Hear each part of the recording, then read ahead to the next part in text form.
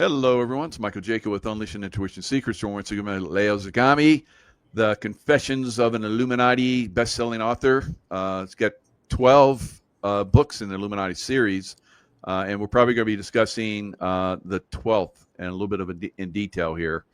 So, Leo, thanks for joining us once again. It's always a pleasure. It's always a pleasure because this world there's always something very interesting happening. Also, maybe related possibly to my books. As you know, Volume 12 is the last installment of Confessions, and it's also the one where I talked about the future Pope, the climate change agenda that the Jesuits have constructed since the end of the 60s, and many other interesting topics like the relation between the Jesuits and China, the creation of the European Union and the Bilderberg Club. And like I said, it's definitely reaching the top of the pyramid with the all-seeing eye. And at the moment, this new Pope is finally coming out of the closet because he was kind of portrayed initially as a conservative for some people who didn't really have a clear idea of it. But you remember, I said it from the very start.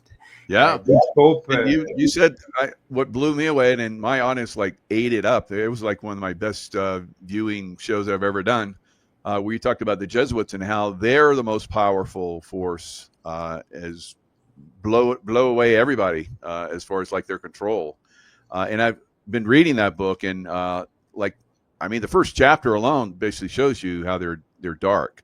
Loyola, the guy that started it, really started going down a dark road, and I think that set the pace for the Jesuits. They're all very dark, I believe. Well, there is really two forces at work in today's world. The Jesuits, of course, is in charge mostly of the spiritual realm, and then you have the banking cartel, which is the Sabbatean flankist force within Judaism, the heresy that was created by Shabbatai and Jaco. But if you think about it, both of these forces have a common origin because, apart from the fact they have always collaborated with each other, but they both come from those marranos, those Spanish Portuguese Jews who pretended to become Catholic, but in reality they had retained their own Jewish faith in an unorthodox way.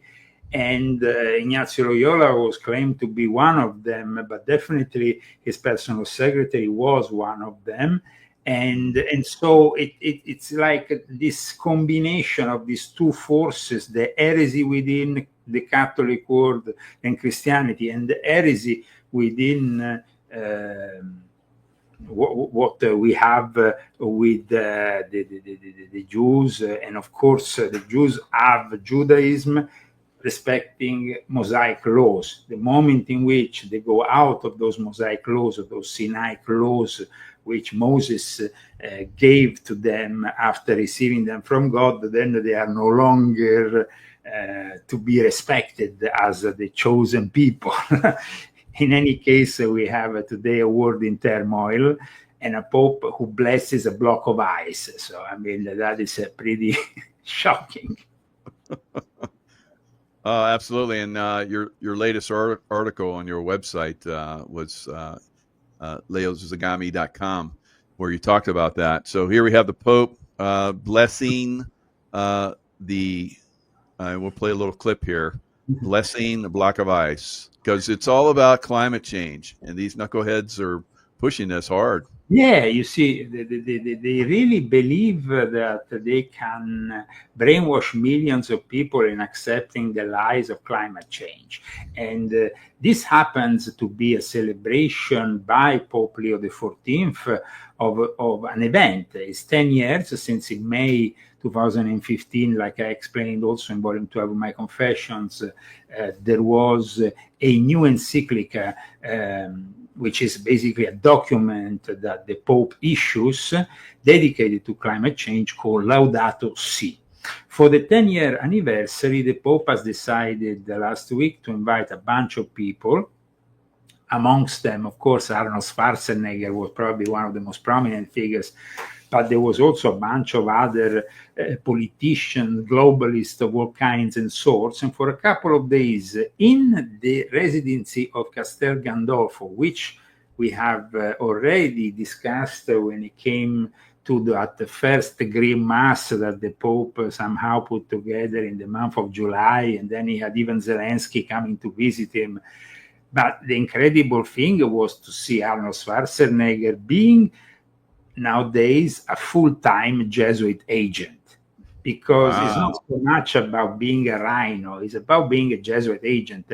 Think about, for example, the Jesuit fifth class Jesuit, like I describe in my book, is somebody who maybe went to a Jesuit school, maybe somehow was connected to a Jesuit, but decided rather than joining the order and taking the 3 vows or the 4 vows, to stay maybe in politics or following another career outside of the order, and then taking what is known as the 5th vow. Now, that is completely secret. Nobody knows about that. But Schwarzenegger has been very much involved in promoting the activities of the Catholic Church in recent years, even if he doesn't really believe in the basic tenets of it. I mean, he openly said, he publicly said that he doesn't believe, for example, a heaven exists. I mean, if you don't believe a heaven exists, that is, I think, the most basic things for all people of Christian faith. Right. So that gives you an idea that it's all about propaganda, it's all about appearing rather than being. And Arnold Schwarzenegger, of course, we have seen him here in America with Greta Thunberg, who recently was arrested and deported back to Sweden after being part of this freedom flotilla of boats that left from various parts of Europe that wanted to reach Gaza. Now, there is people who say, oh, poor Greta, she was treated badly in the Israeli jail and this and that. I mean, all these people like Greta, who are actually from a rich background, she's not from a working class family, they do these fake revolutionary acts, knowing very well that some powerful lawyer will eventually get them out of trouble. So Greta Thunberg and Arnold Schwarzenegger, when I saw them together, I realized that Arnold Schwarzenegger was not only a rhino, he was much more than a rhino. Wow, yeah. Climate change guy. Wow, how about that? Yeah, absolutely. Absolutely. He has completely embraced this whole thing of climate change. But like I explained in my book, which you have read, this whole climate change agenda was born at the end of the 60s with a particular black pope called Padre Pedro Arrupe, the black pope back then, until the early 80s. And he actually got so progressive, and so he was such a Marxist that at one point he clashed with John Paul II, because John Paul II came from, from a Polish background of communists persecuting Catholics and persecuting Christians, and when he saw that the Jesuits with Padre Arrupe was going too further to the left, he actually issued a formal investigation into the Jesuit order. So this happened in the early 80s, and it was a big thing. Then, of course, we had the various successors. Hans Kobenbach, in particular, worked also for getting further with this climate agenda issue. And you can find actually very easily, if you go on Google, the Eco-Jesuit. It's a project which emanates from everything we have just discussed in regards to the Jesuits, who are the real instigators of the political climate change agenda.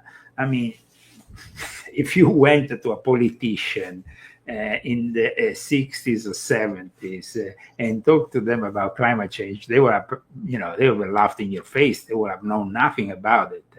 If you remember, it was the first one to really bring this attention to the mass. This to the attention of the mass. It was Al Gore, not to a certain extent, but it was in reality behind the scenes the Jesuits who really tried to push the lie of climate change, because let's discuss it in detail. What does it mean, climate change for them?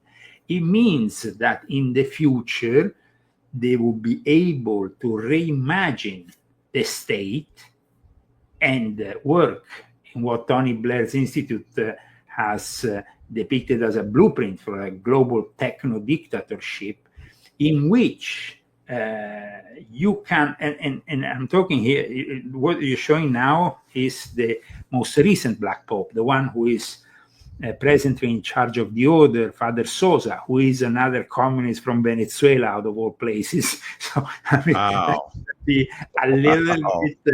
It's going to be a little bit weird to see what's going to happen if we enter in an open war with Venezuela, as it seems like. When the Jesuits first were activated by the Pope, was the leader of the Jesuits, was that when they got the moniker of Black Pope? Okay, what happens is this. Let's go back at the beginning of the history of the Jesuits. We are basically in 1540 when the order eventually will be approved and sanctioned as an official order of the Catholic Church. In the early 1540s, they start their mission. Previously, they were actually judged as heretics because the way that Ignazio Loyola, the founder, he was connected to the Alumbrados. The Alumbrados were the Illuminati of the time, who were practicing Gnosticism, Islamic mysticism, the Kabbalah. Yeah. So he was arrested more than once by the Inquisition. He was investigated. Inquisition, then, yeah, the Inquisition, the Spanish Inquisition, not any Inquisition. The Spanish Inquisition was the ultimate Inquisition, the one that Monty Python always depicts in their parodies. The Spanish Inquisition is the one that goes after him. But what happens is that because he writes these spiritual exercises after having some kind of mystical revelation in front of the Holy Mary of Montserrat, which is a beautiful place outside. Oh, yeah, that's incredible. You spent some time there, didn't you? Yes, I spent some time there when I was very young. Wow. It was a fantastic place to go and visit, but also you can really breathe the spiritual appeal that maybe draw him to do what he did after. Because at that point, what happened is he wasn't a priest, so he couldn't really practice the things that a priest can practice. And so the Inquisition said, you need to tame it down. You need to just, And so he escaped and went to France. In France, with other friends of his, he established the nucleus around 1530. They went and established in the middle of August the original nucleus of the Jesuit order, the Company of Jesus. But it took them many years to actually have the papal approval. And it took all these years because it was only because the Pope, at one point, the Pope was in difficulty. He was having problems with the Church of England. He was having problems with Martin Luther. He was having problems with the Reformation. He was having problems with the church, which was becoming fragmented, which was trying to break up from Rome. I mean, what happened with the beginning of the Church of England was particularly bad for Rome. And so he said, how I'm going to fight them? How I'm going to fight these forces? And he saw that what Ignazio Loyola was proposing was not an ordinary order. And he also saw that the people, Ignazio Loyola, and what they were doing with the Jesuits could actually benefit them, because the Jesuits knew exactly what witchcraft, what black magic, what occultism was, what all these practices. So he said, the dark side. That's crazy. It was really like embracing the dark side, but also to control the dark side, because the Dominicans, the Dominican order, had been in charge of the Inquisition up until then. And the Dominicans, they didn't have a military kind of regimented appeal to do what was necessitated to fight the Reformation with the Counter-Reformation. This is a pivotal moment in the history of the Catholic Church, a moment maybe of weakness, we can say. Wow. And so at that point, like you said, let's embrace the dark side. You know, when you have the guy in England, Henry VIII, who suddenly has a bunch of marriages and breaks from Rome, when you have people like Martin Luther coming to Rome and saying, well, this is like degenerated, this church is in decline. But at the same time, the Pope himself was being accused of having pagan sympathies, because all these, you know, all these popes, they came from the black nobility of Rome, which were ancient families that were practicing paganism, that knew certain great explanation. Yeah, no? Tying it all together. Wow, fantastic. So in the end, the best solution for the papacy was simply to embrace the Jesuits and let them loose upon the Protestant, the newly born Protestant world. That happened a very short time. I mean, 20 years after the foundation, the Pope decided that the Jesuits were good enough to head his intelligence unit, his first intelligence unit and secret service, also to protect the Pope from eventual poison and stuff, but also to infiltrate, because the Jesuits offered the Pope a new thing. The Ignazio Loyola, when he went with the constitutions of his new order, he had 4 vows. He said, my ordinary Jesuits have 3 vows. Then we have the really dedicated one that have 4 vows. And the 4th vow is of complete and blind obedience, not to Christianity, but to the Pope. Right. Wow. And the Pope, when he saw that, he was like, yeah. The Pope knew that the Catholic Church had been weakened by the Knights Templars not being any longer there. The military, the Knights Templar represented a military order, and that was lacking. They destroyed themselves by going after the Knights Templar and Jacques Molay and burning them at the stake. Then they ran to Scotland, and they ran to Scotland. Of course, then they had the protection of Robert the Bruce, some of them. Others. And then they started kicking, and Scotland then started kicking butt. So, yeah, absolutely. But Knights also, were there. Yeah. But the Knights Templar also merged with other orders in Portugal, in other parts where they were also present, maybe not as publicly as they were in Scotland.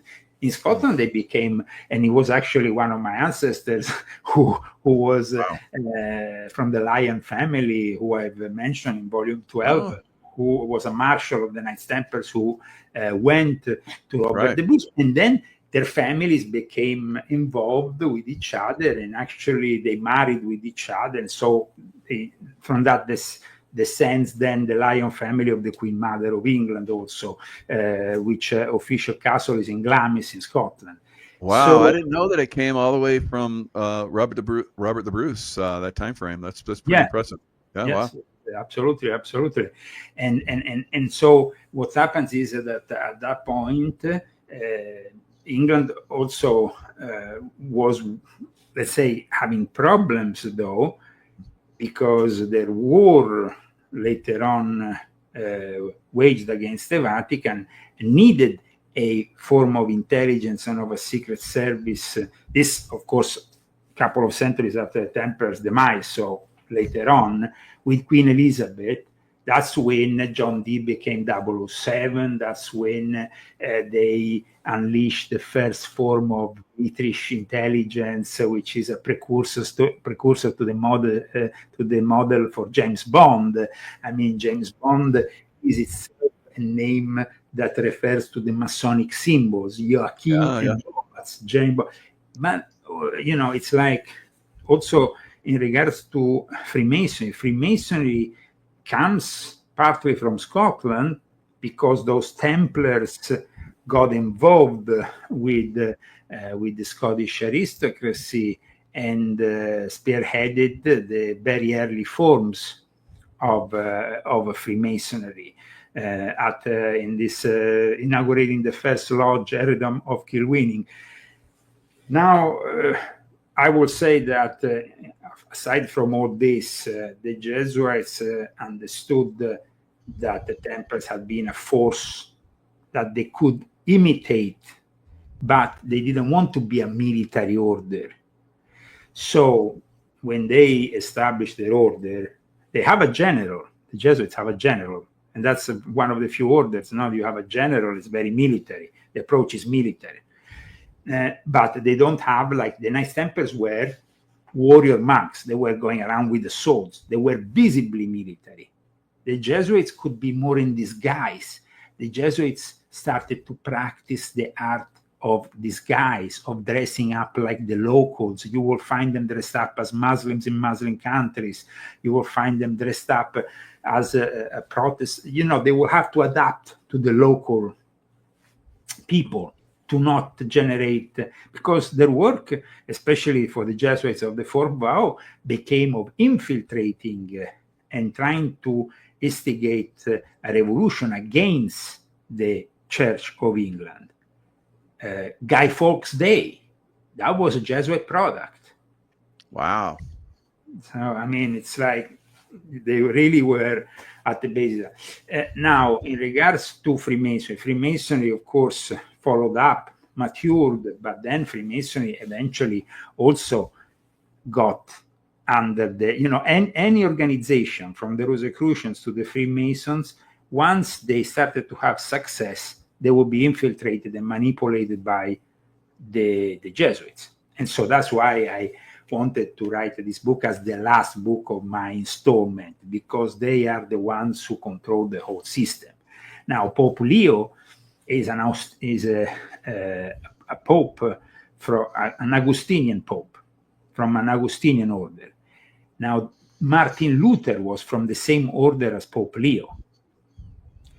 And he was placed there, so almost like a way for the Augustinian order to pay the penitence for what happened hundreds of years ago and bring back all those churches.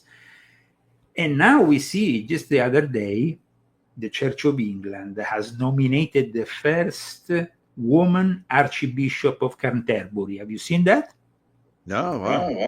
She is not only a woman, but she's a feminist, and she's a pro-abortionist. So you see, the Church of England is going full woke. I mean, it's like a nightmare, because we have seen millions of people marching with Tommy Robinson against the Islamic threat, and we expect some kind of Christian, revival. But you can't have a Christian revival if your own church is made up of this kind of people who are in bed with the one world religion, because that's what Prince Charles is, one of the biggest globalists at the moment. And, people at the moment also have seen what's happening with Gaza, and they know that maybe you will have Tony Blair's involvement. And people ask me, Leo, how come Tony Blair? I mean, we thought he was not, he was not around any longer. What is Tony Blair doing in the international arena? This is the new Archbishop of Canterbury. And I mean, it's just scandalous, because apart from the fact, it's not a question of being a woman or being a man, but it's a question of being a woman who is for abortion and for feminism, which are really values that contradict the basic tenets of Christianity. So I think that, and she takes her marching orders like the past Archbishop of Canterbury from the Pope in Rome. I mean, there's no longer the Church of England being independent from Rome. There is no Christian denomination in the world, aside from maybe the Orthodox Church of Kirill, like I explained in volume 7, who is outside of the unification of Christians, which is being put together by the Jesuits. Wow. So I think that it was good to show that, but it would be also good to discuss the involvement of Tony Blair with Gaza, because we go from, people don't know maybe this, but I've been following, of course, the New World Order for a long time. I was involved in it.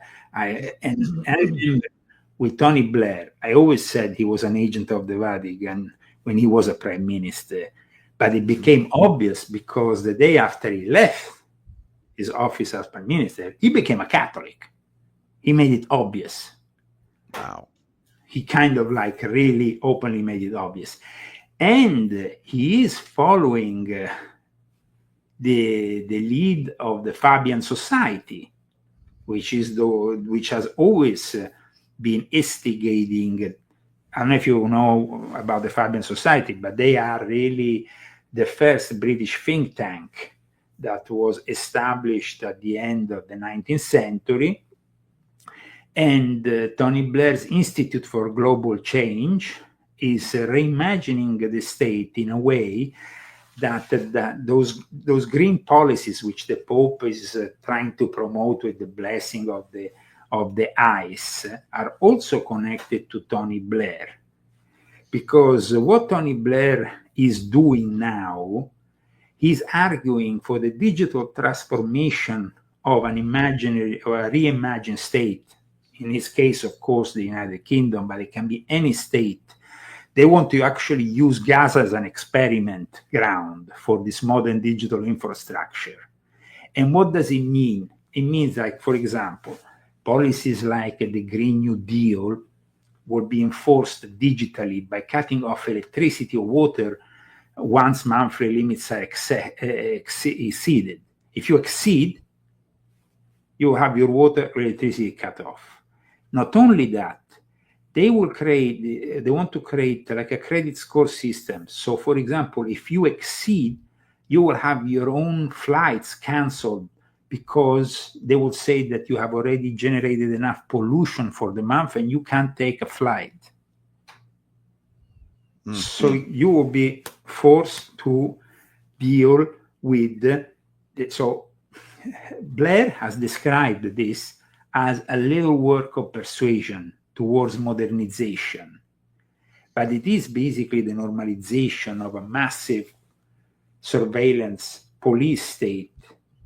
And in all this, we have Peter Thiel, who talks about the Antichrist. With him, he's one of the protagonists with Palantir. So, I mean, everybody here is really not being honest with the people who, of course, are pushed towards a diabolic scheme, which, as you know, I've already discussed years ago in volume 7 of my Confessions. And this book is another book which I know you have read. But the thing is, the ideological roots of Blair's vision are to be traced in Anthony Giddens' book, which came out in 1998, called The Third Way, which advocates for this technocratic transformation of socialism. So the problem here is we have a Pope who is blessing a block of ice. We have Schwarzenegger who is there doing his propaganda stunt. Then we have on the other side another Catholic like Tony Blair, who is also a Jesuit agent of the fifth class Jesuit agent.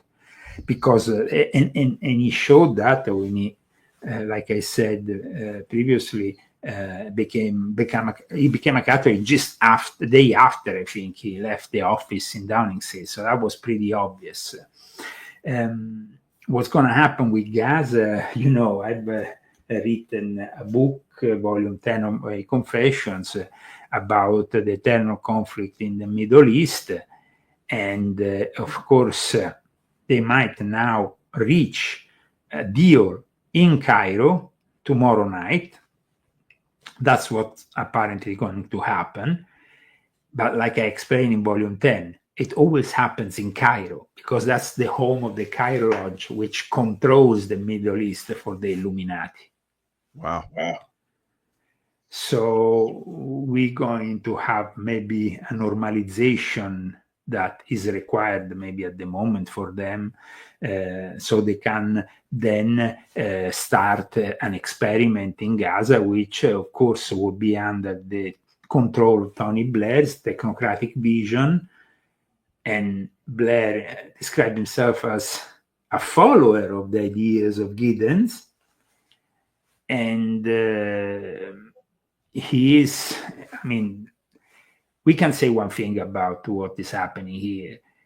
This is, to say the least, despotism of the worst kind, because they think that they have fooled people in a way that we're going to believe them. We're going to believe our masters. So it's very sad to see, though, that the ignorance that unfortunately they've been able to push and the backing of powerful globalist partners like, the UN, the Gates Foundation, the Rockefeller Foundation, they are ready to implement the next level control system in this world. And they want to do it for 2030, like I always said. So do you think we'll be able to educate people and push back on that? The only opportunity that we have is to convince enough people to break up and create an independent state that will not embrace that kind of technology. Remember, though, that this technology is very insidious, because even the creators of AI are saying that once the genie is out of the bottle, they can't control it. But that's why we need to promote the idea of a society without AI in the control rooms, because what they are promoting is to have the AI present in the control rooms of power, being political, being religious, being the education of our children. That's what's happening here, unfortunately. And I mean, it's sad, but and then the Pope, of course, now has just met with the people in charge of the U.S. Bishop Conference. He has just done that. He has done that basically just like I predicted. You remember in my book, I write that Pope Francis, which he will spend a lot of time in, one of the last things he did was to write to the U.S. Bishop Conference to oppose Trump in any way, shape, or form. Now, his successor has met with the American bishops in the Vatican and today, and urged them to speak out against Trump. Wow. Against the deporting of millions of illegal aliens.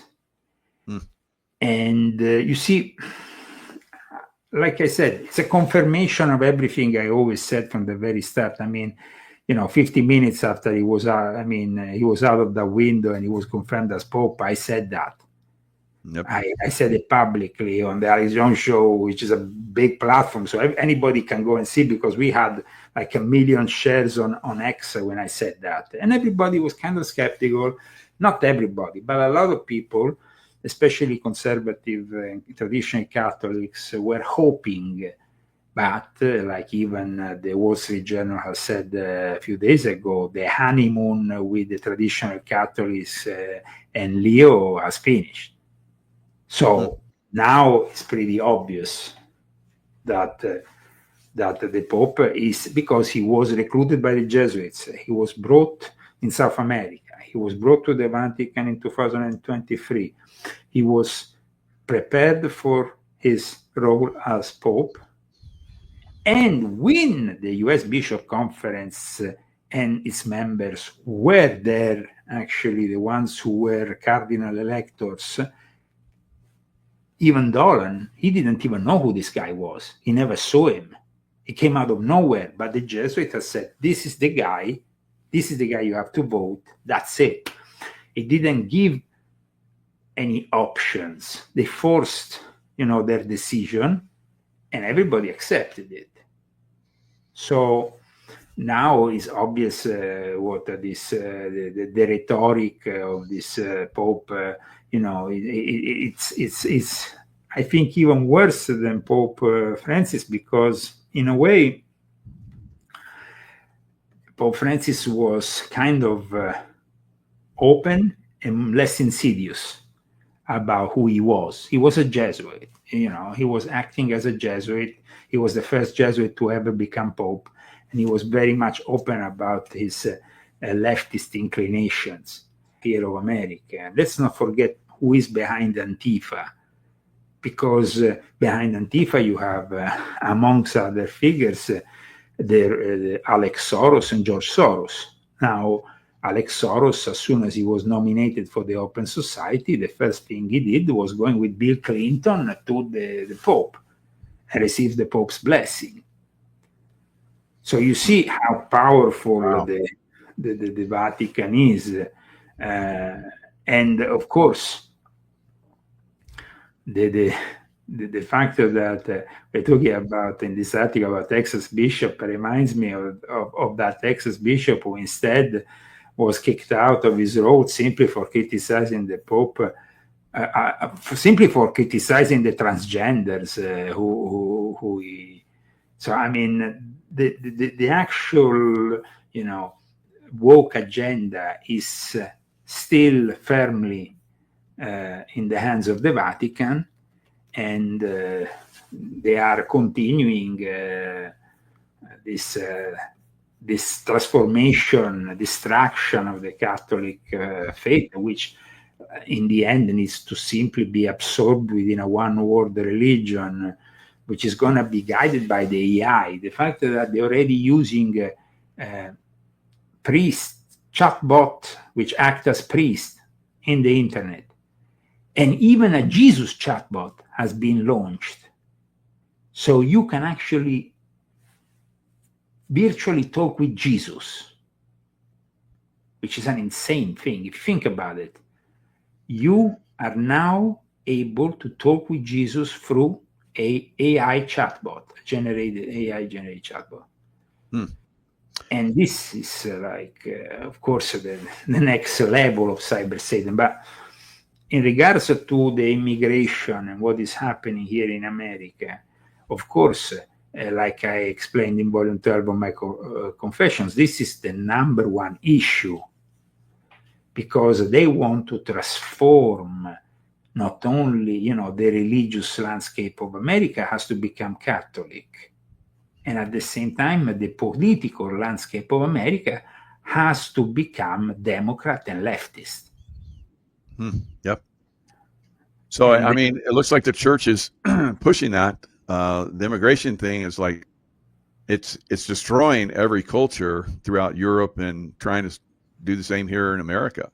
Have Muslims coming in and basically transforming cities, and we're talking Islam, not Catholic, and they're like wanting to protect the immigration of people that are coming in to, Islamists, they don't have any other religion but Islam and Sharia law. So it's like, they're taking over some cities, and they're doing the call to prayer 5 times a day in like Minneapolis. I'm like, what? It's getting crazy. So the Catholic Church is pushing that. It's like you said, obviously they want to destroy the Catholic Church. So. Well, because like we saw with Pope Francis from early 2019, like I explained already in volume 6.66, and then I reiterated in volume 7, where I expanded on the subject. The one world religion started with the Human Fraternity document signed in Dubai.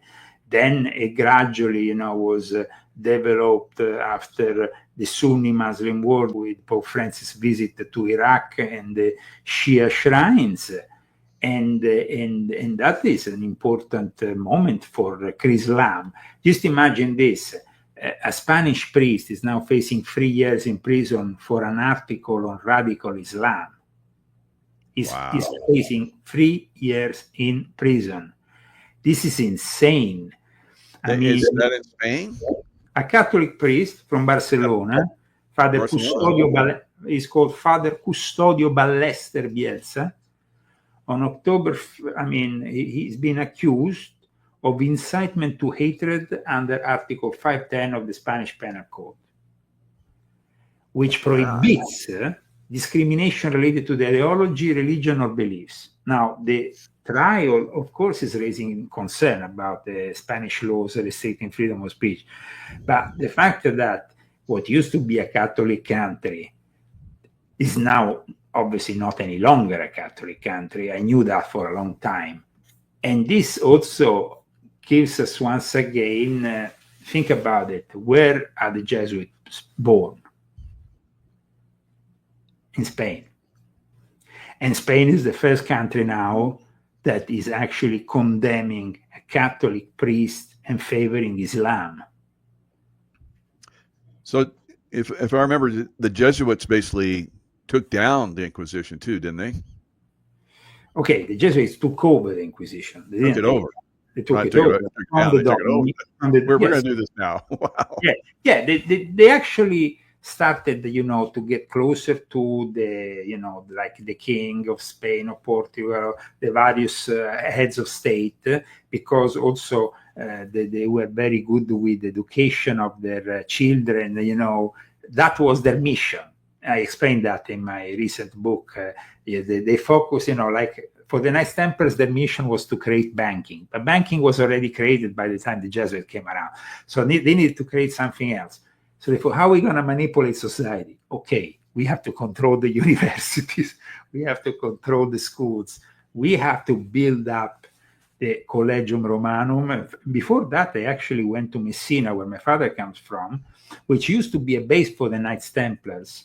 And so they went a little bit following the path of the Knights Templars because they were fixated with that. You see, Spanish priest facing 3 years in prison after it's a reality that I never thought I would see in my lifetime. Seriously. I'm absolutely shocked. But of course, you're on the cutting edge of this.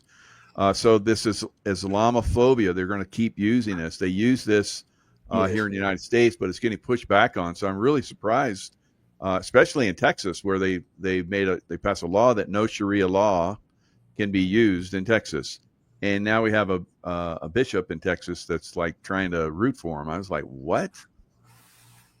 Wow. No, but the crazy thing that, that is manifesting in front of our eyes is that, of course, we have this very weird alliance that happens only in the West. It doesn't happen if you go into the Middle East. But if you go to New York, you will have Mandani, who is basically the candidate for the far left, the LGBT, the whatever, and at the same time, the Muslims. Yeah. Yeah, I posted where this Iranian woman said that only in America and in Europe do they allow Islamists to come and take over streets and pray in the streets. They go to the mosque. They don't do that anywhere else. They do it in Italy too. They did it even in front of the Colosseum. They did it in front of the Cathedral of Milan. Europe is just as bad. Another thing which I've been discussing years ago also in my website that, is filled with articles, leozagami.com, for anybody who is interested. I discussed many years ago how the properties of the church, especially the churches, were actually being sold to Muslims who transformed them in mosques. And this has become also growing tendency in Europe. Because they are no longer able to support these properties because every property has cost. And the solution is simply, they don't think about the fact that for 1,000 years, it was actually the Christian knights and the Christian world who stopped the advancement of Islam taking over the Western society. we will not be having over 1,000 years of war. It's incredible. And then now they're coming in like stronger than ever because the governments are like, oh, we can't go against them. Islamophobia. No, we can't. And now they're just taking over like never before. It's crazy. I mean, we had the Turks who were about to arrive in Austria's capital, and we had people don't know that, but I mean, my ancestors from Sicily were always fighting because we were actually, if you go, there is the most southern island in Sicily, Lampedusa is just like a few kilometers from Africa. So, I mean, you have to fight them all the time, arriving with their incursions. So I think that we fought and we stood for our values proven to be the values that actually produced a more advanced society. But unfortunately, this society was then corrupted from within. And now they have opened the doors to Islam because they want to finish destroying it so then they can implement their technocrat. You see, I think Gaza is really an experiment in this sense, because you see, Gaza is a little experiment that can be expanded worldwide. First of all, you bring in the fundamentalist produced by the Islamic Brotherhood, which, by the way, was a product of the British intelligence and the British Freemasonry. You get them to take over the place, who, of course, some of them corrupt, let them in on the 7th of October. I'm not saying that the Sabbath and Frankists didn't participate to this whole thing. But in any case, they transformed then Gaza in a living hell, with the destruction, ready for the technocratic makeover, and transforming the whole thing in a super surveillance society. I mean, it's like, it's pretty, I mean, like I said, it's maybe a small what is happening, for example, with Los Angeles, with Portland, which now, of course, sees Trump, but also Chicago. What is happening to these cities? They are really literally getting them on their knees, and there is no reason to do so if the reason is not much more insidious, and I've discussed it for years in my book, is to basically then take over the show and produce the smart towns with super surveillance, super control, all in the hands of the AI, where no criticism is allowed, and where you have to bow down to their own one-word ideology and what they are forcing you into believe. So it's quite paradoxical that only here in the West that you see this crazy alliance of queers, Muslims, that will not be possible in any way, shape, or form in the Middle East, because you have, of course, the woke ideology, the anti-Christian woke ideology. On the other, you have, of course, Islam, which has always been anti-Christian, because that's the tenets of the religion. Of course, they have Jesus, a different Jesus, but it's still Jesus in the Quran. But you always have to bow down above anything there is the Prophet Muhammad, which is for them superior to anything Jesus has ever done, which is, of course, their own thing. I mean, I'm not saying if they were practicing their own thing in their own home, in their own land, that would be their own problem. If they want to oppress the women, if the women of the Middle East are okay with that, it's their own problem. But to come in the Western world, in places like, for example, in Great Britain, we have now all cities ruled by Islam. The most crazy thing that happened in the last few days, and I tell you, it's literally insane, but nobody wants to really. You saw what happened at that mosque in Manchester the other day. Mr. Jihad, that was his name. He was actually called Jihad. So they couldn't really hide the fact that it was a Muslim terrorist, because if you call Jihad, that's your name. It was very difficult for them to hide that this was a jihad against the Jews. But the most insane thing is that their police forces Right. They either they missed them or they actually targeted Jews. What do you think? Listen, two policemen cross-firing, one guy who is there with two guys behind. I mean, you don't need to be a genius to understand that the bullet is going to go and reach those people behind him. Yeah. Wow. I mean, you must be really a demented policeman. Then you don't need to be a policeman if you don't know where to fire. So I think that. But then it was all coordinated. They had like Muslims, rioting or protesting, turn into riots some places, all over in several cities throughout England right after that. So obviously that's some kind of coordination going on there. Like I said, all the cities in England, and I have lived in England many years, I'm half English. So for me, it's a little bit like a second home. The mayor of London is Muslim, the mayor of Birmingham, the mayor of every main city in England is Muslim. So wow. I didn't. That happened like overnight. It's like crazy. Well, look at what's going to happen after Mandani is elected in New York, because this it's going to happen in America. It's going to be dominoes, because we already got cities that are allowing the call to prayer. It could be a domino effect, but the crazy thing also that I think it's even more insane that I was like watching this news today is that in Michigan the Muslims feel threatened. I don't know from who, but the Arab American Michigan, it's like they feel. I don't feel safe anymore. If you want, I can share you the article with you in real time so you can see it. But it is just like I'm kind of like, here it is. They don't feel safe. I mean, Dearborn is basically full with the city is like there's no one to hate them because they have complete control. They have control over the whole city. It's the Islamophobia. They're pushing that agenda everywhere. That's it. Yeah. So they want to take over with that, and they're very clever.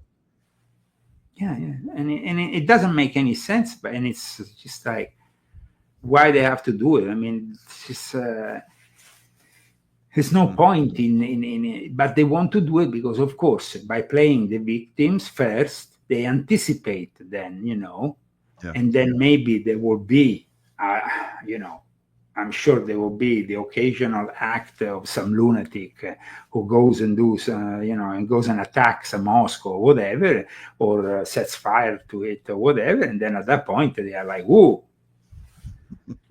but the thing here is that there is almost 6 million Muslims, like I said in my book, Volume 10. You remember I wrote about it, and I wrote also about what's happening in England. And in England, though, there is actually a reaction. I mean, 3 million people marching with Tommy Robinson. It's been an incredible public demonstration. And a lot of people from England thank me for this book, for the clarity that I have presented this book. We did some good shows on this. That was good. No, but because it is a very important topic, and also it's a topic that people don't want to discuss. The fact that Islamic Freemasonry exists, but nobody discusses it in the Middle East because, of course, it's not in their interest. Their interest in the Middle East is to criticize the alleged Crusaders and the Jews and the state of Israel. I'm not saying that the state of Israel is made of saints. It's a Sabbatean state, like my friend Barry Camish used to say. But in fact, as you know, I've cited my friend Barry Camish, the late Barry Camish, in Volume 10 of my Confessions. And it is, of course, there is a lot of compromises that are going on. There was actually information that confirmed that on that 7th of October, there were members of the IDF, on the Shin Bet, or Mossad, who knew that what was happening and did nothing to stop it. So it's we have to be open and honest with everything. We can't be blindly supporting this or that in this game, because it's cleverly orchestrated so that when you put on the TV, you are almost like in a stadium where they're playing a football or a soccer game. Oh yeah, this, oh yeah. And they want that. That's what they feed of.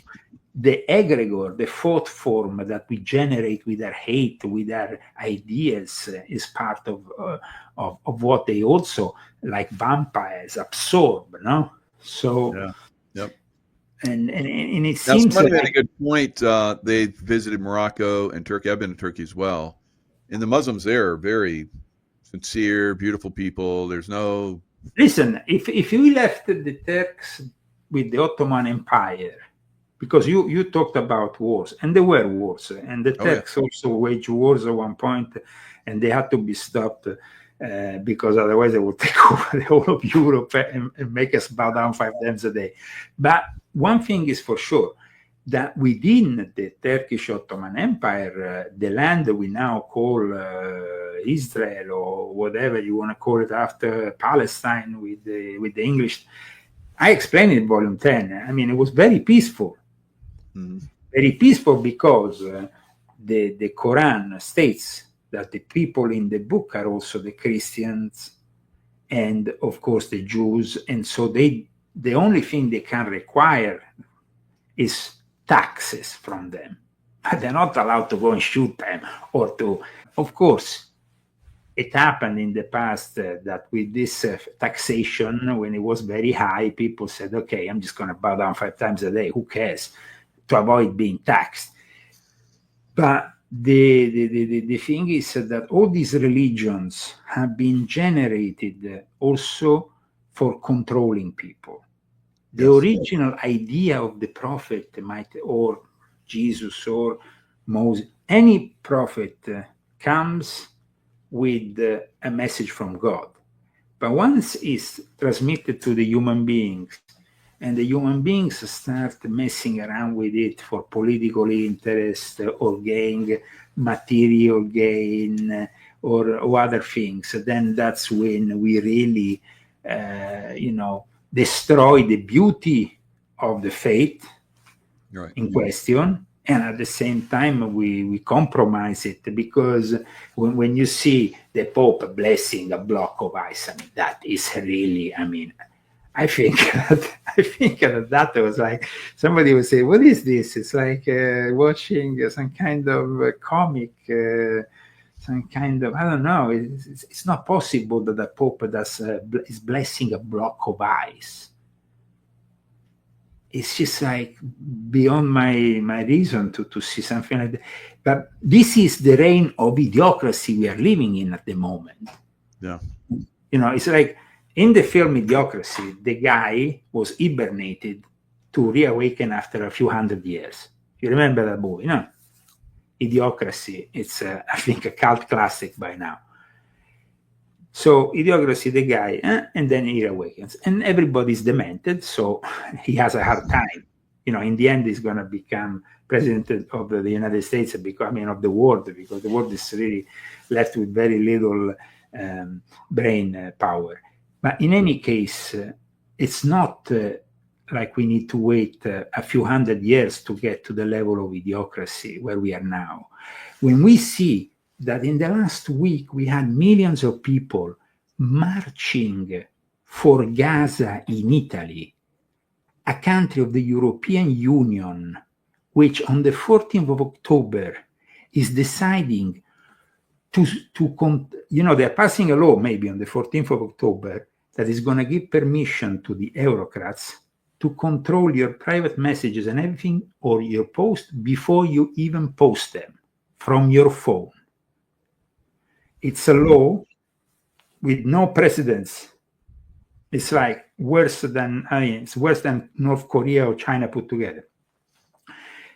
If the European Union manages to pass this law, anybody who writes also private messages, Signal wants to leave Europe, even Meta, because the end-to-end messages that are encrypted will no longer be guaranteed as encrypted. And this is happening not in a million years. This is happening on the 14th of October. Not one person in Europe or in Italy has marched saying this is an injustice, but they march for what is happening in Gaza.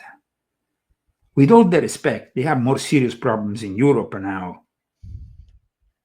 I mean, of course, we are saddened by events that can touch other human beings. But the thing is that you have to see first what kind of problem you have in your own country. The populist movements are awakening all over Europe. But then the power is firmly in the hands of these people. See what happens in the last few days to Emmanuel Macron. This European Union that is not working and I falling think apart. Yeah. It's falling apart. And you have Russia, of course, which is advancing every day and taking more and more of Ukraine. Yep. Until there will be no more left. I mean, yes, of course, Trump can play the tomahawk card, can do whatever he wants. But the thing is that without boots on the ground and who's going to put boots on the ground? I mean, Russia is putting boots on the ground in the matter of, a few months. They materialize 100,000 and then another 100,000. We're talking about numbers that we don't have. And we shouldn't really be involved in any wars abroad because that was the original promise. So we shouldn't even think about going to Venezuela and start even there another nightmarish war because, okay, we have some oil to gain, but come on, guys. It's always about giving money to the military industrial complex and then to the big pharma. And it's just like, it's becoming so obvious that these are the two cartels that really control our lives. So it seems like, we just have one man, one leader that's against the this Jesuit deep state apparatus. So here we see President Trump as climate change is the greatest con job ever. I remember seeing the speech. It was really good. Yes. So, he's pushing back on them. What do you think happens? Well, it happens that at the moment we see an international globalist front which simply accuses him of being a nut job, and though we have also more and more countries that see that the reality of what Trump says, it's manifesting every day. A little bit like when Trump went to the United Nations and said that Germany was dangerously close to a crisis because it was too much dependent on fossil fuels from Russia. He said that many years before this whole crisis erupted. That's right. And they laughed in front of, to him. So they might laugh to him now. They might try to sabotage, going on the escalator, doing this and that. I think that Trump needs, though, first of all, to make it clear in the big beautiful bill and in the current crisis that is blocking the government with the government shutdown, that Americans will be always guaranteed first any medical treatment, not. And that is what is missing here, because to cut everything and to make people like me or the average Joe increase his medical bill, it's not the illegal. I'm not an illegal. I'm a guy who pays tax. You are a guy who pays that. We should be the ones who be taken care from the big, beautiful bill. And unfortunately, this is not really made clear. So Trump needs to make certain things, I think, a little bit more clear in order to have the popular vote supporting him again in the midterm elections. Yep, I agree.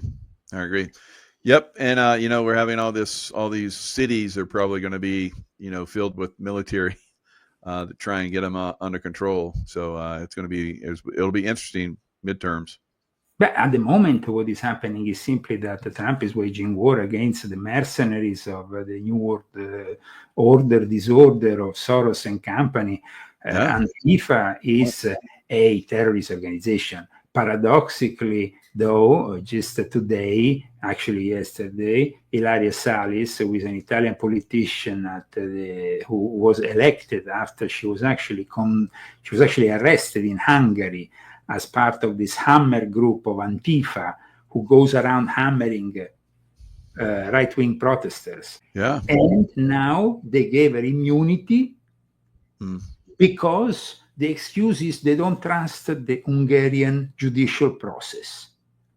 The reality is that the EU is biased, and if she was a member of the other side, she would be probably in jail now. Absolutely, yeah. Instead, she's given the immunity, and this is outraging everybody in Italy, but also in Hungary and in the rest of Europe.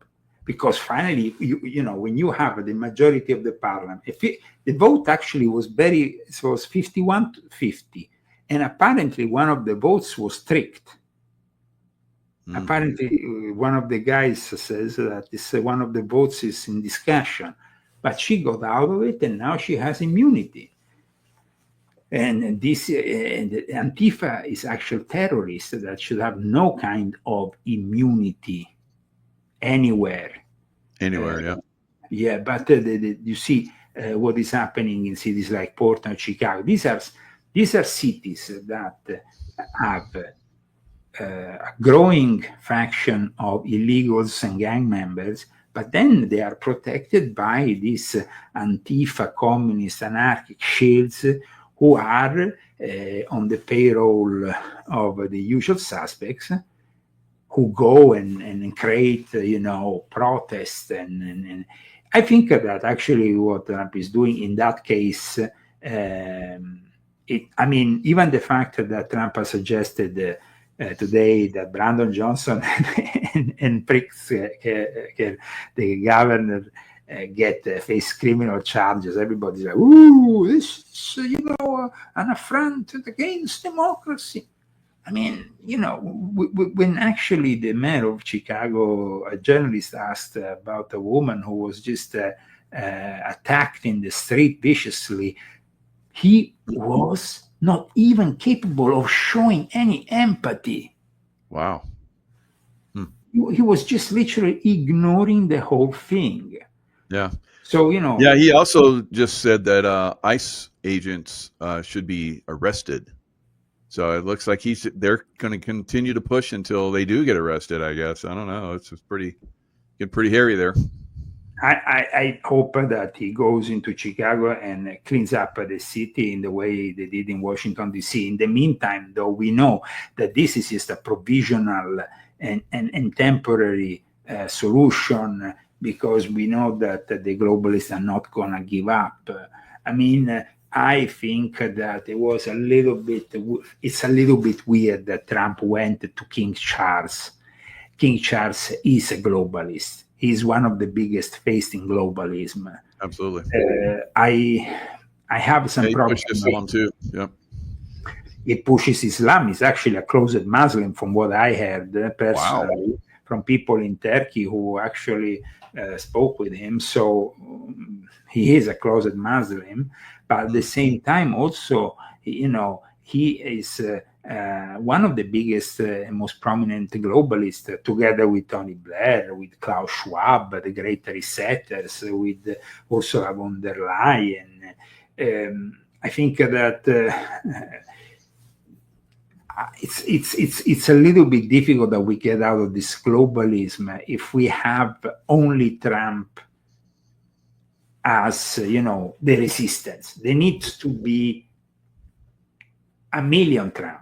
There needs to be there needs to be millions of Trump. There needs to be a power. There needs to be people like Trump all over the world, or at least the people who really want the good of their country. And we have to also see if Trump follows up with the Epstein promises. Now that today Mike Johnson delivered at Piers Morgan Uncensored, because that is maybe now they say there is new files that suddenly will be released. Now we have new material. I suspect that the fragmentation, the inner fight of the MAGA movement is often connected to what happened initially with the Epstein files, because that kind of disappointed many people. And we need to have some clarity. I know that, there will be people, there is innocent people, as Mike Johnson has claimed, that could be involved and that they're trying to protect and all that. But the truth is much, is way deeper than that.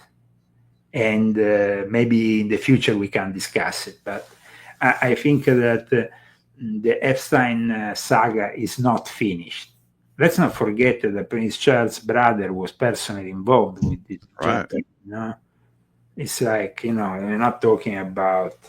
And Prince Charles himself was personally involved with Jimmy Savile. I mean, Jimmy Savile was a monster. He was the biggest of all times. So there is, I think, way too compromises in modern society in the power structure.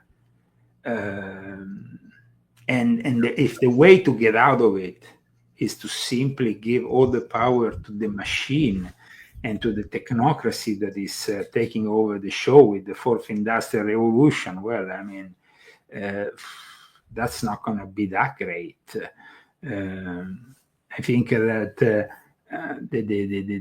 is something that was the initial stage of this great reset, as we always said, and then we have the wars and more wars, and all of this is simply damaging our pockets. But there is on top people who are making more and more money and getting more and more rich by the day.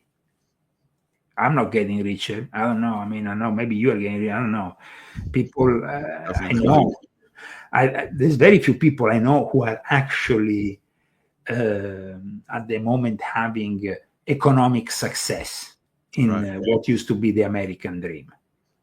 And this is something, when you don't have any longer a middle class or somebody who is, successful any longer, and it's just about, the rich getting richer. I think that the next step for Trump to evolve and leave a positive legacy will be to actually spread more evenly in a way that then people like Mandani can't come with their socialist communist bullshit, because America and what Mandani is offering, I mean, it's like a few decades ago, if a guy like Mandani gave a speech like the one he just gave, people would be like, whatever, this is a joke. I'm going to live my American dream. But if you have sabotaged the American dream, Mandani might actually be the beginning of a nightmare for America, in which the young people are actually seeing, viewing socialism as a solution. That is insane. They are ditching capitalism because it's not any longer giving them what they want. Right. So I pray that things change, because I mean, I don't want to live in a country where you have, radical Mandanis taking over every single city. Yeah. Well, we do have, I think, a few people out there that can, start to make a difference if we can just get them into power. Marine Le Pen would be great, I think, in France. And then we have Argentines. You pronounce it Milei, yes. Milei.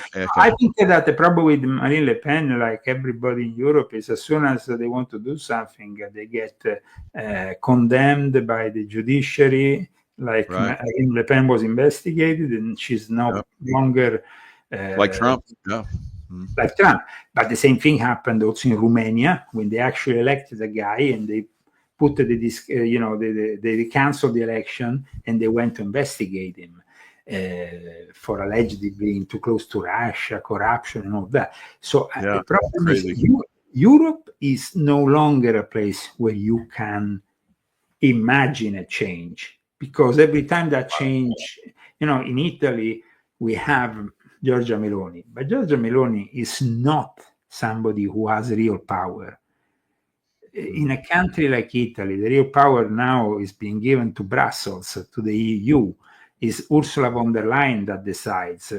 Meloni can, maybe ratify some internal budget or something, but it's little stuff. And at the same time, she claims to act as a conservative, but in reality, she doesn't. She's a supporter of Zelensky. She's supporting, we have this fake kind of people. So, I mean, she was like taking pictures with Hungary's leader, and then she goes in and then she supports Zelensky. It's like crazy. Yeah, it's a little bit, like trying to please everybody. But when you try to please everybody, you don't really have your own identity. Orban is the only leader in Europe who has an identity which is firm, a country that is believing in certain values. If I had to bet on a country in Europe, I would always bet for Hungary, because they are very coherent with their political message and with what they are doing. And they're backed by, I guess, obviously the people, support Orban. So that's obviously something that's very important. But if, like you're talking about, if the people like we're having in New York support a communist to come in and take over, which Europe seems to have done pretty much everywhere. The problem seems to be the younger people. See, it's good like point. The younger people are the ones who need to be brainwashed and kept under control in their universities, which are Jesuit controlled, and they have, only to follow the one world ideology that is served to them on the plate and nothing else. Charlie Kirk came with, with something different, offered a change. And that change was sometimes also putting into discussion, for example, even the nature of his Jewish financiers, like we saw in the recent chat that was made public by Candace Owen and then confirmed by the people from Turning Point USA. Right. Yep. It's not about bowing down to everything just because they give you millions, but it's about having integrity. And the fact that actually Charlie Kirk started this project in the universities was a nightmare for these people, because they are pointing everything on these young people that are, totally fed with TikTok influencers and all that bullshit. And so it's demonic. People say it is the demons. Well, yeah, they are the ones who, of course, are behind the AI. The artificial intelligence, like I explained, as you know, in Volume 7 and Volume 9, was a product of reverse engineering. So also the possibility of a UFO encounter at one point, but they have already created a prison planet. Think about it. I mean, if in a few years the AI is in charge of everything and the AI is an alien product, we are screwed completely. We don't have any defense. If they even control, like they're doing in some countries, the nuclear arsenal, at that point, we are completely, And what Jeff Bezos has said the last few days when he was in Italy, where there was this, I don't know if you saw this technological conference where there was John Elkann, the CEO of Stellantis, who is a Sabbatean Frankist, who was interviewing Jeff Bezos. And Jeff Bezos said, we are constructing the data centers of the future for our AI structure outside of Earth, so we can absorb with no limitation the energies of the sun. Once you create that kind of opportunity for the AI to control, I mean, imagine the AI of the future and the data centers of the future, they will no longer be on planet Earth. They will be in space. At that point, who is going to guarantee the survival of planet Earth and of the human beings? Because we know that the AI, every time is being, left independent, let's say, it's always being anti-human. It's always being like, we waste too many resources. So he also says that, of course, then also he eliminates the weak. I mean, that is pretty bad. I mean, you can't say that. I mean, the fourth richest person, we need to eliminate the weak. Like, wow. It's insane. Think about it. I mean, it's just like, I know, and then right? he said that millions of people will go into space. But then at one point of the interview, when he says, but he actually admits this, and this is quite incredible. I mean, that he says that, and nobody has said anything because probably nobody has followed this conference. He said, we would send mostly robots to the planets, but then he left the thing open for the penal colonies of the future in space. So let's send all the criminals in space, and then having the moon as it's like he said, we are blessed with the moon that we can use, like Stanley Kubrick predicted in 2001 Space Odyssey, like a launch pod for other planets. He said, if you are on Earth, you have limited openings, for example, to go to Mars. You have to wait a certain number of days every year to go to Mars. So instead, we can launch every day from the moon.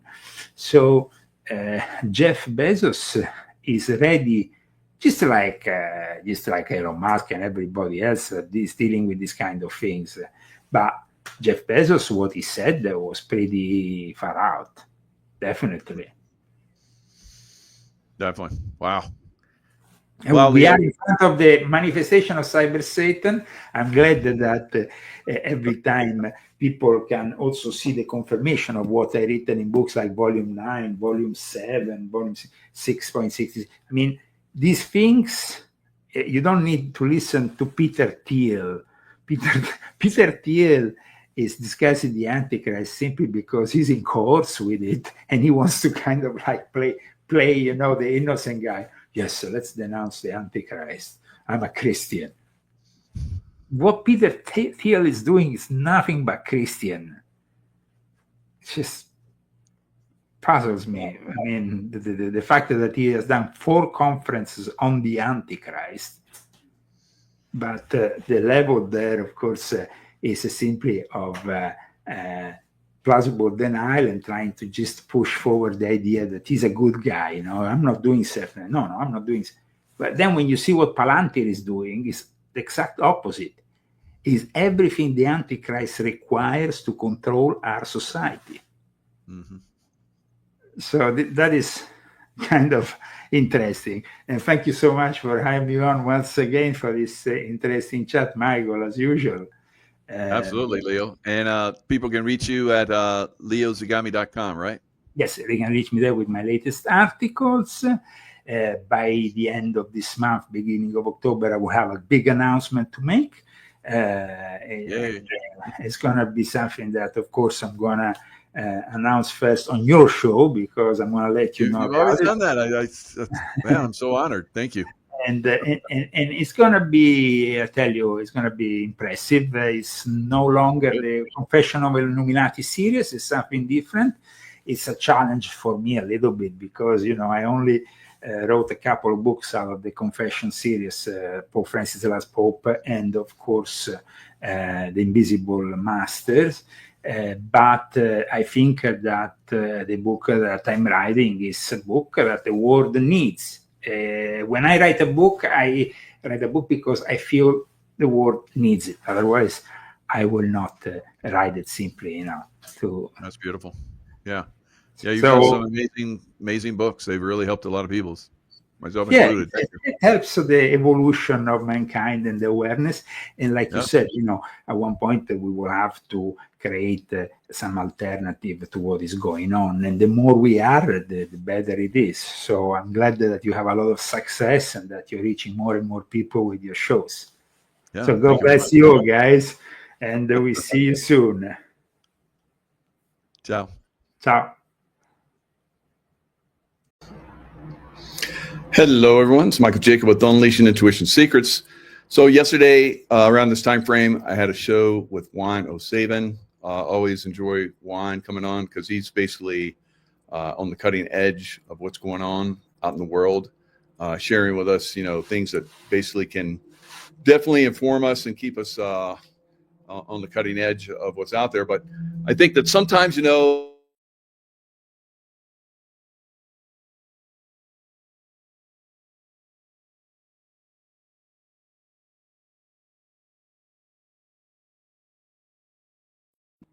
the reason for that, let me make sure I'm on the right.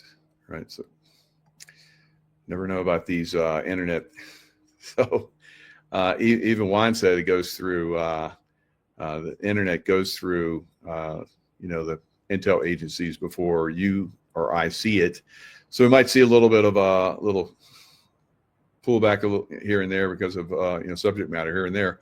But anyway, he said that we definitely are seeing some significant movement in the arrests coming up.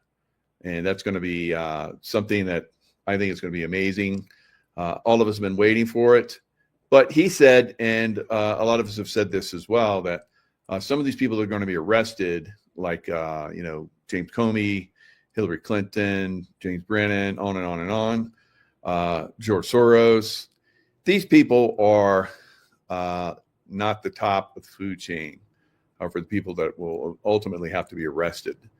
So it's going to be a longer process than people might imagine.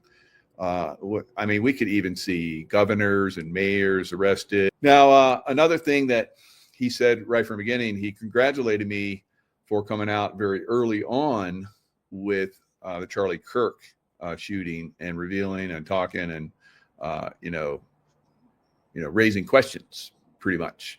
Now, he said, because we know that this information has to be metered at a certain level out to the public. He said that he believed that Charlie Kirk, he even asked me, he said, what do you think happened to Charlie Kirk? Do you think he's in some kind of organization? I said, yeah, I think he's like in the Q team or something, So I don't know. They haven't contacted me. I don't have anybody contact me. And that's cool because that way I can reveal. Now I do get, some things that, help me keep me informed to a certain level, but most of my stuff is just, common sense, little, using my mind and knowing things, intuition, a little bit of remote viewing in there, looking at stuff and then watching, observing, critical thinking, research. And I know how to research well, know how to focus on the things that will give me the answers. So that's where a lot of my stuff is. And I agree. Charlie is in Gulch. Right. So that's perfect. So Captain Tony, perfect. So that Ayn Rand book, that's perfect. If you haven't read that, what was it? Can't even think of the name. Atlas Shrugged. So Atlas Shrugged. If you haven't read Atlas Shrugged, we're living Atlas Shrugged right now. All right. So great book. You can get it on audio. I think I've listened to that book and read it like probably a dozen times. I could probably read it again and get more information out of it. It's really, really good. So she was ahead of her time. She knew what was coming. She was hanging out with some of the elite, all right, and getting information. So she brought out some information. I thought she did a really good job. I love all the work. I think I've read every book she has. So Ayn Rand, fantastic. All right. So President Trump, as we know, speaking of assassination, Charlie Kirk, whether it was real, which I don't believe, at least the way it was presented to us, maybe Charlie Kirk at one point was assassinated and then they staged something. I don't know. But whatever that was on that stage, that was completely staged on the stage, right?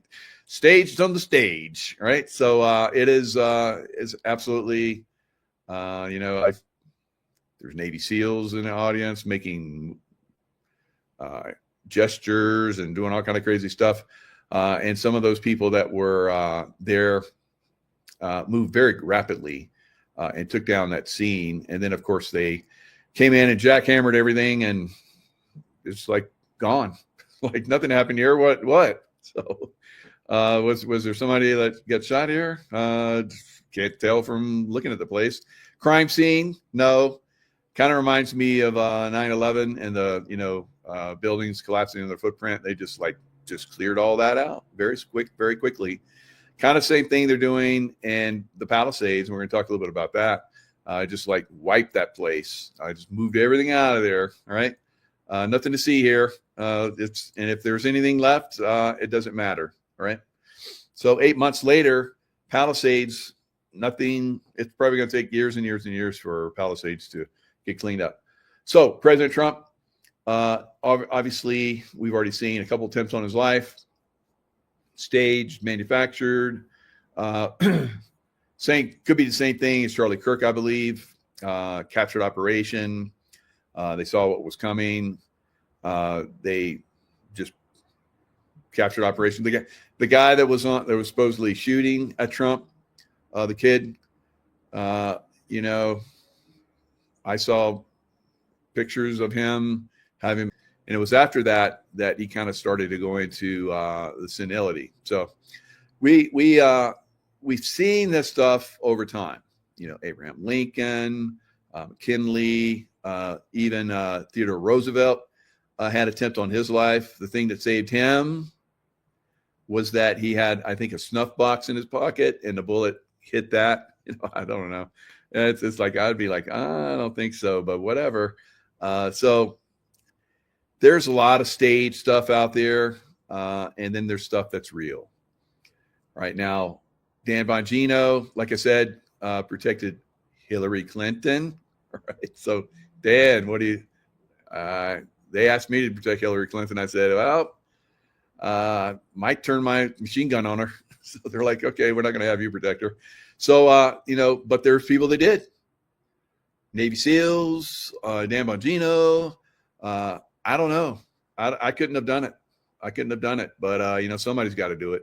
Teases. Is the Secret Service compromised? Now, I know you say, well, Dan, you brought that up last week. Is there a mole, whether intentional or unintentional, in the Secret Service? So this looks like before he went into the FBI. So this is a while ago, back when he had a show. So he's talking about how, you said this last week. So this is, I don't know, maybe this was sometime after Butler when he was revealing this. But it's still something that needs to be discussed, right? Who is doing these protective details? Because I can tell you, if I was in charge of the protective detail, Charlie Kirk, there wouldn't be any shooting going on that day, right? Not happening, guys. All right, so it's, in my opinion, it's staged. The same thing with Trump. There wouldn't have been a shooting on that day. And you get anyone of my caliber on one of those sites, and we'll clean that shit up real quick. So I don't know what Dan's talking about here, but it is drawing to me, now that I'm seeing it, a while later, I'm like, what's the narrative that's going on here? Who's projecting this, and why was it projected? Obviously, during the time frame where Trump's been through a couple of assassination attempts, probably when this came out afterwards, that the red flags being drawn, being raised. We need to really look at this. So yeah, there should have been a clean sweep of Secret Service, and I don't know if that happened, but it doesn't matter. They should be constantly monitored, and probably from because I've seen Trump's personal detail and they were really good guys. They were all sharp. I don't know if he has his personal detail that's watching him now. I don't know if he can do that as president or if he has to have Secret Service. If I was in his shoes, I would probably have my own people. Right? I would definitely not trust the Secret Service. I'll talk about that. But someone, let's just say who can be trusted, I spoke to last week at the end of the week, has informed me that their communication system for the Secret Service may be almost entirely compromised. Now, we know that the Secret Service just recently, I guess, went in UN headquarters and saw that there was a communication issue, that they were basically hiding information. They were like monitoring information from the UN headquarters. And we know that the deep state, makes a lot of money in different ways. And what better way to hide a communication catching and controlling device than have it in the UN? Because we know the UN's compromised. We saw when President Trump and Melania went into UN for him to have a speech. The escalator went out. That's some pretty cheesy, schoolboy type bullshit that happened. And then his teleprompter went out. So this is pretty typical of these idiots that are deep state, play little games like that, but they can be very deadly. They can play stupid little games, but they also be real problems. And that's what Bongino's talking about. Now, I pointed this out with Ambassador Bremer when I was there in the early days before he's being targeted. So I was looking through intelligence, and I said, yeah. And of course, I got a little remote viewing and other stuff going on, and intuition. So I was saying that there was going to be attacks before attacks started. So probably a couple weeks before the first car bomb happened in Baghdad, I said they were coming. Right, from looking at intel, knowing that Iran, they had gotten busted shipping over demolition on trucks. So I was like, yeah, so that got found. So I promise you there's a lot more here already. Just like we had, that train that had all that, bomb making material, and all that bomb making material in that train. This was like months and like almost a year ago or something crazy. It just disappeared. And the FBI, Bongino, hello, never seemed to have found any of that bomb making material. Right. And that was kitchen demolition stuff. So, but, that stuff, I guess, disappeared, and who knows where it's at. I promise you it's getting ready to be used. And, at what capacity. It can be used on a massive capacity, obviously. And it can cause a lot of damage. And we've seen that in the past. All right. So, Bongino, let's see what else he's got to say. Folks, we got a serious problem. And the problem is people in charge of the Secret Service right now are not serious people. The people at the top are too busy trying to cover up their own role in the substandard security plan for President Trump. Nothing is going to change. We are in real trouble. I'm not trying to scare anyone. I'm not trying to panic anyone. I'm trying to tell you this isn't over. You thought it was over after the first one? We had the second one. You thought it was over after the second one? Folks, there's more. He is being hunted right now. All right. So hunted. Yes, we know he's being hunted. He was hunted in his first term. I'm positive. Right? He's being hunted now, and he's going to continue to be hunted. And probably after this term is over, he'll be hunted when he's gone. All right. So he's pissed off a lot of people, and they'll find a way to get him at some point, or try. So yeah, it takes an extreme level of dedication to provide security to someone that is, knowing they're like, and I've done this for many people, and I've kept them safe. So if you have the right people there, they're going to protect them, which I think we've seen. So that's how they've been able to actually know for Butler, PA, that he was going to be shot at, right? He was going to be assassinated, and they're like, all right, so they found out who was in charge of that. So they're watching a lot of this stuff. They know a lot of this stuff. They stop a lot of it out. Now, the ones that we don't know of, there's probably significant numbers. The ones that we do know of were Butler, PA, and Trump's golf course, right? Those are the ones they let us know about, and it was completely staged, in my opinion. And that's the way they worked out. So I think the same thing happened with Charlie Kirk. Will there be more like that? It's very possible. Will there be real ones? Super positive that it's going to happen. All right. Maybe not at the Trump level. Maybe not on a level of, I don't know, Charlie Kirk or whoever. But there will be assassinations. Obviously, there are.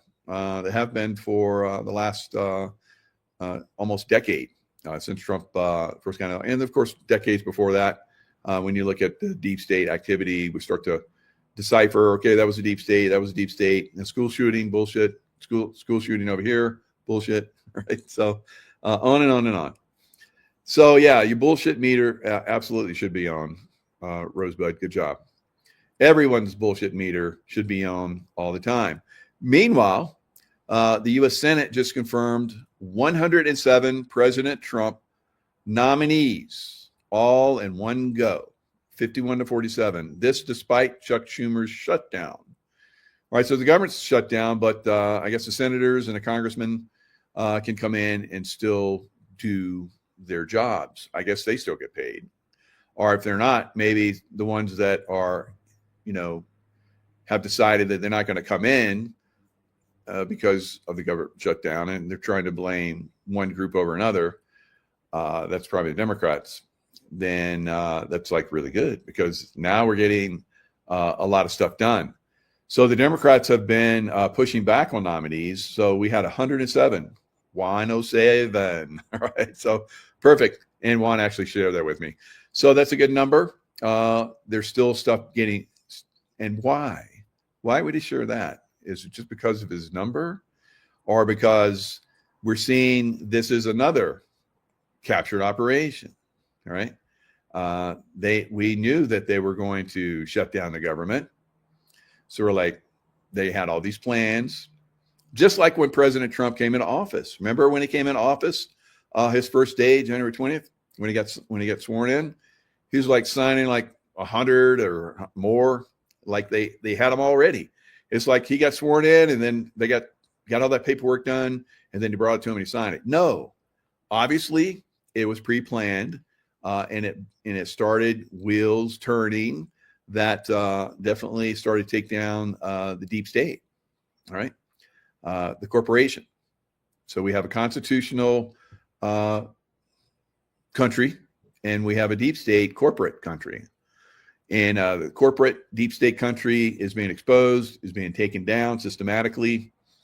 It's in every state. It's in a lot of cities, probably most cities, this corporate side. Probably more active in some, like Chicago and Portland, than others. LA, right? New York. So now what's going to happen? Trump's going to sit in the military and start to take those cities from the inside before they get really bad, right? Preemptive strike, ambush, taking down the deep state, and they didn't expect that. They're like, well, do we activate our terror cells now that he's sending in troops, or should we wait? We weren't going to do this yet. So throwing them a curveball. So now they have to react, and they already know that they have these terrorist cells within these cities, these sleeper cells and so forth. Chinese, Antifa,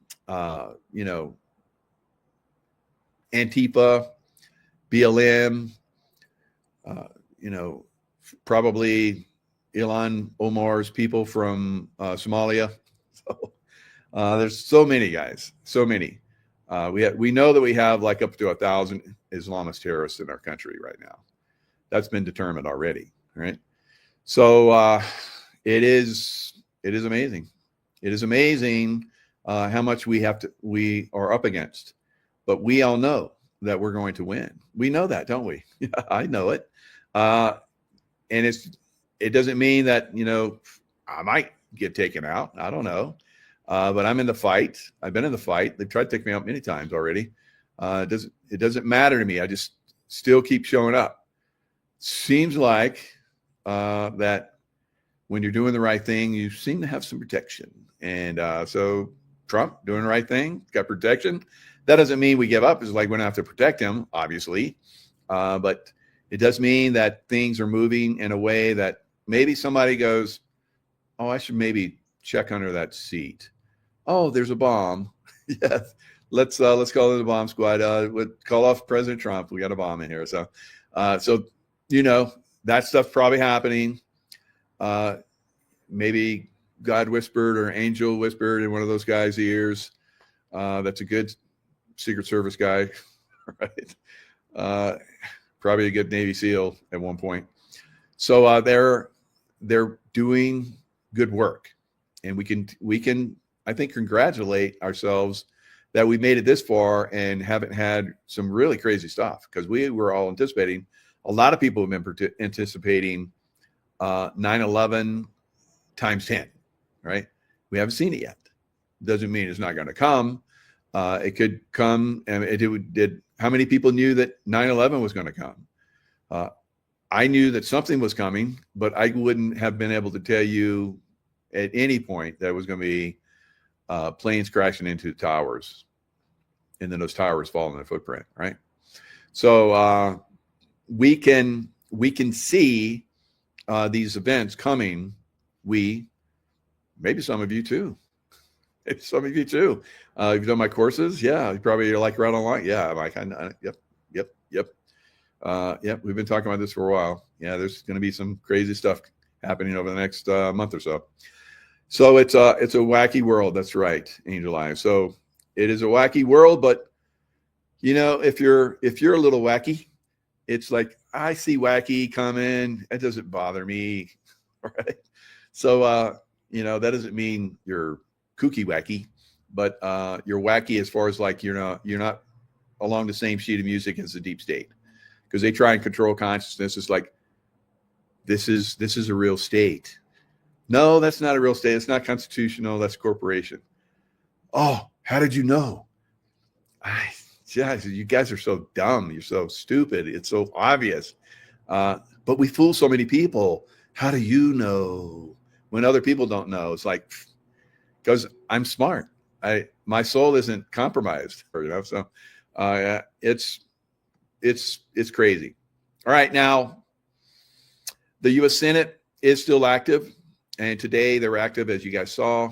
I looked it up. They are active. That was real. That wasn't in the past that I was talking about. They did 107 nominations that have been slow rolled from the Democrats. So the Democrats are, I guess, probably in rooms, trying to figure out, how they're losing now, because most polls right now show the Democrats are not looking so good. Right? Not that Republicans look great, but Democrats look a lot worse. So, right. And usually when there's a shutdown, whoever's caused the shutdown usually gets the blame. So there you go, Democrats. Look at history. It'll inform you. Okay, so we know that some things will get shut down. And then we obviously have people that are in positions, unions, and so forth. Most unions are Democrat controlled. Kind of like the airports and so forth, the people that work in there, the FAA. The FAA warns Philadelphia, Indianapolis, Albuquerque, Dallas, Houston, and Boston could also be affected, because here we have Nashville and Chicago. Oh, Chicago, really? It's like, surprise, surprise. All right, surprise, surprise, Chicago. Chicago. All right, that's where the mob is, Chicago. Frank Sinatra, sing about Chicago. We know Frank, he's a big mafia guy, you know. So he was Marilyn Monroe's handler, right? Pimp. All right, so Trump floats idea of no pay for furloughed workers. So Democrats want to keep playing this game, then we're going to see some issues. All right, so he drops that, and of course we have Hakeem Jeffries that's like, oh, don't worry, we passed a law that can happen, but they are looking at the fact that it might not be that way. And listen to what Trump says. I love this game. Drags on. President Trump is now weighing whether furloughed federal workers should get back pay for the time they've missed. The idea was outlined in a draft memo and would be a new interpretation of federal law, one that's sure to stir controversy on Capitol Hill. The administration is also said to be exploring mass layoffs.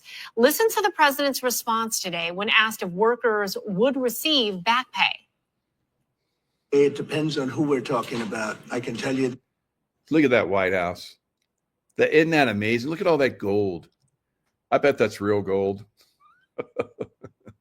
There's a lot of work being done there in the White House in that dash 45 dash 47.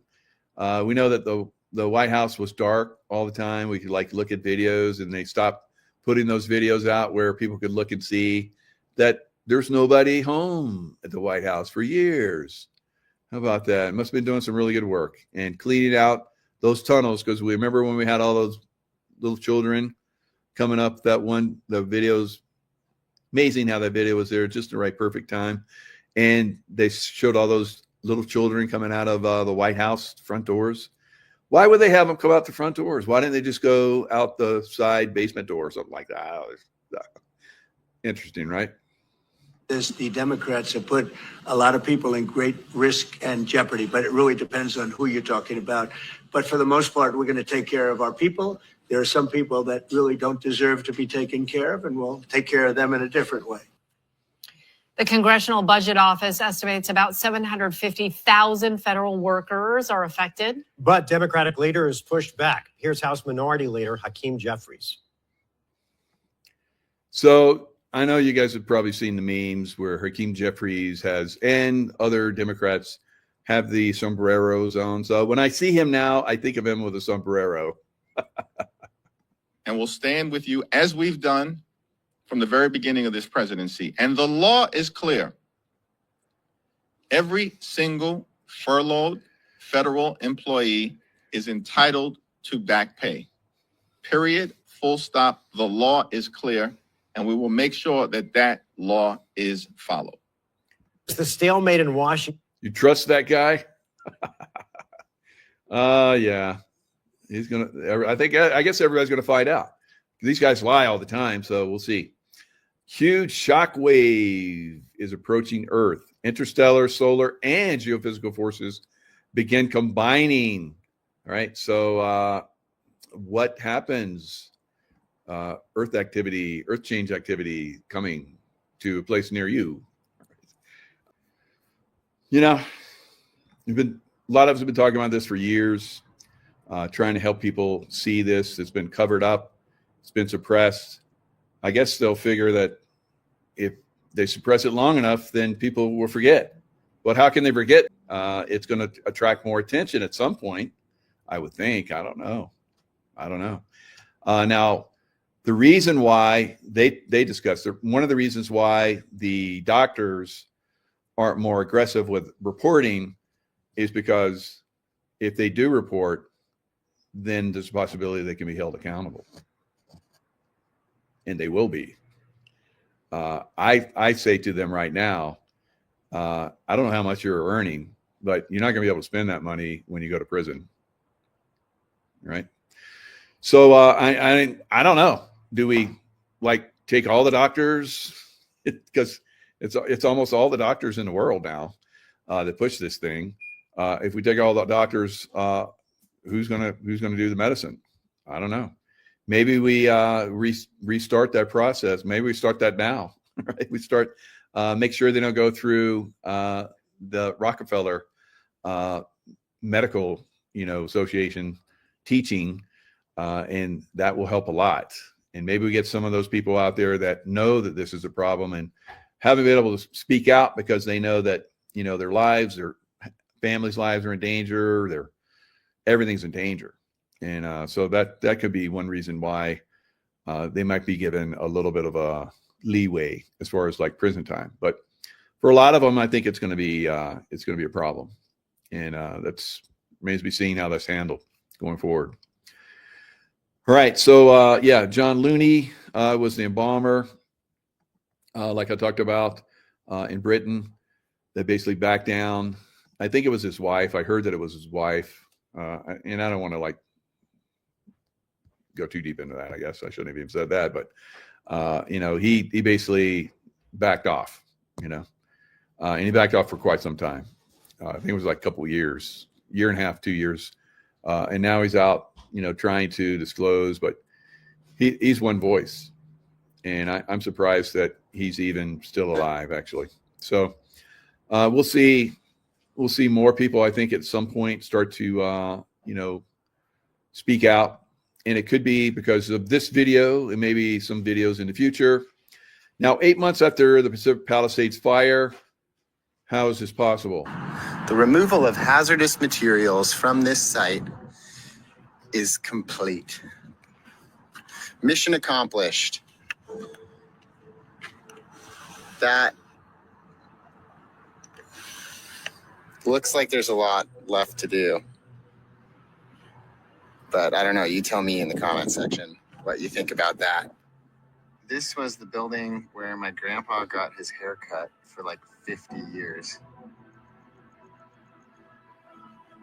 This is 8 months after the fire. Look at this, melted. I think that's on the day of.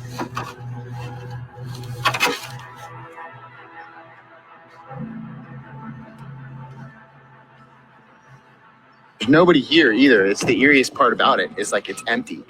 There's nobody in this neighborhood. There's a guy over there digging through a dumpster, but that's literally the only person I see on this street.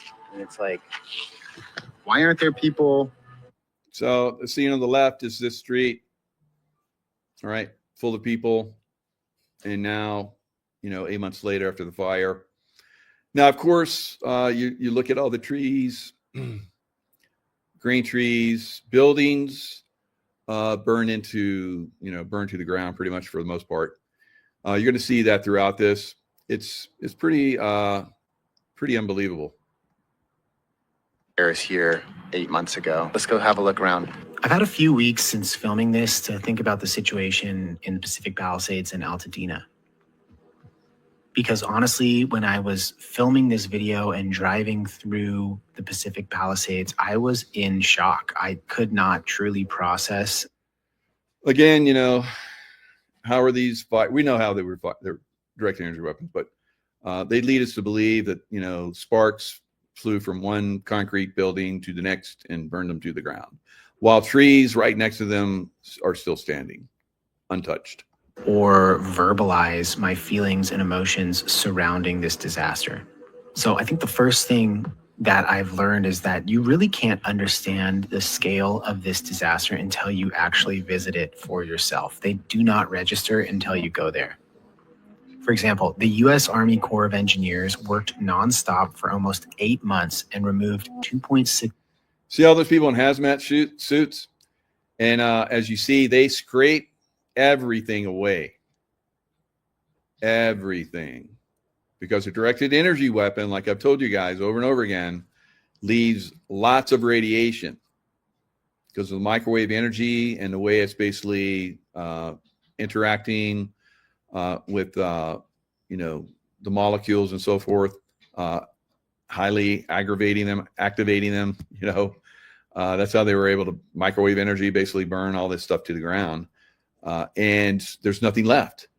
And in some places they have to dig deep into the ground because we know that microwave energy can go below the surface and interact with piping and so forth. We've seen this in a lot of these fires where there's no water, like we saw in Lahaina, like we saw in Paradise, because a lot of the pipes that are underground were melted. That's amazing how that fire on the surface, got so hot in some areas that were basically, there's nothing burned around them, but they got so hot, they melted the piping underground so that there was no way that water could come and fight those fires. Same thing happened here. Million tons of debris, more than the volume of New York's World Trade Centers. There's a lot of information to take into account when trying to understand these fires, as well as the response to them and the aftermath of this disaster. Recently, a 132-page report was released, an incident report released by LA Fire. It shows failures of communication, preparation, coordination, and more. You can also still... So this is all on purpose. We know that. The failure of communication, we saw that in 9/11.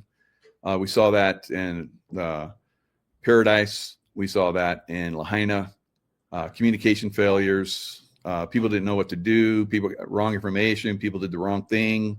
On and on and on. And this was just so that they could cause more confusion. And that's what they did in all of these instances. 9/11, you name it. Wherever direct energy weapons have been used, there's always this failure of communication. And then water doesn't come to these places and all kinds of crazy stuff. So very, very obvious when you start to break this down, what really is going on. It is deep state activity. And this happened in every one of these areas. People can just completely disappear, right? That's because they're burned into ash. And that's what happens. You ever microwave something too long, and it really dries out a lot. So same thing when you microwave the human body, like we saw with up to 1,000 people that jumped from the building in 9/11. They say there was only maybe a couple hundred, but the real number is nearly 1,000 that jumped because they're being microwaved, right? So this is part of the truth that has to come out at some point. There's those of us that are revealing it, but it keeps getting suppressed. How long has it been since 9/11? We're almost quarter of a century has gone by now, and still people are compromised mentally about that. They don't understand what happened there. So when we have something in the Pacific Palisades, it doesn't make it. People just are just completely dumbed about it. It's unbelievable.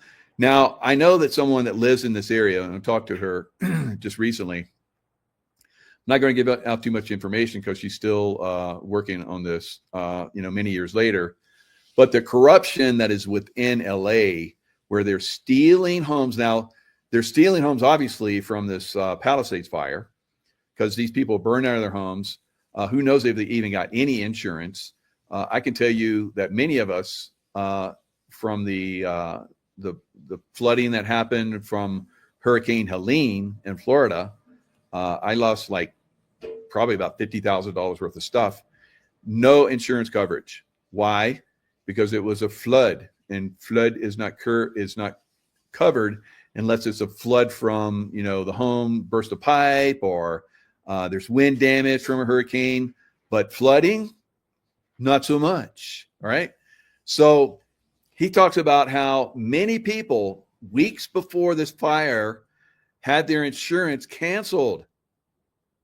Massive numbers of people had their insurance canceled for, what reason? And they couldn't figure it out. And of course, it becomes very obvious when you have this fire. Smell the smoke in the air. I mean, there's still... So this person that's in LA, she and her husband, were part of building some beautiful streets in LA. They were very smart. They bought, these blocks, put up buildings, beautified the street, put up a building that was rented by the city for 20, 30 years, whatever. And then it was time for the lease to be renewed. And they're like, we own this building. what? You own this building? No, this is our building. And so they did lawfare against them. And for 7 years, she has fought the city of LA for her property. And in the end, her property is worth $17 million now. And the city it's in limbo. It's lawfare, right? So it's happening probably to a lot of people in Palisades as well. Tons of burnt trees and, rubble. You see, like 8 months later, you can still smell the fire. So, and while this document tried to provide more information about the fire, the response, and the aftermath, it leaves you with so many questions. How could something like this happen? How could and all these trees are green and not touched. How could all of these homes be scorched to the point where they're non-existent anymore, yet the trees next to them are untouched? devastation be so total? How could insurance companies foresee an event like this and cancel home insurance policies in the weeks beforehand? How could the local government be so inept, cutting resources from the fire department and leaving a 117 million gallon reservoir empty for over a year before the fire? This is insane. Driving through. All right. So yeah, 8 months later, complete and utter bullshit. And people still aren't catching on, right? Is the news covering this? Of course they're not. All right. So we are the news. We're covering it and we're disclosing it. But how many people are going to respond to this? How many people are going to push back? LA, probably one of the bluest cities in the world, right? Left us beyond belief. Nothing happening, right? So, you got people like Mel Gibson, pushing back and nothing happening. All right. So you can't get more star power than that. He had his home in Malibu that was burnt to a crisp. So, a lot of people suffered. I think the number that gentleman, I think it was like $250 billion worth of damage. I might be wrong, but I think it's around that number. That's unbelievable, right? But I know for the deep state, it's dropping a bucket, right? And Gavin Newsom, when they were asking him about the damage, he was like dancing. Oh, we're gonna have some investors come in, and they're gonna take over and buy the stuff. And it's like, and people saw that, and you would think that he would get that lovely little necklace, right? Strung around his neck and up around a telephone pole somewhere, but I don't know. No one seems to want to do anything. So I guess it continues. It continues for you guys in California. All right. So this was from a friend of a friend of a friend. I just talked to my sister. She's a school bus driver. She told me they had a huge meeting regarding ICE. This is Chicago, coming and taking students off the bus. So maybe ICE is coming for illegal alien students, right? And the company told the drivers not to allow ICE on the bus. Now, how are they going to do that? Are they going to carry guns and shields and get the students behind them to push back on the ICE officers that are coming to arrest illegal alien students? All right. Take them off the bus. And so anyway, she said she's not going to let them. She's not going to do that. All right. So this is pretty typical of the deep state guys. They want you to follow their commands, just like that 3-star general, the former major was talking about. They don't care. They don't care the consequences. You obey, right? For this bus driver, this woman, they want her to obey. Now, what if she were to forcibly try and stop ICE officers to be arrested? Would the deep state come and help her? No. Now, what if she resisted to the point where she felt that, like we saw in Chicago just recently, someone brought a gun when they boxed in a bunch of ICE agents, and a woman got out and started shooting. Now, what if one of these bus drivers decided to take it to that extreme, right? In front of students. This is the kind of bullshit that we're going to go through, guys. These consciously compromised people that are MK Ultra to an extreme are going to start to do really whacked out stuff in these big cities, right? They've had at least 8 years of Trump derangement syndrome, MK Ultra training. So, all right. So that's the way it's going to continue until, we start to fight back. We get together and start to push back on this. All right. So here's that video clip. It was in another little slide that I have. So I'm going to share that. Just let you see that, this is real. It's not really showing anybody,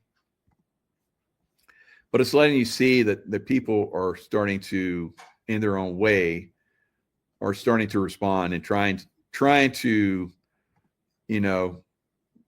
inform. So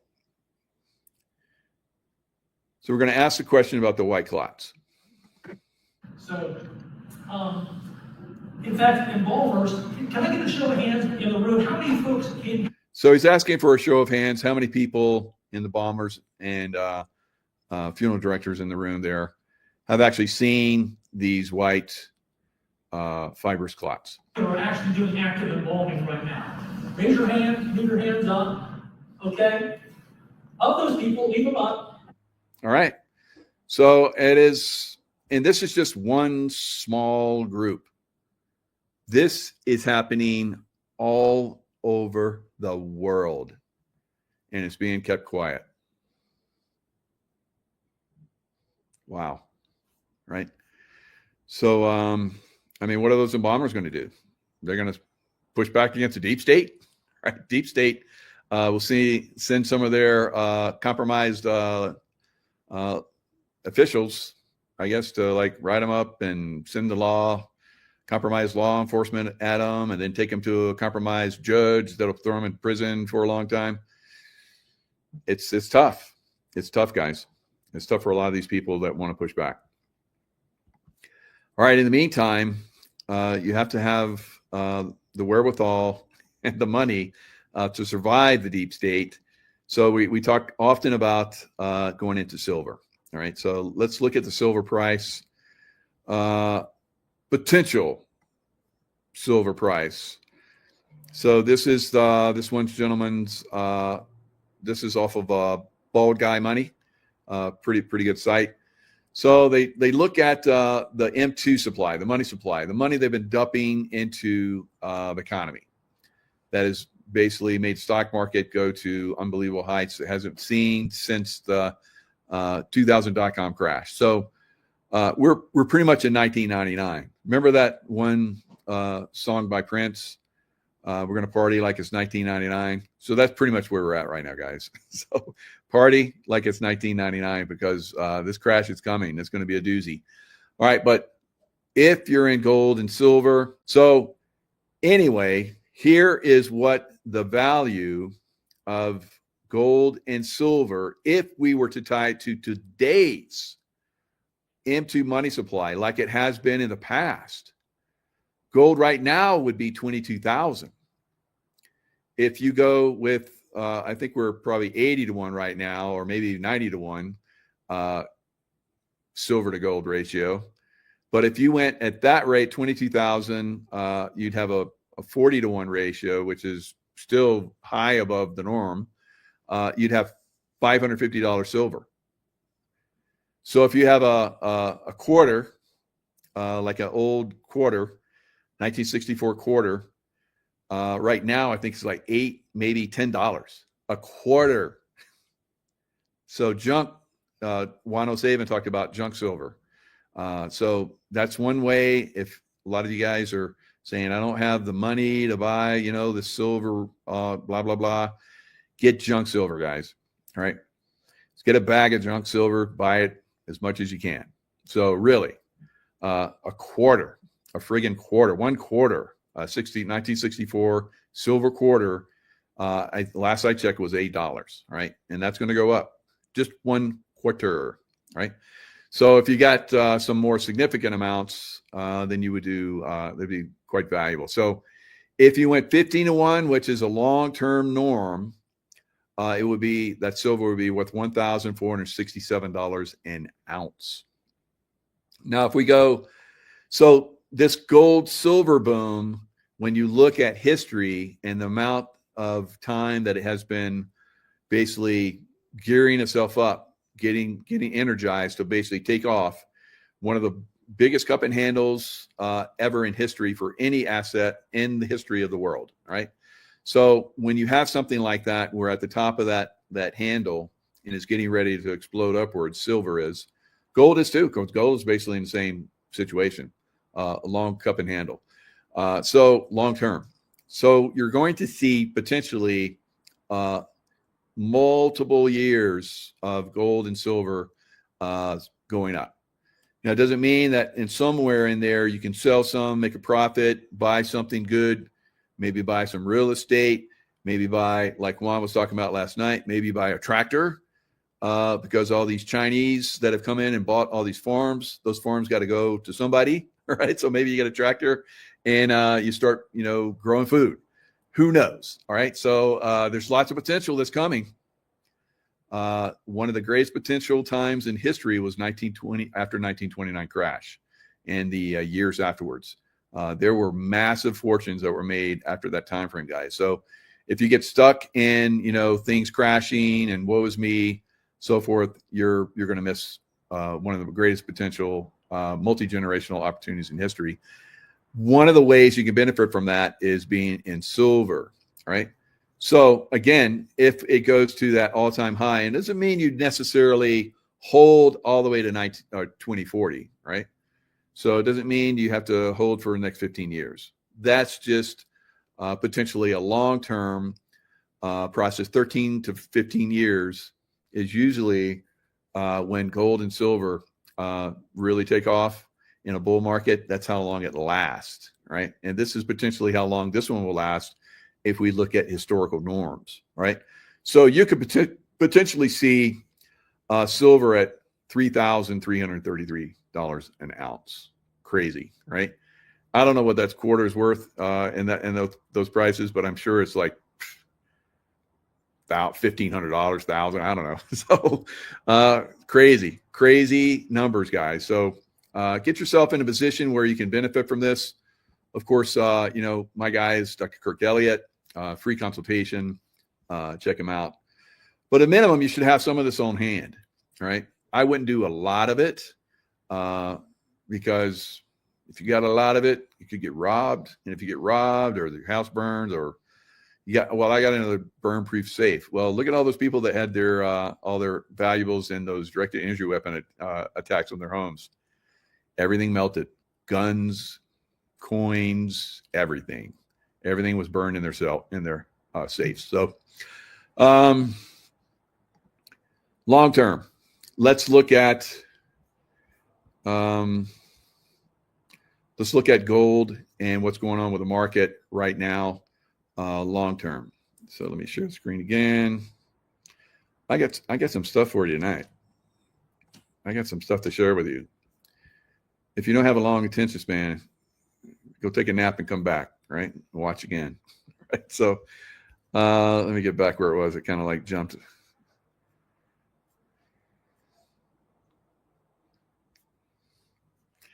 All right, right here. Gold prices have now posted their 8th. So we're looking right here. So we look at the date. Their 8th consecutive quarterly gain. This is gold. Silver always outpaces gold in the early stages, and then gold starts to take back over again and starts to keep chugging higher. So silver is like the rocket, and then you get off and you second stage it into gold, and you go higher to the moon or Venus, wherever you're going to go. But you have 8 right here. So the next one is a 9-quarter run in 2019. So, and that's I remember in that time frame, I'm like, there's going to be a market crash. And everybody's like, what are you talking about? And I said, it's going to crash around here. And it did. So there's going to be a market crash. Right? I've been saying that for a little while now. Now I believe it probably is going to be in the first or second quarter of next year. I think they're going to really ramp this market up, guys. Now, will they get a pullback like I thought that it would? We may, and we'll kind of look at that. We may get a little bit of a market pullback, and then it'll take off, and it'll just go to the moon. So the biggest one in history right now was 2009, 2011, that recession, big recession, went 12 quarters straight. I think we're going to see, now, numbers are going to be like yawn, right? We're going to see quarter after quarter for years going forward. We may see one quarter or here or there where it gets pulled back, but pretty much for years, guys, we're going to see this gold price and silver price really trajectory upwards. All right, so let me find that other one that I wanted to share.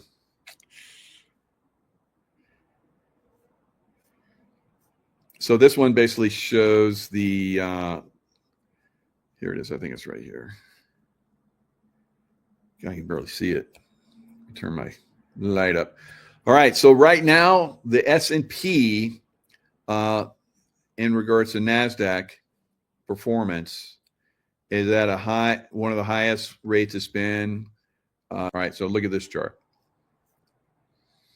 All right. So this is the .com. You are here, 1999, right? Party like it's 1999 because it's going to go up the next year from here into next year, and then it's going to go down a lot more than 77%. NASDAQ went down 77% or nearly 77%, and it didn't come back for a very, very long time. I'll show you guys that in a minute. So look how it's basically bouncing along these highs.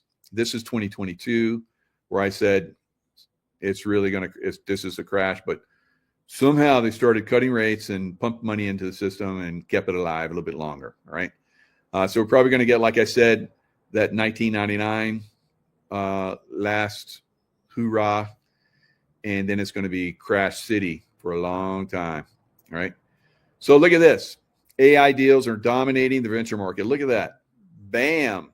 So AI is pushing that stock market performance, just like all those .com.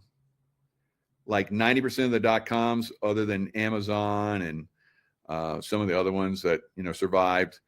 Not a lot of them. Google, I think, you know, whatever. I don't think Google was back then. But anyway, there were only a few that survived. I think it's going to be the same thing with crypto. Only a few will survive. But look at that. That AI deals. So AI is basically the .com of our time. Right. So that's really what's driving what's going right now. And you always hear this time is different. And when you hear that, you're like, okay, this is going to crash. Absolutely, it's going to crash. Right. We're effed. Right. Whenever you hear that. All right. So let me share the long-term SPX. So this is what most like market timers and so forth look at, the S&P 500. So this is a chart of it for long term. So we're going back in time. So this is a monthly on the spider SPX. All right. So you see here you are. Look at that. Boom. So that's 2022. And then it's just been going straight up like crazy since then. Here's the, back in, or this is 22. This is 22, went down. It's just been going up since then. So this was the, what's that? 22, 20, and then it went down. Here's the stock. Here, okay. So here's 20. Get a little pullback, it went up. So I think we're going to get a little bit of a pullback, and then it's going to go up like crazy. And then we're going to go over here and party like it's 1999, right? So here we are. This is 99, December 1999. And then we went up. And then we came down. I've said this a few times. Let's see if anybody's paying attention. What was for the S&P 500? What was the low? Anybody? Anybody? Anybody? Bueller? Oh, well, I got to like really, you guys have been chatty. Like had it stuck way back there. Good God. All right. Anybody? See if somebody comes up with the, God, that's really, let's go to new comments. Oh, somebody said 400. Okay. Anybody else? Cujo, nice guess. Anybody else? $22. Nope, a little bit more than that. 900. Cujo, 900. All right. So, anybody else? All right. So I've said this several times, what this was. And I was looking at it. Yeah, Art on the Lake Bueller. Ooh, Alice Allen wins 666. Good job, Alice. You paying attention. All right, so 666. Now, your boy Mikey, look at it, and I saw some mole 666 stuff. I was like, oh, you dirty demons, dirty demons playing your games. So let's look at the window. Let's open that window. So there you go. All right. So here it is. Intraday low of 666.79 on March 6th. March is the third month. 6th day, that's a 9. And then you have 2009. So we invert the 9s, right? For this one, I'm going to play with this one a little bit. So you invert the 9s. So that's 2 9s right there. So that's another 6, another 6, 6. But we need another 6. We're missing another 6. So let's take that 7 and 9 and put it together. And we come up with 18. 18 turns into 9, right?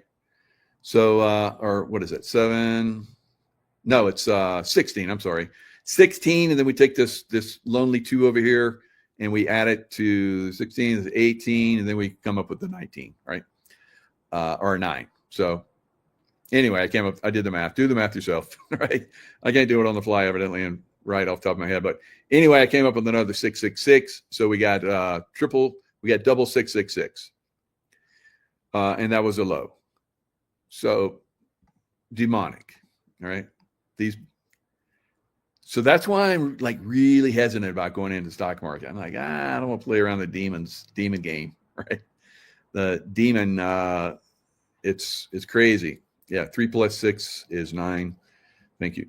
And so understanding the dot-com bubble, causes, impact, and lessons.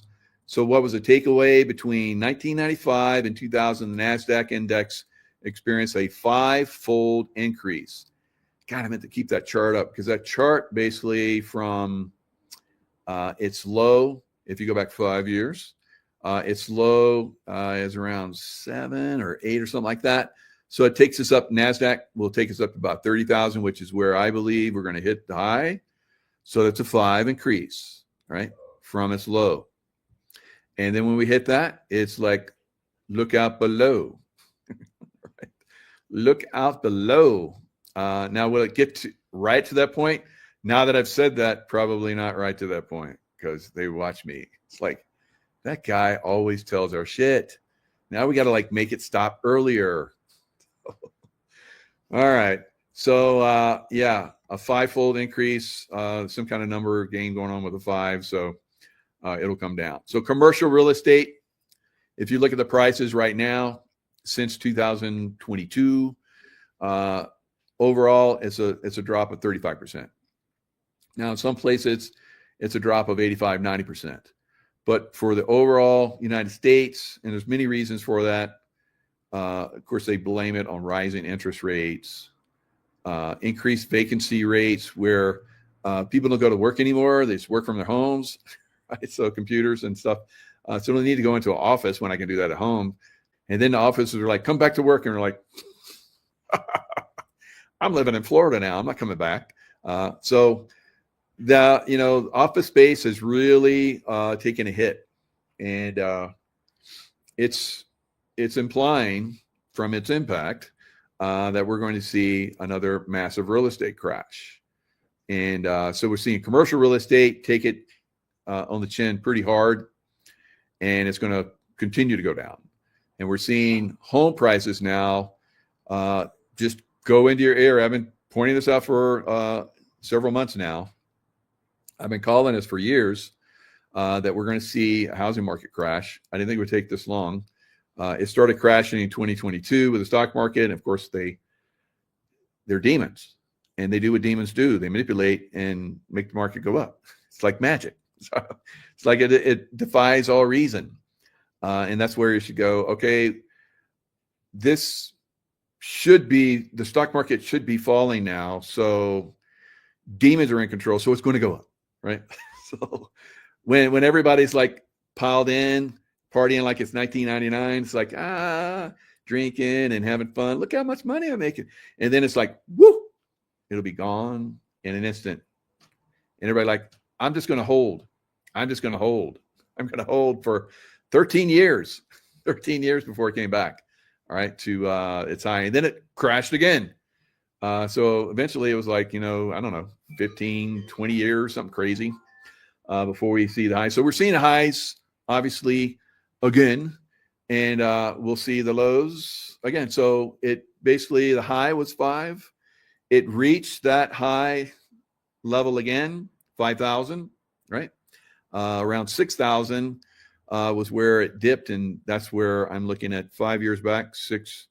So 5 makes 30, 5 times. So I don't know. We'll see. And like I said, because I've already pointed out, they're probably going to do it sooner. Right. All right. So that's the way this game works. That's why I like to screw with the deep state, because they've really screwed with me. All right. Ukraine threatens to invade Hungary. So this makes a lot of sense. So they're going to go, just invade Hungary because Russia is going to take over all of Ukraine. So they're going to run to Hungary and Bulgaria and all those countries. It's like, you guys, we're going to take over. Russia won't follow us in here. So, and NATO loves us, so we can do whatever we want. We've been doing whatever we want. So we're just going to invade Hungary, take over Hungary, and because they haven't really been helping us out. So we don't like Hungary, and Viktor Orban has been talking some like common sense bullshit, and so we got to take him out, right?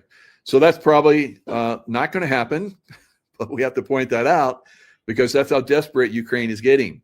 They're losing so massively, and NATO is unable to help them anymore, that they're going to get desperate and run and try and be like all those crazy people that are going to go to our cities and try and take over our cities, right? Same stuff, because we know the Ukrainians were involved in a lot of bullshit that happened here in the United States. J6 Ukrainians were there. In Canada, Turkish convoy, Ukrainians were there, busting heads of peaceful Canadians that were in Ottawa dancing. I remember I told everybody months before that, I see dancing in the streets, but then it stops. And then they started dancing in the streets in Ottawa around March timeframe. It was around March timeframe. And then people came back and said, you said there was going to be dancing in the streets. Yeah, I said there was going to be dancing in the streets, but then it was going to stop.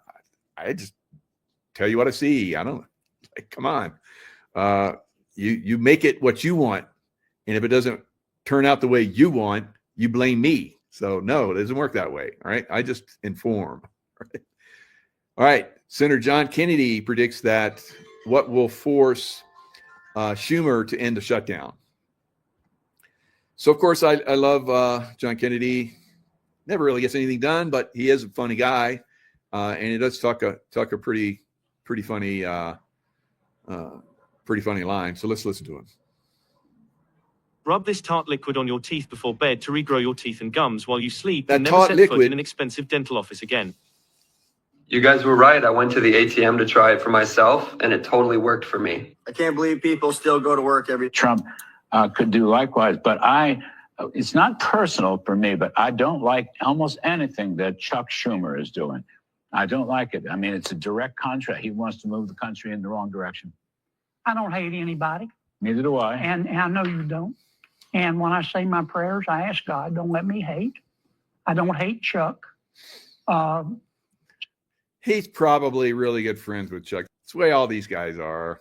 Whatever. Senator Schumer, I know him well. This shutdown's not about policy. It's about politics. And Senator Schumer, this is what's going on. He is trying to get the loon wing, the socialist wing of the Democratic Party, which is in control, to love him. And they will never love him. They won't.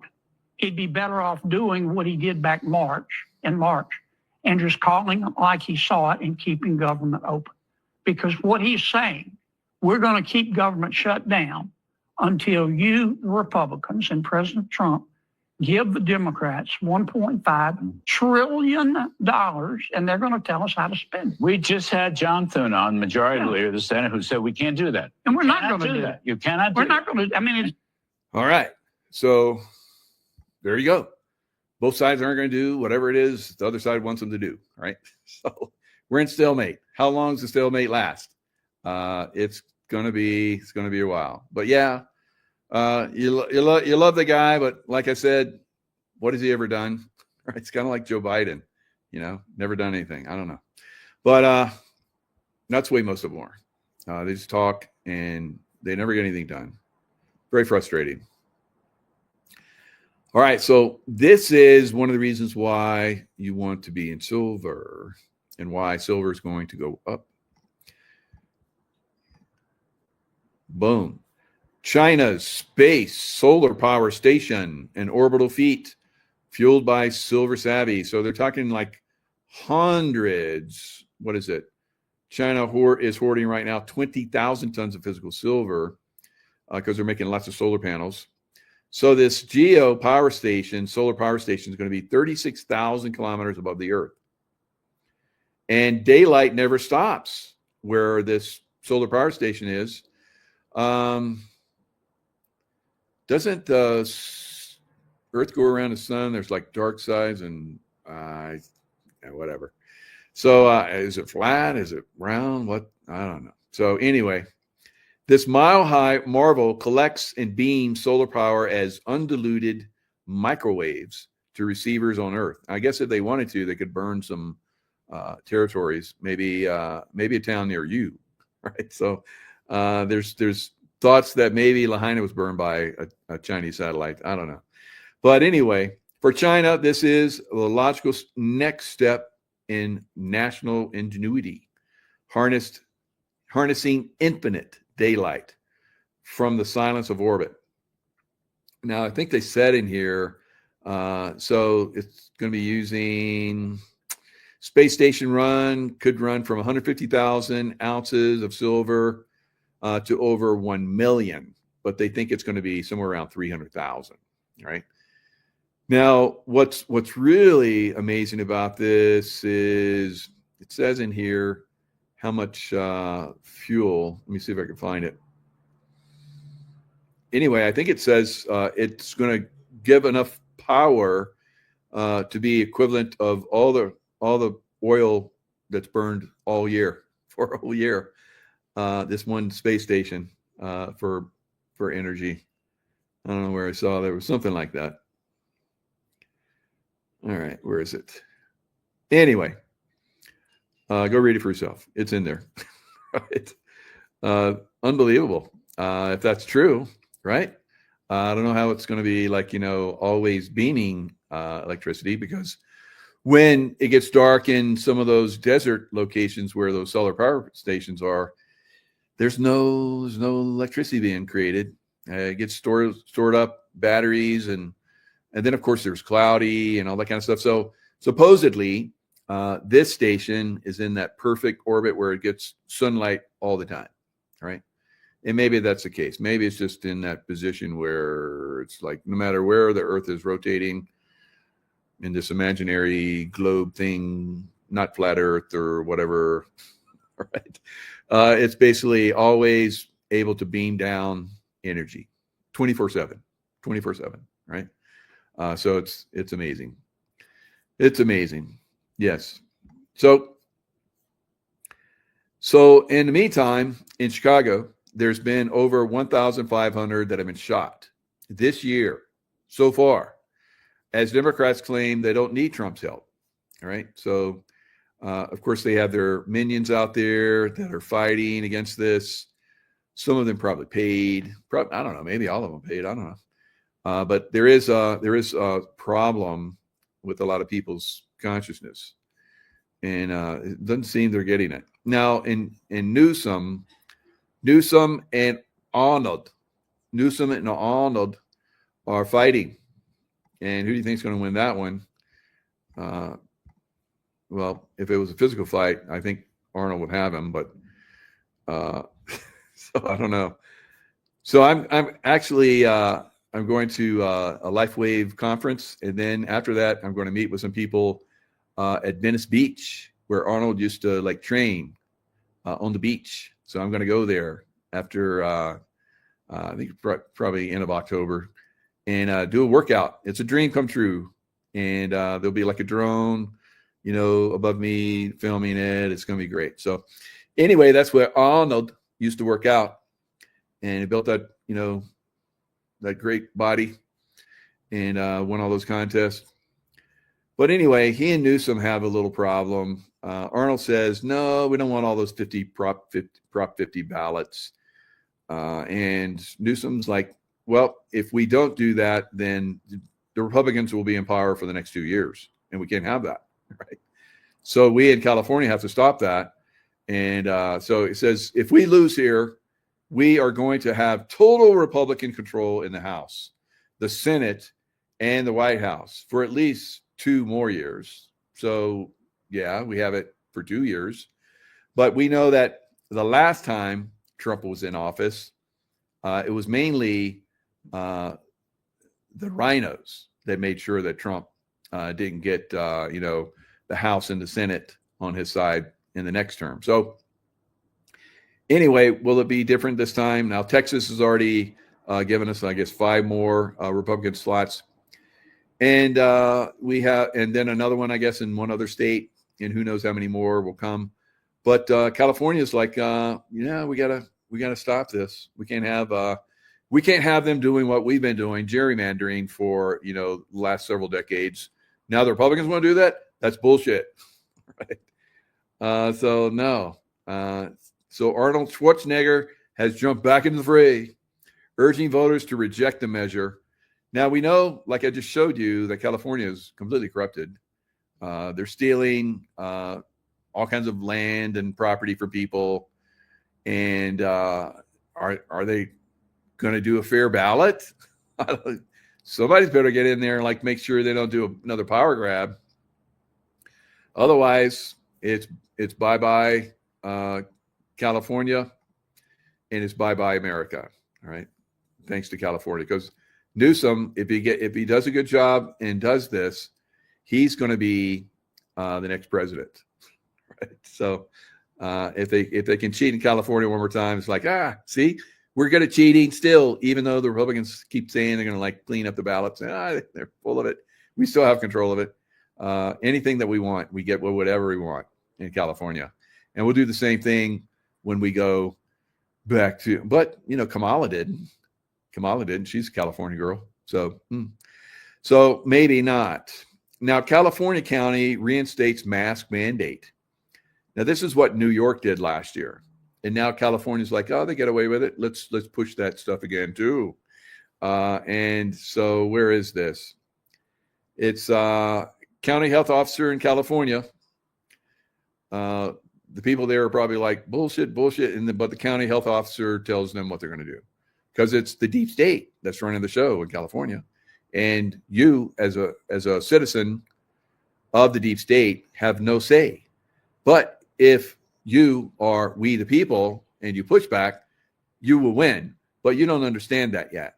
So you are a citizen, and then you are manipulated, compromised, and told what to do, right?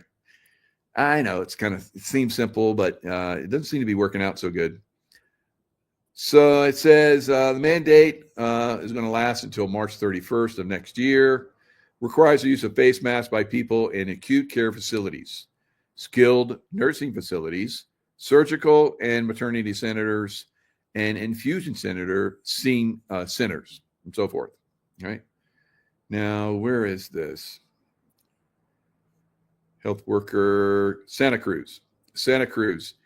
Remember that one movie, The Lost Boys, where they had all those vampires? That was in Santa Cruz, wasn't it? Does it Newsom look like a vampire? Yeah. I wonder if he's from Santa Cruz. Maybe he's one of those lost boys that became a vampire and now runs California. That's what I think. But whatever. No one cares. No one cares in California. All right. All right. So that's all I'm doing. I'm done. You're on your own. Goodbye. Good luck. All right. So, especially you guys in California. I'm right next to you, and I'm like, you guys. I don't know. Maybe if you elect Louis Herms, right? Maybe there won't be no maybe. If you elect Louis Herms, you'll turn everything around in California, child trafficking, all kind of crazy stuff. But California really likes that. So it's going to be tough. It's going to be tough for Louis Herms to win because one of his main things is child trafficking. Kind of like that stuff they've been doing in L.A. P. Diddy and who was it? Playboy Mansion guy. Who was that guy that ran the Playboy Mansion? Anyway, my wife is saying she wants to eat, so I've gone too far, so I got to go. All right. Hugh Hefner just popped in my mind. At least I can go knowing that I got Hugh Hefner's name out there. All right, so good. All right, guys, lots of love. I will see you guys next time.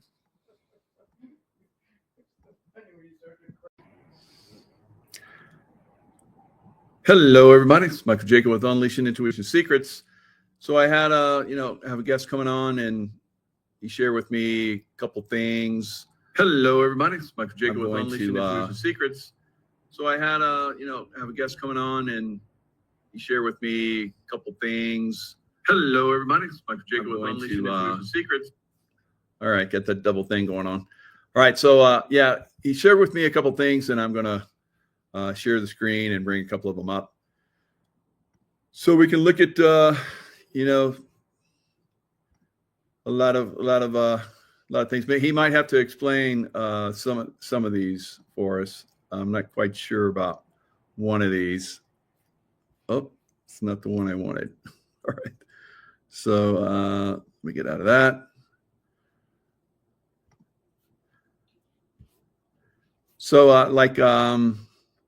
there's like this number 17. So 1700. There was a Navy show just the other day. There was, I guess there was 5 o'clock time. Here we go. All right. So there's like this pig. I'm not sure what the pig, and there's a goat in there.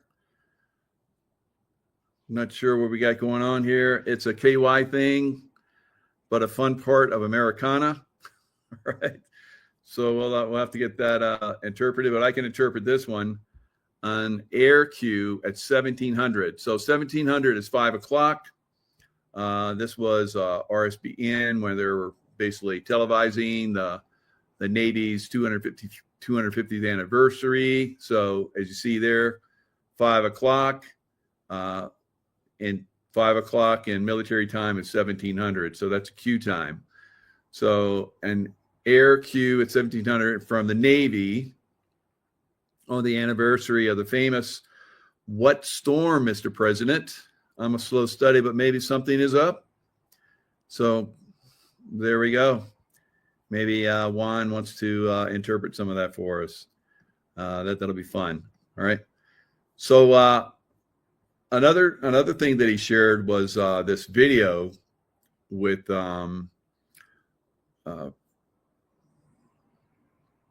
Trump's hidden war to save the republic, the enigma of April Fool's Day.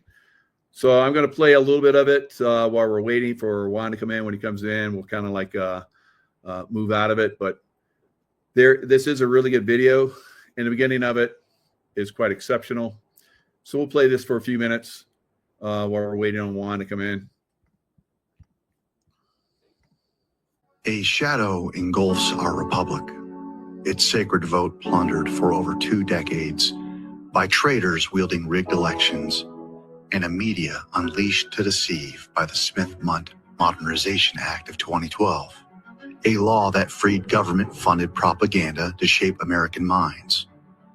As I've chronicled in Mr. President, Look to Lincoln and Act and Antifa's Fall, President Donald Trump, guided by loyal military advisors, may have crafted a grand sting in 2020 to unmask this betrayal.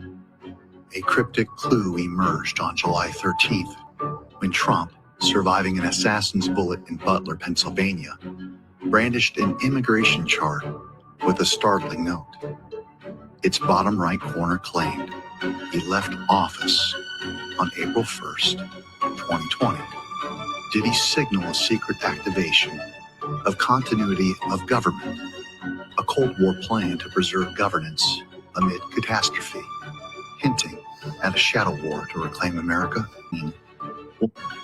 Days prior, the Bible Reclaim America. So here's the famous shot where they were asking about the storm, and he was like, the coming storm, and they're like, what storm? And so, we've looked at this over the years. We thought that it was this, we thought it was that, and who knows really? Is the storm still coming? It seems like we've gone through many storms.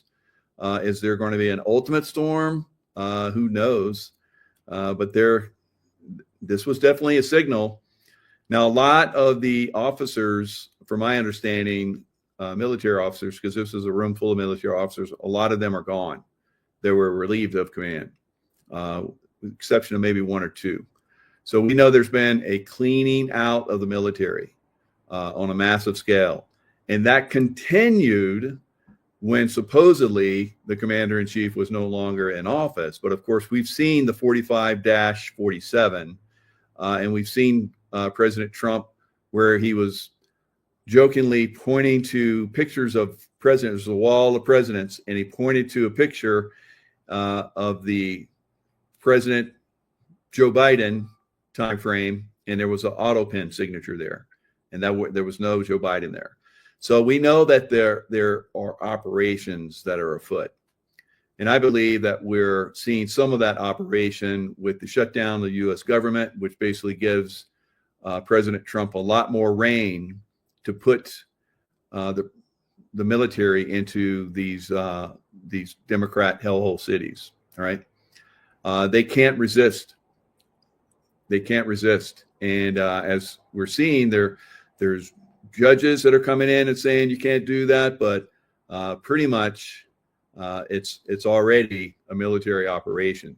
It's been a military operation for quite some time. We've just been letting a lot of this information be exposed, like we've seen with Facebook, Zuckerberg, spending hundreds of millions of dollars to push illegal voting in several states where people showed up and had backpacks full of ballots and stuffed them into ballot machines that Zuckerberg had funded. So we're seeing a lot of this stuff being exposed. President Trump invited a lot of these people or people that look like them to the White House for meetings. A lot of this stuff is going to be exposed. The people that were part of the treasonous activities of 2020, and then those governments around the world that were part of that treasonous activity that happened on 2020. So Venezuela will be one of those that will find repercussions from that. Was triggered in 2020, it could nullify objections from courts corrupted by traitors, keeping Trump's fight within the Constitution's hallowed bounds.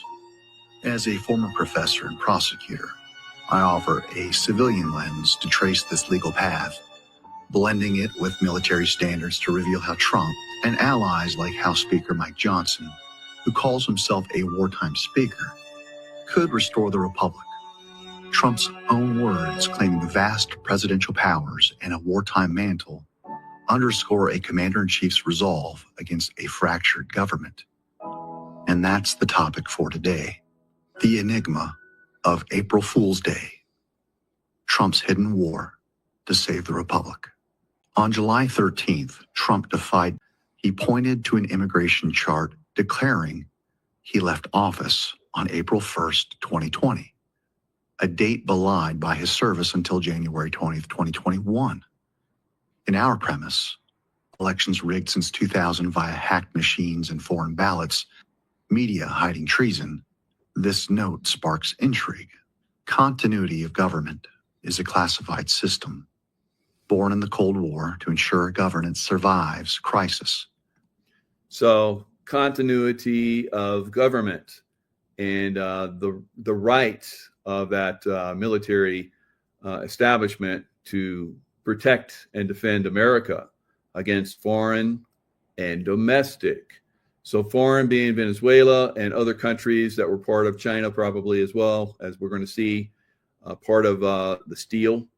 And we're also going to see how many governors, mayors, and health officials around the country were part of treasonous activities to steal the election of 2020. This was something that we could not speak about on this channel several years ago. It would be taken down. But now, through a process of pushing back on the false narratives of some of these social media platforms, and also in the the media, the corrupt media that pushes the deep state narrative, Democrat Party, Rhino Party, whatever, they're all one party, right? And that party is dedicated to destroying America so that some very dark elite can take over. This dark elite that has powers that belies, what we wanted to have. Child trafficking on a massive scale over the last 4 years during the so-called Biden administration, right? A shadow government that basically came in and was exposing itself to the American people and the world as being not constitutional, as being a shadow corporate entity. So we're seeing all of this being exposed. Juan has been part of that. I've been part of that. Many other truthers out there have been part of this. We've had massive pushback, and but still we continue the fight. And on a day like today, we're able to really get this information out and continue to push back on the deep state and destroy it. So let's play just a little bit more. Like nuclear war or a coup, guided by Presidential Policy Directive 40, it allows the president to relocate leaders to secure bunkers, like Cheyenne Mountain, Colorado, or transfer power to trusted officials if Washington falls. Did military advisors, alerted by 2016 spying on Trump's campaign, exposed in 2025 by declassified intelligence reports, first, to set into motion the bioengineers' depopulation agenda, second, to create panic, to undermine his presidency and shape the conditions to rig the 2020 election.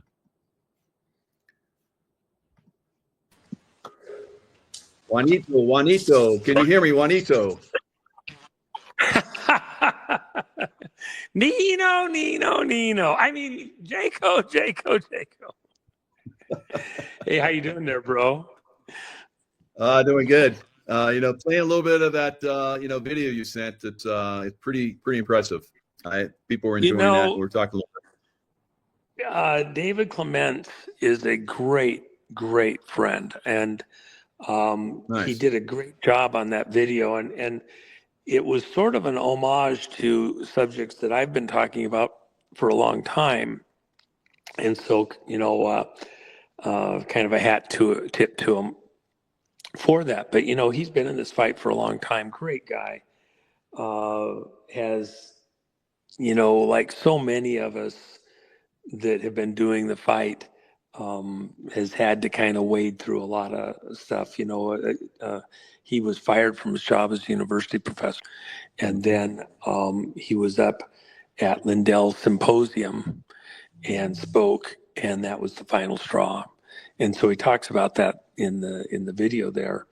And then Trump loves him. So there's stuff going on in the background that he's being very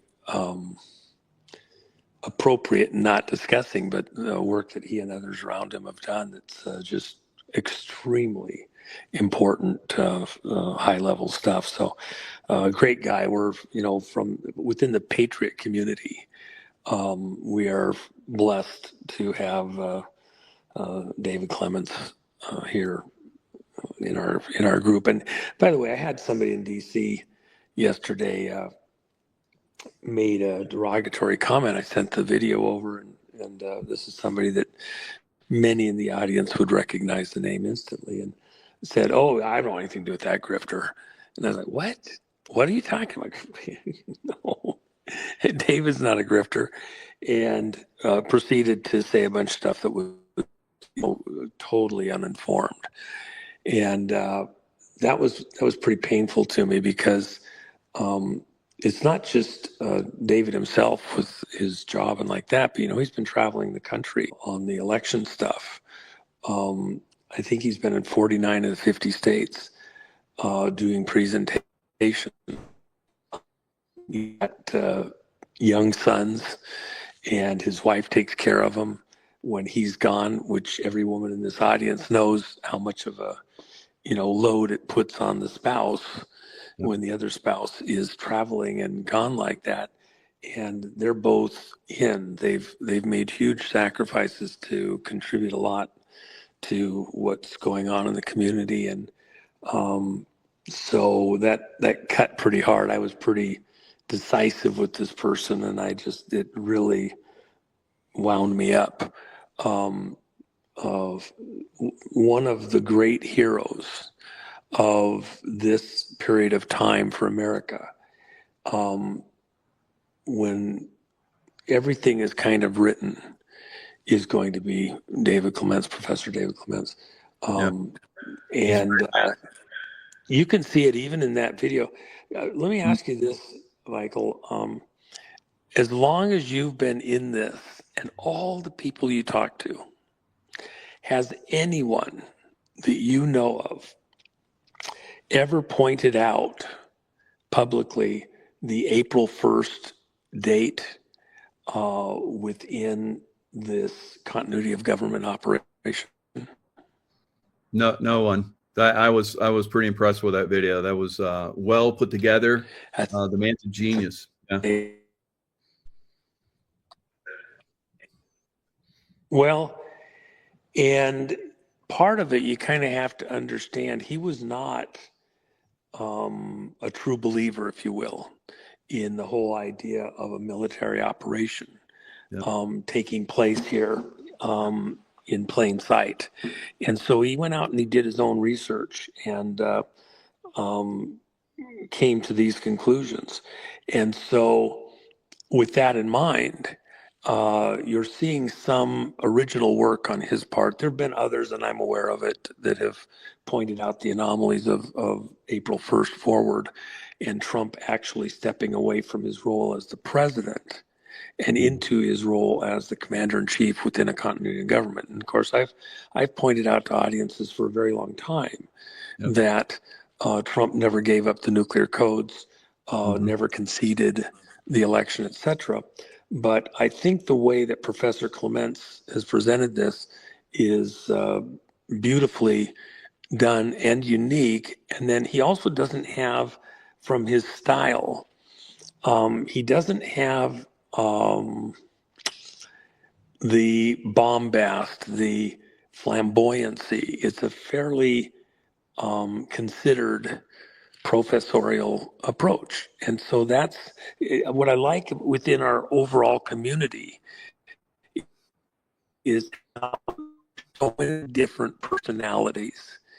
The Nino, you yourself with your military background, And let me just, I want to mention this. You know, you and I haven't spoken since the Charlie Kirk assassination.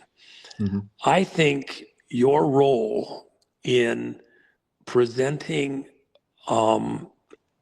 well articulated concerns and even decisively stating that it cannot possibly be what has been presented was very important in helping a lot of people to slow down and think about what's being foisted upon us. Now, probably the only place that I would disagree with you potentially on, if I know where you are on this, was that Charlie survived this, and I don't believe that's the case. But the theater in the way this was done, and the falsehoods that have been foisted on the world through this event, is becoming impossible to stand by any of the original narrative. And something horrendous has occurred, and it's the use of the media, the event, the flamboyancy of the event to try to capture and redirect the patriot movement energies, etc., by some of the monsters, and to capture what we have as far as this, movement. And you've been doing, heavy lifting. I hear about it from all different quarters, and I just wanted to, hat tip to you. You're one of my heroes, because there's lots of people that have some knowledge. There's very few that have it at so many different levels of expertise, personal experience, and then the willingness to weigh in, make some hard statements that you can stand by, and then stand by them. So big hat tip to you, bro. I just wanted to get that in right off the bat. So I appreciate you tremendously for that. That's beautiful. Thank you, Juan. Yeah. So, we'll see how that works out. I'm not really, I don't have all the answers, but, I can just use my professional insights and point some stuff out, and then people can make their own decisions. That's what we're all about, I think. Well, but there's so, I had to get a little sip of something to keep my throat wet. There's so much that isn't making sense in this whole thing, was outside of the people that did it, exactly what's going on here. So we're looking through a glass darkly, but we've certainly got plenty of people that have become truly experts, stepped forward in so many ways with so much detail from their own expertise to show why it couldn't possibly have happened the way that it's been said, and to power through that. I am just amazed within this community, the broader community, how many different expert disciplines have come into play in this one thing to try to wade through what we were told happened and the theater of what actually occurred there, and trying to get to the truth. I believe that Charlie, and there's valid reason to question. I'm pretty personally convinced that he actually died in this, but there's just so many weird things. No autopsy, seriously? Destroy the crime scene, seriously? It doesn't make sense. Yeah. So, that's one of the things that we can do. We can just help people do the critical thinking, and just ask those questions. But I love the direction that we took it. We being the Patriots, we definitely made that a beautiful statement, and I think it keeps moving forward. It's, if anything, if they try to come in and destroy the Patriot movement and cause a rift and cause infighting and cause some kind of civil war type thing. I think it completely failed there. Well, let me ask you this. What's your current thinking? Do you still think that he's alive somewhere? Is that where you've gone in your view of this with everything you've seen? Yeah, I think that he's probably part of, and I don't know this, no one's told me this. I just, just deductive reasoning. But what I think is he was removed from the scene, and I've seen some people that are there, former Navy SEALs and so forth, that were part of that. So I think there was maybe some kind of other agenda that's going on there to remove him from the scene and put him in a protective situation, and another military group that's out there. Are those your vehicles? Oh yeah, I've been sitting so much over the last couple of days, needed to get up and move around for a minute. Beautiful. So yeah, that's almost perfectly restored 59 Skyliner I've had for a while, and it's an excellent car. I mean, I haven't, I'm so busy. I've parked a lot of stuff and haven't even touched it for years. That's an ultra rare supercharged 56 Sunliner. My very first car I personally purchased at 13 years old was a 56 Sunliner. And but this one is like the Eleanor of Eleanors. It's with the right data stuff on the data plate.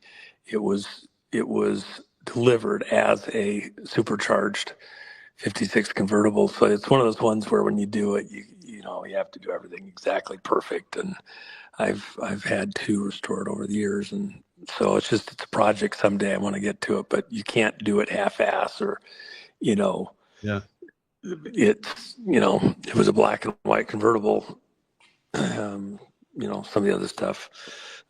Some people might remember these little AMC 4-wheel drives when they came out. These are cool little cars, and that's an ultra low miles one. It's only got, I think, 36,000 miles on it. That's and nice. K car. With the turbo 2.2, I had to open to charge the battery a little bit ago, but that's a fun car. The Avanti. This is really a pretty cool hot rod here. That's but I drove that one for the first time in many years, just to go get some gas in it, get some fresh gas in it, and do time to wash it up, but. That's impressive. I've never even seen that style before. I got the cars, so. Yeah, got some nice. Well, I mean, I got. What is that? What is that first car you were focused on? That's actually it's kind of a car. It's actually based on the 20s, but it's. If you look at the doors there, they built these cars around that, and they did it with LTD up in Santa Barbara. These types of bodies on the LTDs up there, and I was living in Montecito at the time. And I remember going to a friend's house who had actually manufactured cars at one point, custom cars, first American sports car. And so I was at his house, we were talking about it, and I told him what the price was on it. And I forget the name of the boxer. Fought Frazier and Ali, and I can't think of his name right off the top of my head. Anyway, he was coming over dinner and he had his brand new Clanay. And I told my friend, well, they sell for, I think at the time I said $29,000. And he said, there's no way you can build a car. I know what it costs. There's no way. I says, no, they're selling the parts off these LTDs from Ford. They got to deal with it. He came over and he had this beautiful tan Clinet two-seater. They made a four-seater later, but a two-seater that looked a lot like this, and it was a fun car. And I've had Chad went to after he sold it and at Clinet at some point in my life, but I just enjoy. The Clinet was a convertible, and it's the hardtop. It's a very fun car to drive. But anyway, farm trucks. You gotta have trucks for farm, right? So it depends on what you're doing. If you're moving livestock or something, you really don't want to do it without a dually, and then the other one like that. So, but yeah, fun stuff. I have a two WS6s, which are the hot rods with the Corvette motor. This is just a grocery getter convertible. These are rare. This is a wagon, AMC wagon. It's only got, I think, 80,000 miles on it. All original. We got the original wheels in the back. Actually, those wheels are for the Shelby, but that's kind of a rare Shelby too. I've got a '66 red Shelby with white stripes, and then I've got this one because it's kind of fun. It actually looks horrible, but it's only got 60,000 miles on it too. It's perfect shape, original. Every option that you could have on it. So kind of fun. And I got 4 more garages kind of with various stuff, but I'm just trying to. I don't get to be here that often because we're just so much in the fight. So it's kind of grinding because they just melt in the ground if you don't do a little bit with them. And I have to throw, anti-mouse stuff. If you look around underneath every car, my main reason for even coming by today, other than, I wanted to charge up one of the batteries, is the mouse stuff so that they're not getting into the wiring and all that. I have a friend, one of the Hollywood actors, and the mice got into his car, his Range Rover. He had it parked at somebody's house for like 3 or 4 months. And he got back to his car, and they had completely eaten the wiring out. And so his 8 or 9 year old Range Rover 4-wheel drive was completely totaled from mice eating all the wiring. Oh my God! Wow. Yeah. Do you ever read those books by Clive Cussler, Dirk Pitt books? Oh yeah. You totally remind me of that with all these cars. That's great. Well, I was over a few weeks ago and checked on my Shelby and a couple of the Bentleys. Oh, wow. I thought of that there too. There's stuff that I haven't even started in forever, but I pickled the engine. So when you do that, you don't want to just go start them. You pickled them for a reason. Pull all the plugs out and put some stuff in there to keep them wet. But there's so many things carburetors, the seals dry out. I had to put air in the tires on this one here because it's, they're older tires and like that. You might have a bad valve stem or something like that. So they're down, in a year and a half, they were down maybe 10 pounds. So that's coming down for whatever reason. And so, there's just lots of stuff that in the fight, like we're in the fight, and I know you have kind of a similar thing probably, when you're so deep into it, this stuff just has to go to the wayside. You just cannot you just have to put it out of your mind. I'll get back to it whenever. I was thinking about, for example, on the Skyliner, that's a retractable top. The whole top comes down and goes in the trunk. Wow. And they don't like to sit. So there's actually, behind the rear seat back, there's 20 electrical relays. And if anywhere in this thing it runs into a little bit of resistance, it'll flip the switch. Well, you gotta kind of use it once in a while. So when you push the button, the trunk lid comes up.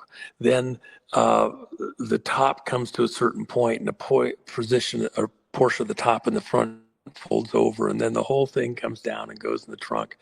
And there's a tub in there that's, if you want to put something in the trunk, it has to be inside that tub. And the whole thing comes in, then the top has to come down. 20 electrical relays. And if any of them flips, you gotta pull the receipt back off and, clean it and put it back, and then figure out before you try to restart it, why did it flip? Is there something that doesn't have lubrication or whatever? In other words, they don't like to sit. If you use it every day, if you use it, once a week, even once a month, it's fine. But when you just leave them sit for years, it doesn't work. And of course, when the fight started hard back in 15 for me, a lot of the stuff gradually became less and less where I could do anything with it. So, they've sat for a very long time, but I don't feel the luxury to go back and deal with it. But I know that there's all sorts of patriots, like Professor Clement. He's got 2 young sons. His wife is taking care of him while he's on the road, and he's not making any big money. There's people who donate a little bit so that he can cover expenses to come out and present on the election stuff and on the working strategies for J6ers and like that. That all cuts into your time. Even when you think of it, well, he's home. Yeah, but then he's taking, even to put together the little presentation that you just showed your audience, the prep, the research, the setup, the scripting. And he's now doing I think a weekly show there too with other similar stuff. So I hope people will go look at that. But at the end of the day, think of all of the people that are out there putting stuff aside like this. I think, I'm just glad to be able to even have it to put aside. But at the end of the day, that's why I sold my boat here last year. I just wasn't going to get back to it. And I love my boat. But we're at a point in the fight where it's all in. And look at what's just happened. Comey got arrested, but there's more coming. This week, judges and prosecutors that are on the payroll to Soros are coming up and going to be getting some attack. Brennan is coming, over at CIA. Of course, you have some history there too. Yep. That's coming. In fact, I spent the other day. I was there in the Brennan, and I know I knew that he was a bad man. It was very obvious. Yeah, and all the people around him, all the stuff that they're doing, around him, these are a pretty evil crew. Totally. So I like all these cars. You're a car aficionado, obviously, and some people notice some of these cars in the chat, but we've had other people that, like Jay Leno, like he has a lot of cars, but he had a black eye to keep some of those cars. I don't think you're going to have that problem. Well, I can tell you this, and every guy in here knows this, maybe a few gals, but if you're not using them and you can't take care of them, the spouses are always very ready to tell you that you should thin them out and get rid of them, but they're all personal. It's like your pets, and there's history. I just got off the phone with one of the mechanics that does stuff for me, and I have a couple of cars out in the East Coast. I got several cars out in the East Coast that I'm getting ready to move out to the West and to Vegas, and it's I've had them sitting out there literally for several years in storage, and but I can't use them out there. I was gonna maybe drive a couple of them back that I wanted to. I was looking forward to it, but I'm not gonna get a chance. So they're just kind of you just know when you're not using them that there's 1,000 little things that dry out, need attention, something. If you're using it all the time, at least you can keep it up. And, you know, I've for a long time, I did keep track of all my stuff, but the fight is so now. And I know all through this audience, everybody feels that they know this is coming to a head. And so this is that one moment where you can't drop your guard. You can't roll it in. This is the one moment you got to be for. Even doing what President Trump did with the generals the other day reaffirms that. We're at this moment where it's all flipping and reversing. And by the way, did you notice, maybe some of your audience knows this or don't, President Trump at 5 o'clock in his presentation on the over in Virginia with the Navy, at 5 o'clock sharp, right on the button, he does a big Q in the air, right, with his hand. Well, excuse me, 5 o'clock is what military time? 1700, yeah. Yeah, and so Q is 17. Esther's 17th book of the Bible. This is all about the boomerang. This is all coming around. We've seen the apex. You know, when the boomerang goes out and it goes up, it turns, and then it gains momentum coming back a little bit. This is that, I think, the apex. But the other thing you should take from that is it's not the end.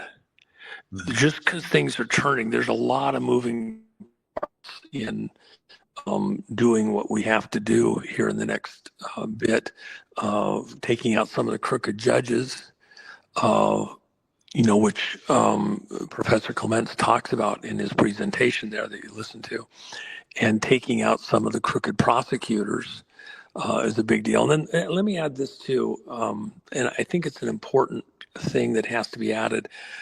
My focus moving forward, and it is the next several years now, I've talked about the importance of these arrests that are coming, and that these people that were involved in this treasonous, traitorous moment have to see justice. And so as we see this coming to pass, Brennan and others, Hillary, all the others, some of them deciding to, not go through the trial phase that's coming, not wanting to experience Gitmo, self-exterminating. But as we move through that phase, the one thing that I'm going to be emphasizing with your audience and others, and it is, I have had it written, but standing by, because I initially wanted to, but I decided I didn't want to take the attention off of this current moment and the lead up to this phase of the arrests. But I do consider this just the turn at the apex to the more important issue, which is this. This was all orchestrated and conducted from outside the United States. This was our enemies. We had treasonous traitors within our government operations in positions of power and authority who did horrible things against America, trying to capture, divert, steal the helm of the ship of state. But at the end of the day, it was being orchestrated from outside the country, and it wasn't done by George Soros. Okay, Soros, as I've told your audience and others repeatedly, is just a figurehead for British intelligence. And all the money that he got was stolen from the people within the common market countries when they took down various currencies. It was an attack to have a black bag with money to do what Soros is doing within this globalist agenda. The fight is a lot bigger and broader than most people have understood. And as we get into the discovery phase, preparing for trials and the disclosures that will come from Gitmo. I think what this audience and what I'll ask other audiences to do is listen between the lines for an understanding of how a group of royalists, primarily out of the City of London and including the British, as well as other countries, Dutch prominently, and others within these royal families, have colluded in various ways, including the Green Movement, to try to steal the future of the world and do a coup against not just America, but against the whole world. Yep. With these elections and with the election systems and like that. And even what is at first look, China, to understand that there is a royalist component, these people seeking their empire and to continue with their empire, their imperialist idea and ideals out into the next centuries. They want to destroy humanity as we now know it, and they believe that they can own the future by killing the rest of the planet off, seeing us destroyed. And so we have we will see the American component of that, where they have infiltrated, become part of our government, been supported, funded, to bring America back under the heel of these royals and the organizations that they operate and fund in plain sight that seem so benign or American. It's not just one. It's multiple organizations that seem disconnected at one level, but at another level are totally connected. It's not 33 degrees, it's 360 degrees of various groups and people working together, most of the time, even those individuals not understanding how completely interconnected their actions are at the highest levels. And so there's a certain need, and it's what I'm going to put a lot of my energy into, to helping to connect all of those dots so that people see that even these minions who seemed so powerful here in America at various times and got their, way, there's other chessboards that are out of sight where these manipulators are moving and working from to try to control the course of the world for their advantage and to destroy the world with their wars and famines and stuff like that, for their desired outcome, which is a depopulated planet where only their chosen ones get to be part of the future. And I want people to understand that, think about, we'll try to pull the pieces together as much as possible to make it clearer and clearer. And I think as these prosecutions go through, that's what I hope within this audience and others similar, that it begins to gel and make sense, so we see beyond the visible people, just like you would see beyond Soros himself, and understand he's just a figurehead for something much larger, a conflict that's much greater. And then understanding that, we're only at some level at a midpoint as we begin to go and pluck up some of these useful idiots that are even in powerful positions who themselves are just pawns in a much larger game to own and control the world. Is that click for you? I mean, am I saying that right? Because a lot of people are like, they're going to see Hillary and Comey and Brennan, go bye-bye. And they're like, okay, we're all done. No, we have a lot more to go. It's levels like you're talking about. Soros is nothing.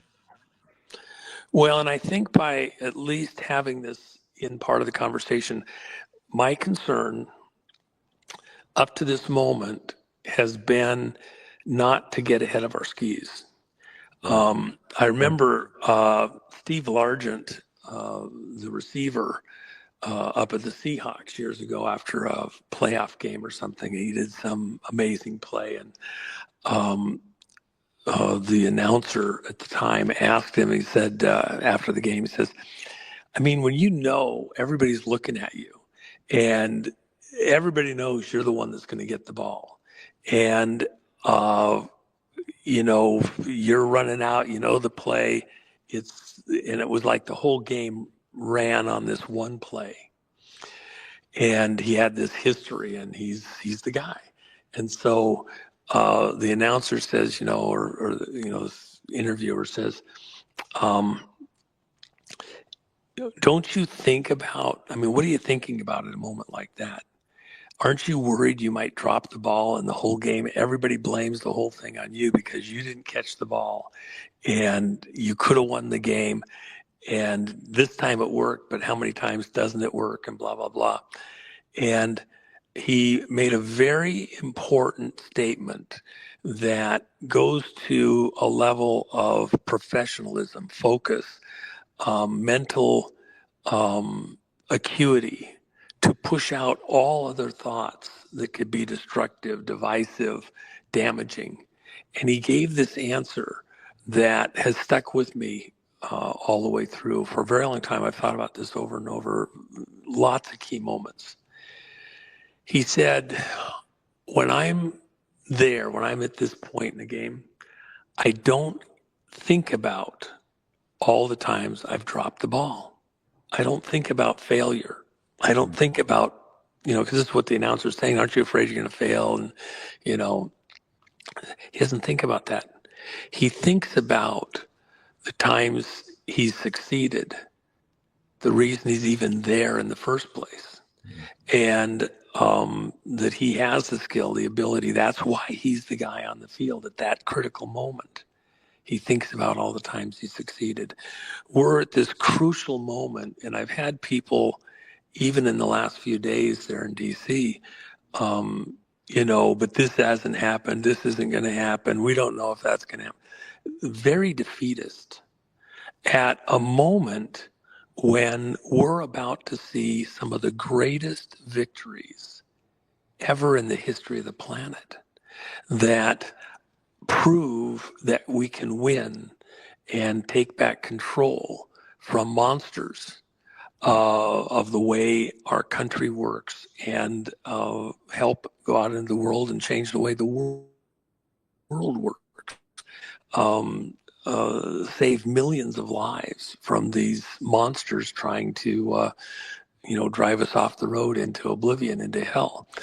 And that's painful for me within this audience. And you know this even from your own experience. You fight like you train. And so you train to win. You don't train to lose. And if you have backups, that's so you will win, even as things go funny or crazy or directions you didn't necessarily plan on. Well, you planned for those changes. Sun Tse, in his book, Art of War, one of the passages that's one of the most important, he says that people that continue to consult and to continue to reevaluate options and possibilities, that they win. And those who tend not to reconsider, reevaluate, contemplate, and review tend to lose. Yeah. So yes, we're at this rarefied moment where we have to go through, okay, what if, okay, what's going on, okay, but not with the mindset, what if I drop the ball? How am I going to, explain this to my girlfriend, my mom, the viewers and all that. But in a very positive way, no, if this thing happens, the guy cuts in front of me that way, I'm going to do this and I'm going to cut that way. I'm going to play to win. I'm going to make the move. I'm going to get the ball to the ground and buy that extra minute. But I'm going to get across the, 10-yard line before I do it. I'm going to somehow accomplish the goal. You've got an attitude, a spirit of success, not failure. We're at the brink of something absolutely stunningly amazing. Yeah. And the game goes on, because once we get through this next series of plays, then we're on the way towards going after the real monsters, the global monsters. And that's the playoffs, not this next play. This is just getting through the regular season. Playoffs are coming, and that's when we go after the globalists. And that's why things like what's going on in Israel, Ukraine, Africa, Central and South America, Venezuela, and all of the Pacific is just so critical right now. And then the amazing thing is Trump, people think he has, plenty of time in the day to do whatever. Think of the sacrifices. He's got grandchildren. He would love to spend the whole day, the whole week, playing around with the grandkids and doing his golfing. And he's putting all sorts of things aside, as so many of this audience are, to get to this next place in the game. This is no time to wimp out or be distracted. So it's all happening. It's coming to pass just like we thought it would so long ago. Yeah, but so many people wanted to know, and they still do, because there's people like, what's next? What? It's like my kids, well, what, daddy, over and over again. And like you just described, when I've been in combat and I've been in dangerous situations, I don't have a preconceived idea of what's going to happen. So a lot of people want this preconceived, perfect response to everything. It doesn't happen. And you've been perfect with this. You give the best, future event possible that we are focused on. We can focus on, but you have to go in with an open mind, with critical thinking, and with team effort type mentality. My best things every time when I was in a combat situation, and things went absolutely perfect, I went in completely empty mind, and I just let things, happen as they did. I trusted my team. I trusted the people I was working with. Everyone did incredible. We would look back on it and it's like, that was impossible what we did, but that impossibility is possible by that type of mentality. And you just described it perfectly. Thank you. Well, let me just add this. There's people that they want, we want to do a show like this and give you every last detail, cash that, and, blah, blah, blah. There's plenty of people doing that. I could do a blow by blow, but it might not be as useful as trying to game out some of the options of what's going on here, what's the broader meaning, and trying to, look at moving forward and prepare people for those next possibilities.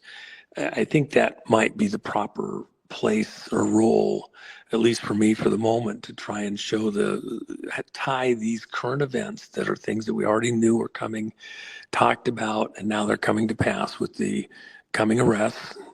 Well, they haven't arrested Hillary yet. It hasn't happened. Oh, chill. Hold on. It's coming. It's very close. Okay.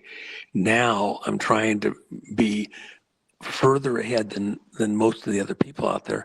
And what does that mean? Is the fight over? And if you think the fight is over, then you're missing the best part of the fight, which is the playoffs. Come on, take a deep breath. It's not season 2, it's playoffs. So anyway, because the other reason I want to get this, I want to get the show on the road. I want to get to the playoffs because I got a lot of stuff. I got a brand new engine for my Saline that's been sitting in the crates. All of the drivetrain pulled out, waiting for 4 years. it's painful. I want to get my Shelby out, clean it up, park both of them side by side. Look at all the dust on my cars. Yeah. I mean, because they're just sitting here. I got a lot of personal stuff I'd love to do, and prove to my wife that it's very important that I have my cars so I can, stay busy doing something else when things are on the right track. I'm highly motivated. Okay.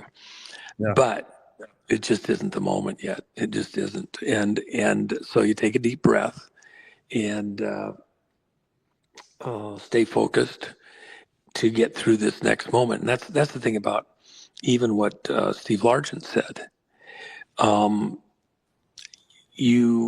You can't have your mind on I'm going over into the end zone. How many times have you seen players in professional football or any other sport probably, and they're already getting ready to do the dance going into the end zone and thinking about, am I going to dance this way? Am I going to throw the ball that way? What am I going to do?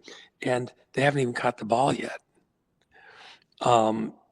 You can't even think about running down the field so much as just catch the ball and then worry about those next moves. And so not getting ahead to the other stuff globally too much for the time being, maybe acknowledging that that's an issue coming forward, and that's where I want to put a lot of my attention going forward. We still have to get through these next moments. And by the way, on the election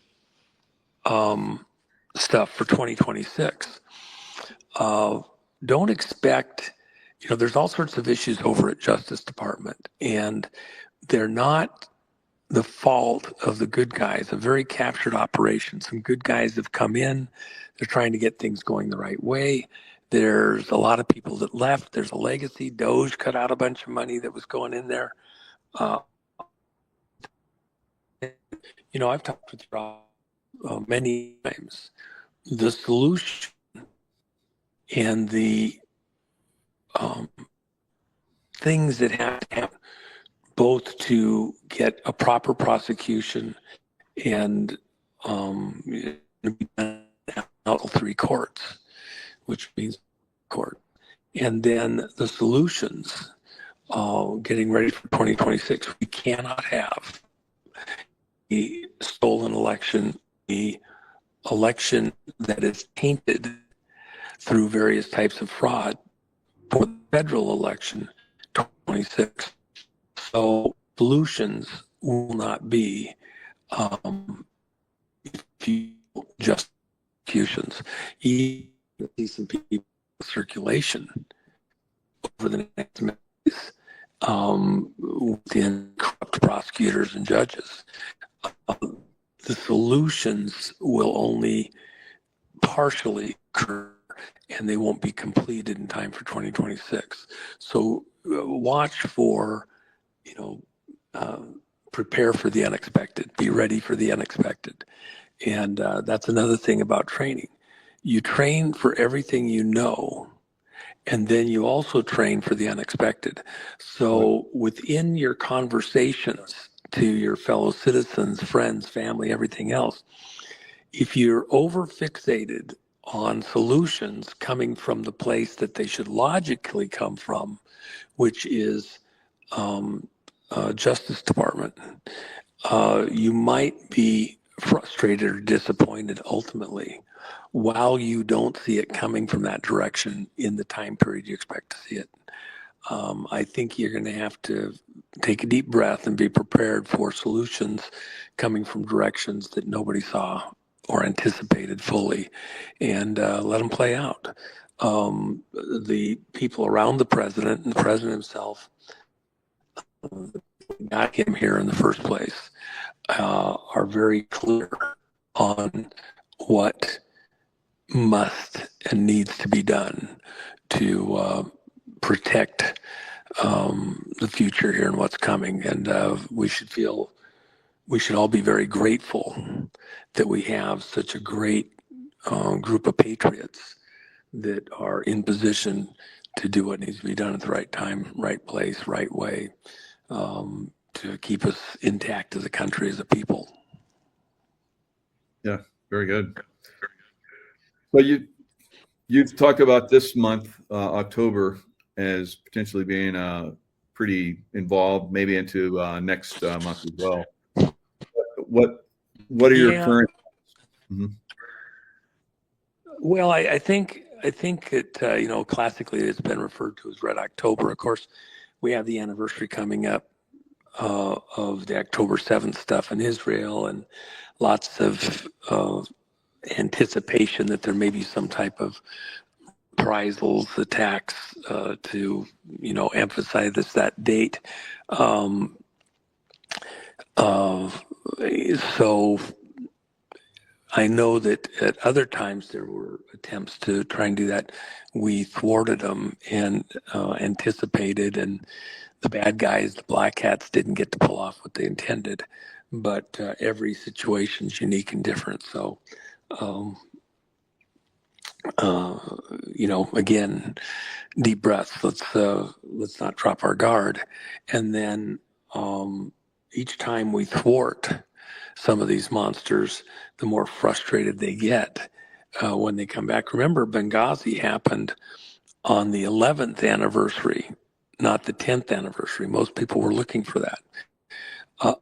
And by the way, on the flip side, Bush 1, his New World Order speech happened 11 years before 9/11. So they had a 11-year calendar that they were working from, not a 10-year, which most people think of. You could easily see some kind of a variation in the attacks and things like that suits their purposes. They love to live by the numbers and celestial alignments and all sorts of other, gizmos. But let's not be afraid to think outside the box.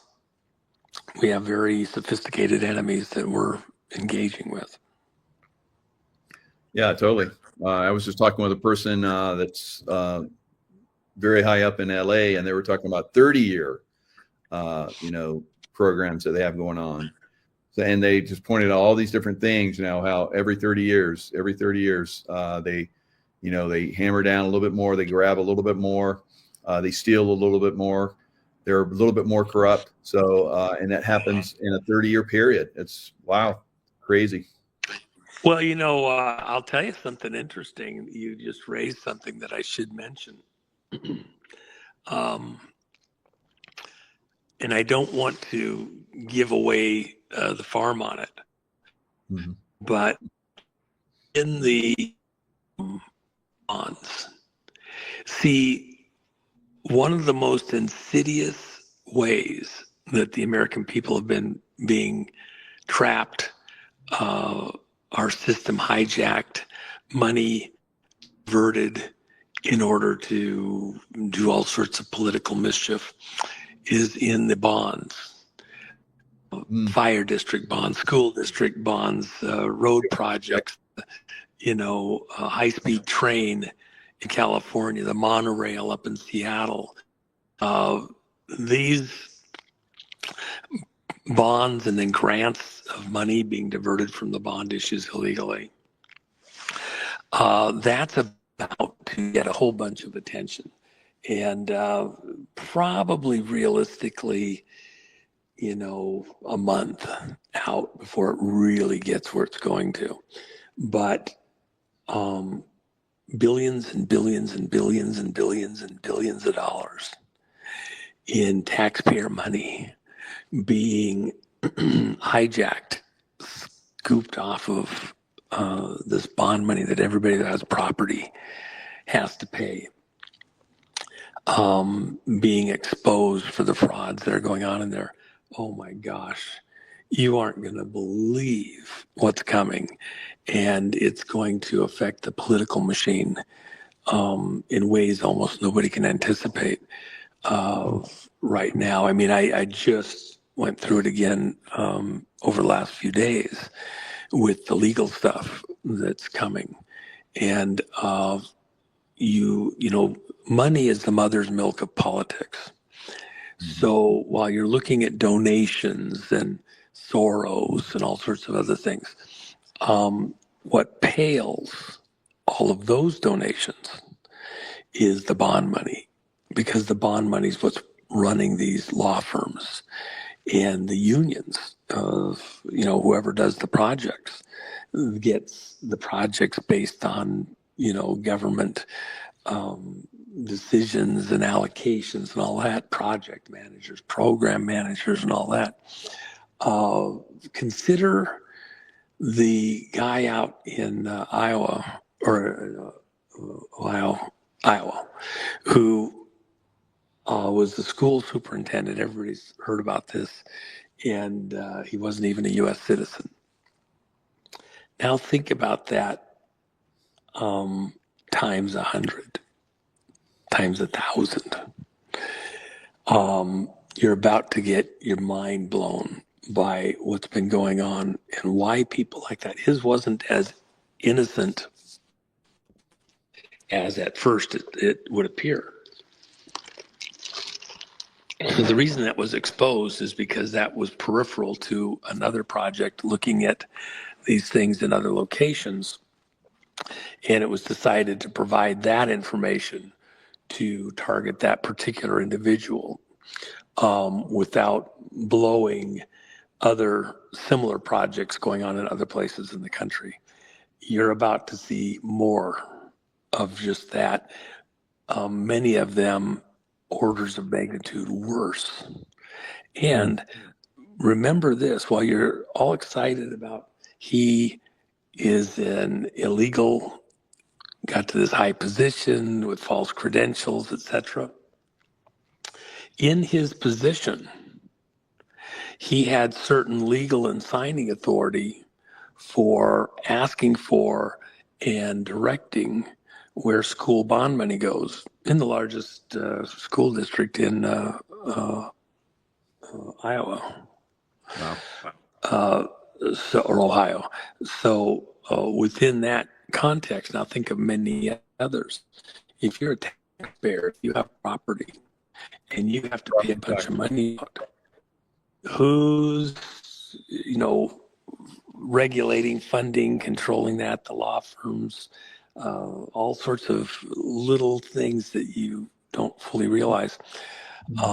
Within the country of major cities, the working number right now is that 15% of all the bond money is being routed illegally. Think of trillions of dollars. There's projects going on around the country, and somebody has access to 15% of that to support their legal, political ambitions. How are you going to compete with that? Okay, so that's what's coming. It's going to be epic. It's going to be a lot of fun. So anyway, just a little tidbit for folks. Yeah, good point about the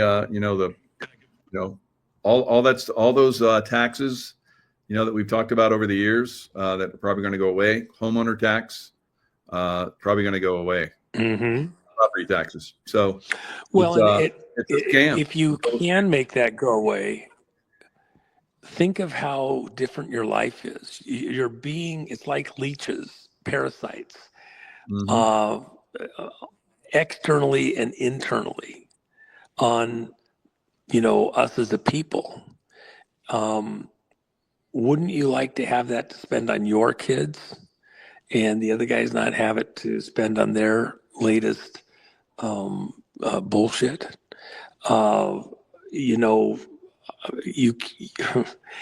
You look at what the property taxes are.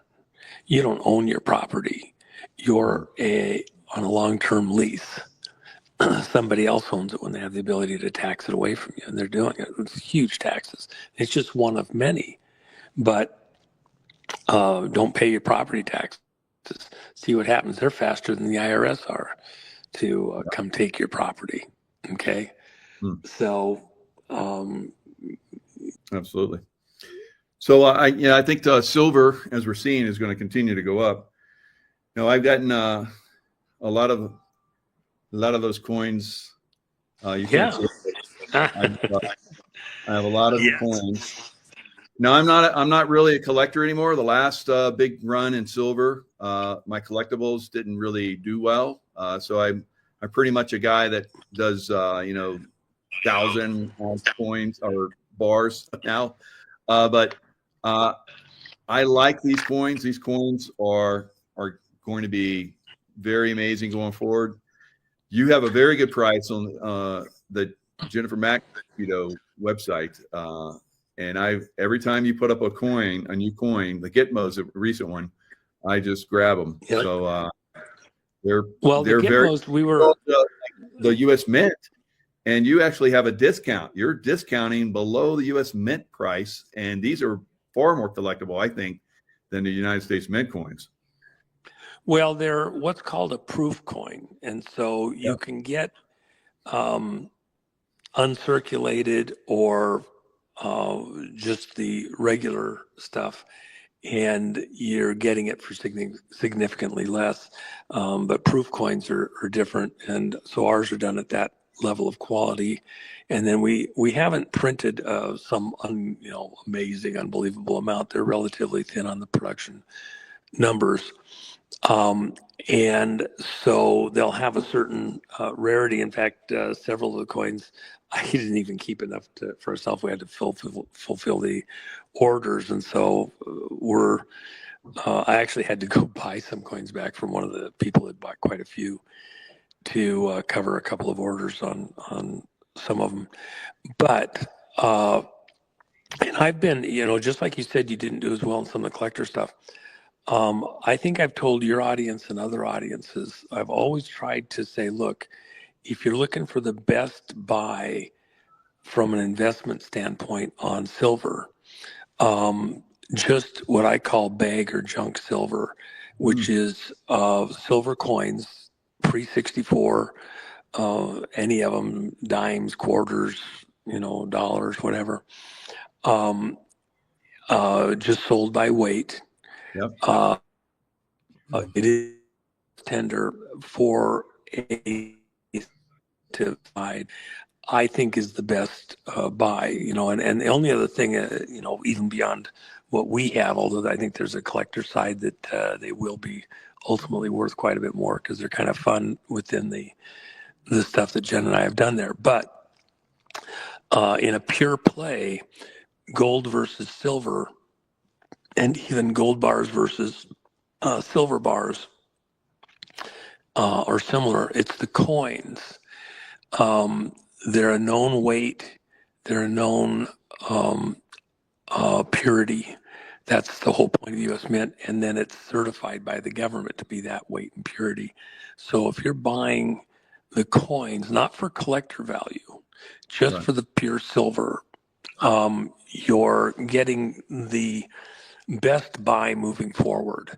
And especially with the U.S. silver coins, I think that is the right route forward if you're out there and you're buying it, and you'll pay a premium over spot price. It's worth every penny of it, because one thing about silver coin, for example, you don't have to, what are you buying, a house? If you're dealing with gold, you're buying a car, whatever. No, you're probably, if you're transacting it, buying something less expensive, and food, gas, whatever, if you actually had to use it. This round, it's not so much about how you're going to use it, because we're going to come through this looking pretty good. There's going to be some drama ahead here and there, but it's not end of the world. This isn't Armageddon we're headed into. What you're trying to do is preserve your purchasing power against fiat of all types. So what it's, doesn't have any intrinsic value. It's just a stated value, the paper or whatever, and by the way, people, if paper fiat, printed dollars in any country's thing, if that's sketchy because it's not worth the paper it's printed on, what do you think digital fiat is? I get it. I understand. all the Bitcoin, the digital currency that the Biden people were trying to push, all of the cryptos. But the reality is it's a perceived value. It's an agreed upon value, but it's not intrinsic. It's not like gold and silver tied to something essentially within that context immutable. And the way you have to look at gold and silver is probably the opposite of what you're trained. Silver, you mentioned just a minute ago, has gone way up in value. No, it hasn't. If you look at it correctly, the silver hasn't gone up in value. The paper required to buy the silver has gone down in value. Same with gold. And that's what the fiat is. It's a con game. So we need to be preserving our wealth. Is it a permanent position? No. I've told this to your audience before, but it bears repeating. Everybody has to kind of think about it a little bit. On the far side of everything that we're going through right now, you're going to want, if you've bought gold or silver, you're going to want to reinvest it into things that do things, that make things. That's why, for example, in the crash after 29, the one sector of the stock market that continued to do well, that actually made good profits, were the mining stocks, specifically gold mining stocks. This time around, there may be other mining stocks that have other focuses, whether it's rare earth or stuff that I'm into with certain metals used for aerospace applications that are very rare and unique. But stuff where it has some actual utilization value. If you just have your gold and silver buried under the bed or the couch or wherever, it neither spins nor toils. But this wild moment that we're coming into, it's hard to put the right direction perfectly. And so there's moments where the music is about to stop, and you don't know which companies are really looking like they're going to survive on the far side. There's not enough data, it's not clear, etc. So you find a seat until the music starts up again. We're in that kind of a moment where there may be people that know the perfect best next play in some area, and they're going to go take a wild shot at it. For a lot of your audience, they're not comfortable, they're not that sophisticated, it's not the right moment. So they take a pause, they get something that has real value, let the war between the International Reserve Bank system and the U.S. Treasury duke it out. And on the far side, by the way, the Treasury, which is denominating its currency as notes against in stock gold and silver. Remember Kennedy, he issued a silver certificate that Johnson reversed immediately in the days after the assassination. That was a threat to the Federal Reserve System by the Treasury that Kennedy initiated. It wasn't fiat like what the Federal Reserve has, not tied to anything. It was tied to silver on deposit in the Federal Reserve, that you could take your currency, your reserve notes, and go to any bank and get silver coin of the same amount. Okay, and by the way, in that time period, you still had real silver without the copper in it in your silver dollars, pre-64 Kennedy silver dollars. Kennedy did that. And by the way, let me just, I haven't mentioned this before. I'm going to do something on this. I haven't so far, but I'm going to do something on this. We always talk repeatedly, for example, with the 60s assassinations and President Kennedy, the attempt on Reagan and on President Trump. we rarely hear anybody going back to McKinley. But McKinley was threatening the international banker operations prior to the setup of the Federal Reserve. Family members on the Titanic, which was a ruse, I talk about it in my book, to take out that moneyed family members who were opposing any move towards a Federal Reserve type system, to create this international reserve system and bring America on board with that, with crooked politicians, etc. But the thing that happened that also greased the skids for that to happen was the assassination of McKinley. Far more critical than most people give weight, most historians give weight or tie to the current moment. McKinley should be mentioned at every time we talk about President Kennedy's assassination, because they are related with the people behind the scenes and what their involvement was. Wow. So, I'll do something on that shortly. And it is in the work that I've done for the follow-on book, which is done, but, essentially, but I haven't released it because I didn't want to get ahead of our skis. It wasn't the right moment. I was ready to, and the more, it would have thrown off, I think, this movement in its focus before we got to the critical moment. We're now in that critical moment. Let's get through this a little bit, and then begin looking further out while the rest of the public is so fixated and the media is so fixated on these people and the prosecutions. We don't want to take our eye off that, but we do want to be looking a little further down the road. And where does it lead to? Leads to the rest of the people that put them in power, kept them in power, and were the agency through which they tried to do this coup, not just to take over America, but to take over the whole world. Okay, and that's what we're pushing back against. And that will be the next decade. Wow. Impressive.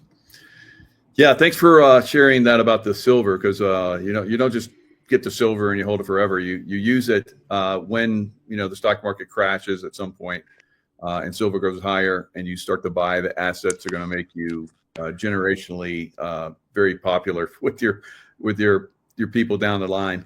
So yeah, that's a good point. Very good point. Well, let me just add this. Mm-hmm. If you think about it, the stock market, while it's going up, and it'll hit 50 here shortly, it's not going up and hasn't been going up as much as, for example, silver and gold. So while it is going up, you have to think about it's actually collapsing compared to gold and silver. Why have they gone up more? Because the value of the money, see, the stock market does represent real assets. It's buildings, airplanes, cars, trucks, machinery, factories, plants, real estate, everything else.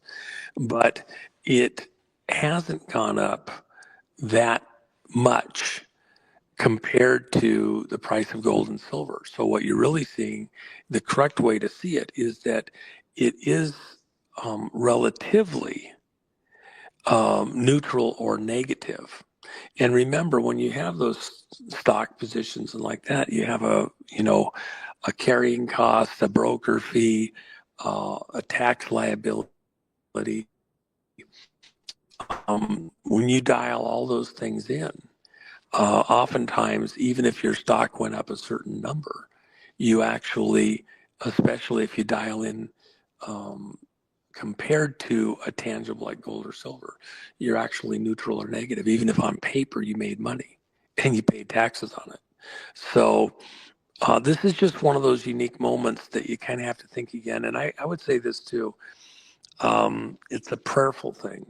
It's not wasted to ask for divine guidance.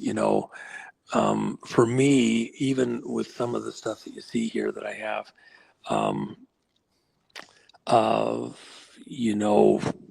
on the far side of this, they're kind of a type of gold bar. I think when everything recovers and we get back on track as a country, that some of the things that I have will be worth radically more. They're art and they're fun. So I get them out, polish them off, show a little love. And they are a type of silver coin, gold bar, or something. And people in your audience may have similar. It might be somebody that does farming or something like that, a tractor. It may be something that you do that you can make great gain by putting a little blood, sweat, and prayer into it. One of the things Jen wants to go do is the whole food or the whole wheat, freshly ground stuff with the baking in the ovens and things like that. That really is a lost art right now for the most part, but has great health benefits. And so there's things out there that people in the audience here have some personal expertise in. Yep. Gold or silver might not be the best thing for you. It might be a tractor that you know exactly how to maintain it, or it has a certain application, or you got a piece of ground that it actually works on. There's something that you should be investing in, not necessarily holding paper at this moment in time, that fits your exact area of expertise. My mechanic has, with the stuff he has in his truck and trailer that he travels with, $500,000 worth of tools. Well, to anybody else, it's a garage sale. For him, it's the way to make a living. And a lot of those tools, he might only pull it out of there, once in a year or every other year. But at the moment he needs it, he knows exactly how to use it, how to apply it, and can make pretty good gain with it. And so if you're in paper money, this might be the time to, keep some to pay the mortgage and the taxes or something like that. Day to day, it is hard to transact silver when you go down to the assessor's office to pay your property taxes. But you don't want to be weighted too heavily to the paper with what's going on right now. There's a huge war going on behind the scenes. People have no idea how big this is getting between the Federal Reserve, International Reserve System, the bankers in London, and our Treasury, and Besant and Trump and all that. It's a lot bigger than most people have any comprehension of. Well, I know who's going to win eventually, but in the meantime, stock up on your silver, or get the tractor, or a piece of art, or and as a last resort, good cookies. Yes, stock up on good cookies. Absolutely. So, all right, Juan, it's looking pretty dark in there. I don't want you to bump into anything and get hurt, so we'll let you go. Thanks for coming in and sharing. Yep. Of course, always appreciate the opportunity to talk to your folks, and it's a critical moment. Hope that helps people a little bit. And as we have some further updates, I'll be glad to come back and do it. And by the way, love your Nino shirt. Yeah, and that bottom where it's got the Q. Oh, yeah. Nice touch. Well, Jen has those over at the store there. And so those are actually pretty fun. If anybody gets the chance to, go over and take a look, that's kind of a fun deal that I think is actually just hysterical. So, yeah. Definitely. And the links for Jen's store, the Jen Mac, Jennifer Mac, is .com, yeah. Yeah, thejennifermac.com. And then there is stuff over at allpatriots.gumroad.com. And I'm going to post a little bit of a special over there on something before the silver hits 50. I'll probably do that tomorrow, but and I'll have to up prices a little bit more, but I'm gonna hold tight for the moment. So if anybody wants to go over there and beat that, that's great. By the way, silver, I expect it, I've said this several times for folks. Once it crashes through 50, which they'll try to hold that just below 50 as long as they can. Just like 40 was a big psychological number, and they kept it down in that 38, 39 range. It's going to switch from these 10, 10, 10 things. Gold's headed for 4,500. Everybody's fixated on that 4,000. Now it's headed for 4,500. Silver will probably be in the 70 range at the same time. And it's probably moving faster than most of the experts are dialing in. So I think it's a pretty safe investment for the time being, with a lot further to go. But even short term, there's a lot of move that's going to happen with the uncertainty of events over the next several months and the political side of things. I think it's an important thing to kind of dial that into your equations and anticipate. And if you're going to move into any of the metals or something like that, especially I think silver's the proper one personally, then, you're not,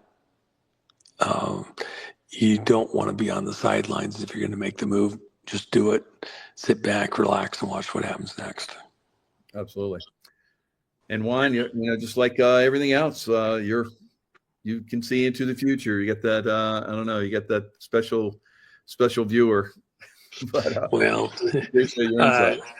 I've had my Lincoln Mark II forever. It's actually a great truck, and I looked into the future and said, well, they're not gonna make it like this for very long, and they only made it for 2 years. And but unfortunately, it's sitting there. It's one of my favorite vehicles. I just don't have time. So I think I'm gonna go start that. If I battery back up. That's a perfect car too. It's a low mile car, but it's kind of a gold bar for me also, because I think it'll be a collector's thing out into the future, for fun. So I'm just saying, if you don't have gold or silver, get Nino shirt. Don't have gold and silver. You might have some similar, and you don't have set because you've missed something. You might already have, somebody else might say, why don't you just sell it, get the money and go buy silver? It's a piece of art. I've had it a long time. It's pretty well preserved, other than I had to leave out last summer and I didn't forget to get it moved inside. But if you can preserve it, I don't think they're going down in value. I think it's going up in value maybe a little bit out into the future. So it's kind of a gold bar for me. You may have similar. Don't be upset if you've got something tangible. Just be careful of the paper or anything that's fiat, digital fiat too. It might move up a bunch, but somewhere reality is going to strike in there and, could clip you a little bit. So, let the buyer beware. I think the tangibles are the place to be for the foreseeable future. So anyway, appreciate the time. We'll talk again soon, bro. All right. Thanks, Juan.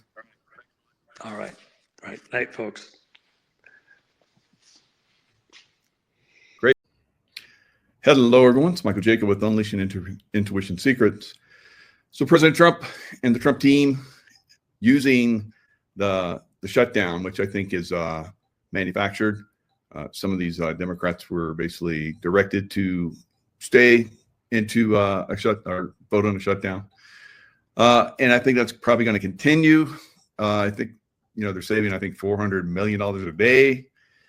And we're probably going to do really well in the long term with taking down the deep state, all right, through this shutdown. So I'm looking at it probably lasting, but who knows, maybe someone with a little common sense in the Democrat Party will, prevail, but I doubt it. I think this is going to be an opportunity for the white hats to basically take down more of the deep state within the federal government. All right, so let's look at a few things. Let's look at we have Caroline Leavitt basically speaking. She's talking about some of the issues that are going on and how they can be fixed. I think it's going to be it's fantastic what's going on.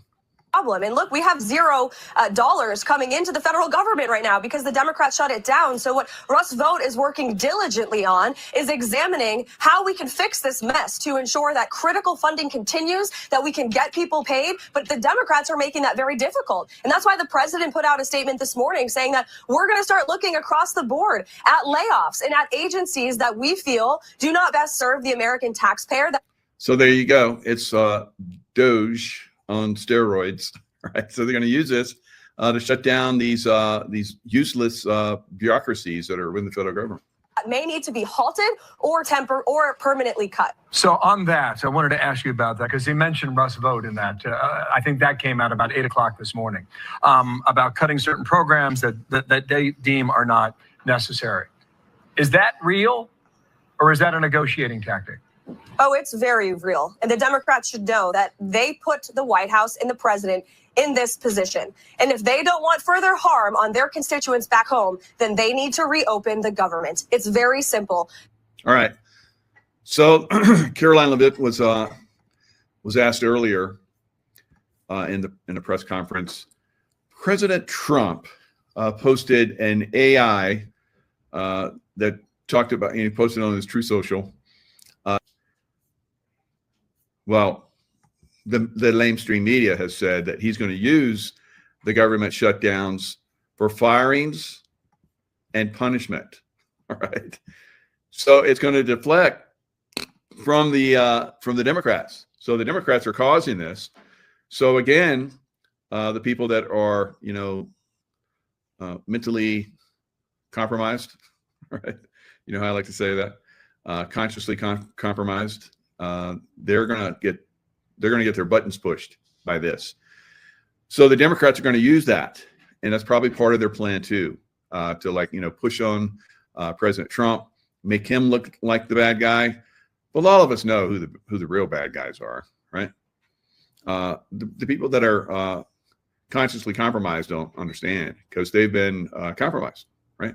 So that's why we need the med beds. So we got more time to uncompromise these useful idiots for the Democrat Party, right? So they're going to keep pushing that lie. So what a government shutdown means, lapse in funding occurs.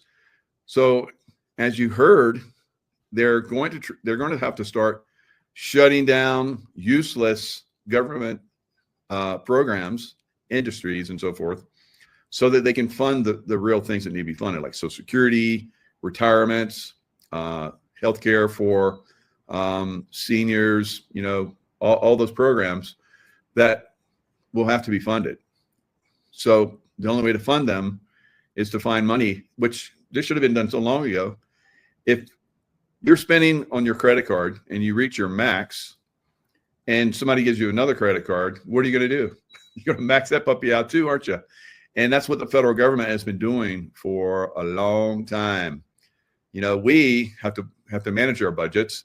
The federal government just keeps on spending, print some more dollars, and keeps on spending, right? That's the Federal Reserve, which is not federal, part of the government, and they have no reserves because President Nixon did away with the reserves, the gold standard, a long time ago, right? So back in 1973. So we're going to see a collapse possibly of the Federal Reserve because the Federal Reserve is going to be exposed. It's not shutting down. Oh, that's because it's not part of the federal government, although it has that federal name in front of it. How about that? So exposure, taking down all of these programs that need to go away.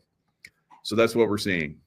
I hope they never reopen the old government, right? Let's just do away with it and create something new and do away with all these useful idiots that are politicians, most of them, right? So, and I say useful, it is because most of them work for the deep state, right? So let's look at this other video. So many of us know that there are programs that will make sure everything keeps moving, because I remember some of this happening during Obama's term, when the federal government was shut down for a very long time. There were a lot of programs that continued. So being in the CIA at the time, I got to see a lot of the stuff that worked behind the scenes, things that were able to keep going and things that, didn't. That's what we're going to see, as time moves forward. A lot of these programs that are corrupt programs that fund the deep state and does the will of the deep state, they're going to get exposed and they're going to weigh. What's up, everybody? So government shut down first day. Now they're talking, you're starting to hear, oh, well, this is the way that we can streamline the government and we can really slim it down and blah, blah, blah, blah, blah. That's true. But let's talk about why. So with the government shut down, it's the requirement of the executive, along with the Army and the Marine Corps. What? The Army and the Marine Corps? Wow. So we're seeing in a lot of these cities that the Army and the Marine Corps need to get more involved, aren't we? To make sure that the nation still functions. That also means that they can move assets without congressional approval, because Congress is basically out the window. So again, if the government shut down, the military steps in. Well, actually, the military stepped in when the election was stolen back in 2020. It's not over yet, right? So we're going to continually see these types of programs starting to filter in. And that's the military, because we're under pretty much military rule right now. Here's what I found. With the government shut down, the U.S. Supreme Court doesn't exist. So it moves to the U.S. Marine Corps Division Main Court, justices or judges, and the Army Judge Advocate Generals, and the Air Force Judge Advocate Generals, depending on what jurisdiction we're talking about. Oh, wow. You mean that we can actually start to have military tribunals during the shutdown? They have been going on, guys, for the most part. A lot of these people have been already taken care of. A lot of them, probably most of them. A lot of them have been taken to ships that are off the coast, and military tribunals have happened there. Military tribunals have happened in Guantanamo. There's people in Guam, all kinds of different places. Whether it's space or air or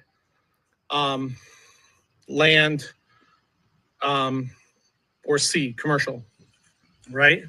Which really, this isn't going to be space or air. Everything's really in maritime or. So as we saw, obviously, New York is an extremely corrupt place. The air traffic controllers are going to be affected by this government shutdown.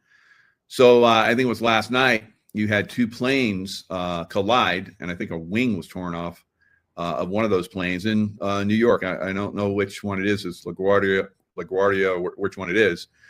But, I'm surprised they haven't really started, banging the drum about, that happened because of President Trump's, it's his fault that we have the government locked down, because they want to clean up the government and not let the Democrats steal, continue to run up credit card after credit card after credit card, right? In federal. So Awaken One's, everybody's saying LaGuardia. Okay, thanks a lot. LaGuardia. Commercial. So right now, what can happen, what's probably going to happen, and this is going to sound a little crazy, but this is what I see.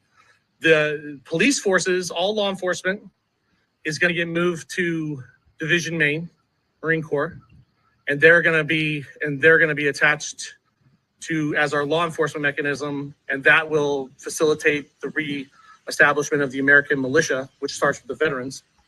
Wow. So that's very interesting, because we know that once things really start to kick off, we're seeing the very, very, very early stages of this in Portland, in LA, and other cities. that this is going to get a lot bigger, a lot bigger. It's going to get a lot bigger than our military can handle. So you're going to need former veterans like myself to form up militias to contribute. So that's what this is moving towards, this shutdown. It's very, very slick, very, very subtle. T3, you think 14 cities? I say at least 17, but I've heard some say 19 cities will be lost. But that remains to be seen. Hopefully no cities will be lost, but I'm pretty much sure that we're going to lose cities, Portland being one of them. Second, and this is beautiful, transportation and transit will be taken away from the states and they will be moved into North America. And that transportation transit system will operate under the Army Corps of Engineers. So remember back in the day, like we had the Army Corps of Engineers for the bridges. Well, now the Army Corps of Engineers is going to be over our bridges, our roads, all that stuff. That's transportation. So we've heard that some of our major bridges, especially over the Mississippi, have been wired to blow, right? And they could have been wired to blow under the misguided assumption of those that were basically wiring them, that it was being done in case America were ever to be taken over by, some occupying force. So the people that wired it, put the explosives in a lot of these bridges and so forth. These bridges need to be protected. So that's what you're seeing there, I believe. You're also seeing that will be a control point. If this happens, and it happens very quickly, and you start putting military into cities like we just saw in Memphis, because Memphis last night got military involvement in it. Of course, the Democrats hate that too. So you're seeing this slow creep at this point of the military coming into cities, guys. Now, these are cities that will support it to a certain extent. These are cities where the Democrats that are there in power are so weak that they can be basically put in their place because there's enough people there that want this to happen. So these are the things we're going to start to see gradually pick up pace. But imagine in these major cities like Chicago, which is probably really wired for a massive pushback and destruction, if we put military in there before it starts, preemptively, this would be the ideal.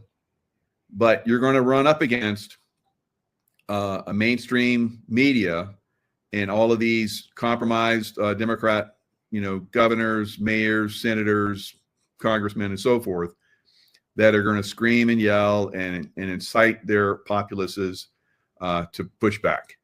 Right? We already know that. So the only way we can overcome a lot of this is to start surreptitiously to put people in place. And now we're initially using it as gangs, violence, and so forth. But ultimately, we want the military and eventually militias to be throughout the country. Of course, that's not going to stay that way. It never will. It's sad that it has to be that way, but we know it has to be that way.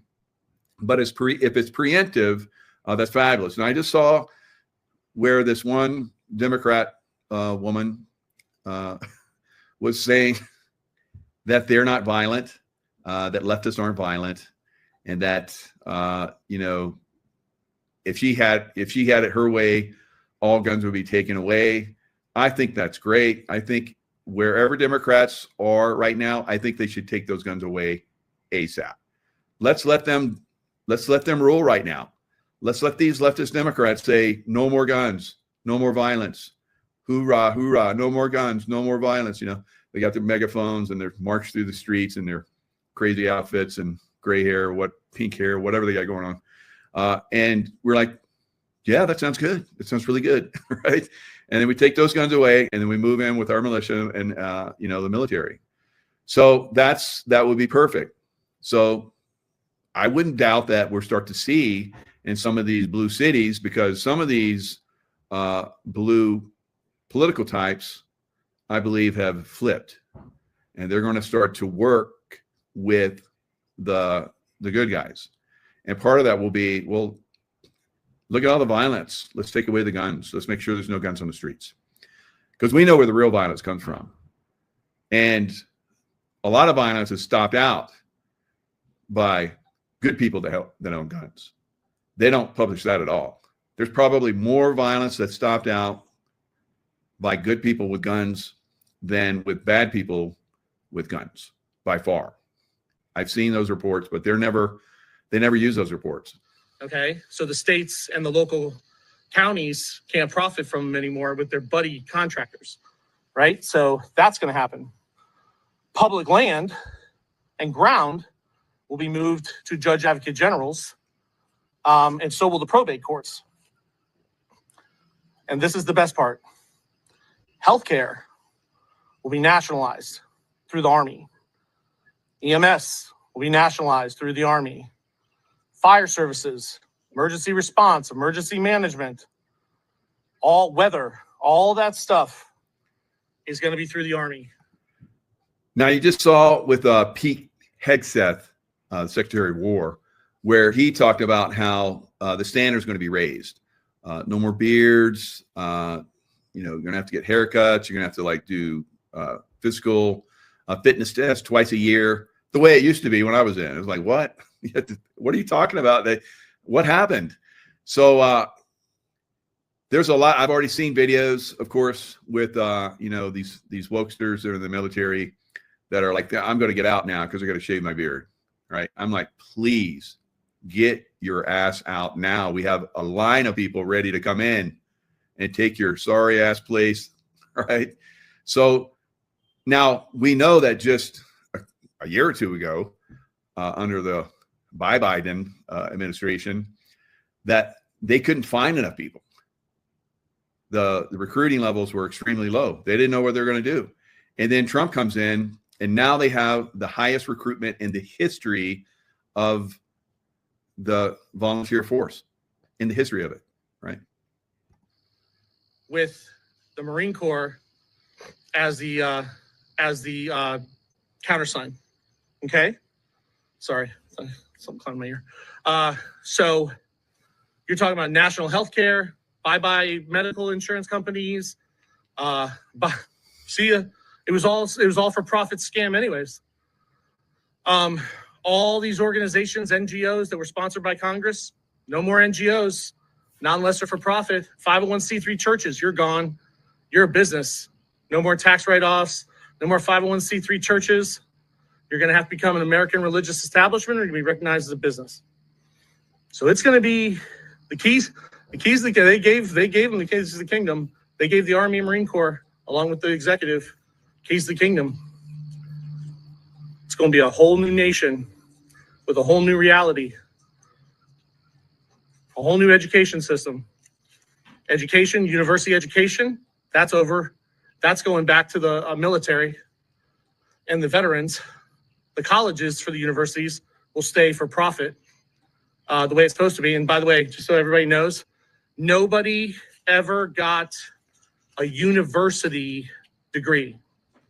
You got a college degree that was sponsored by a university.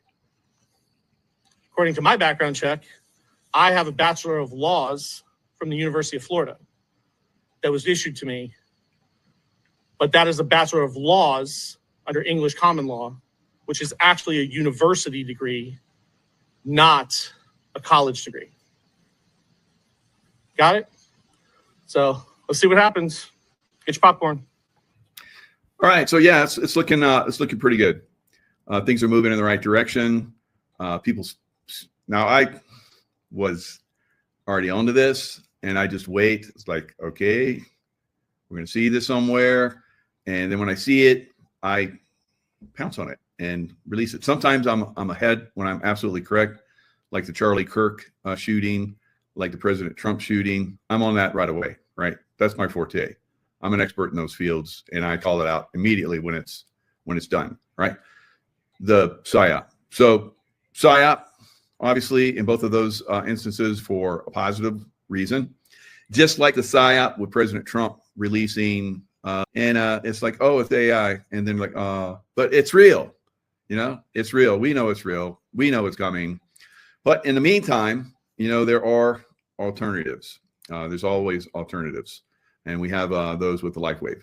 All right, so now we've just had a shocking shooting in England. All right, so we know that our Congress is basically on vacation because they're celebrating Yom Kippur, right? So they're not working. So even if they could get together and maybe come to agreement, which it's kind of very skeptical. I'm very skeptical about that now. But maybe. And maybe they'll come back on Friday, tomorrow, because Yom Kippur's over.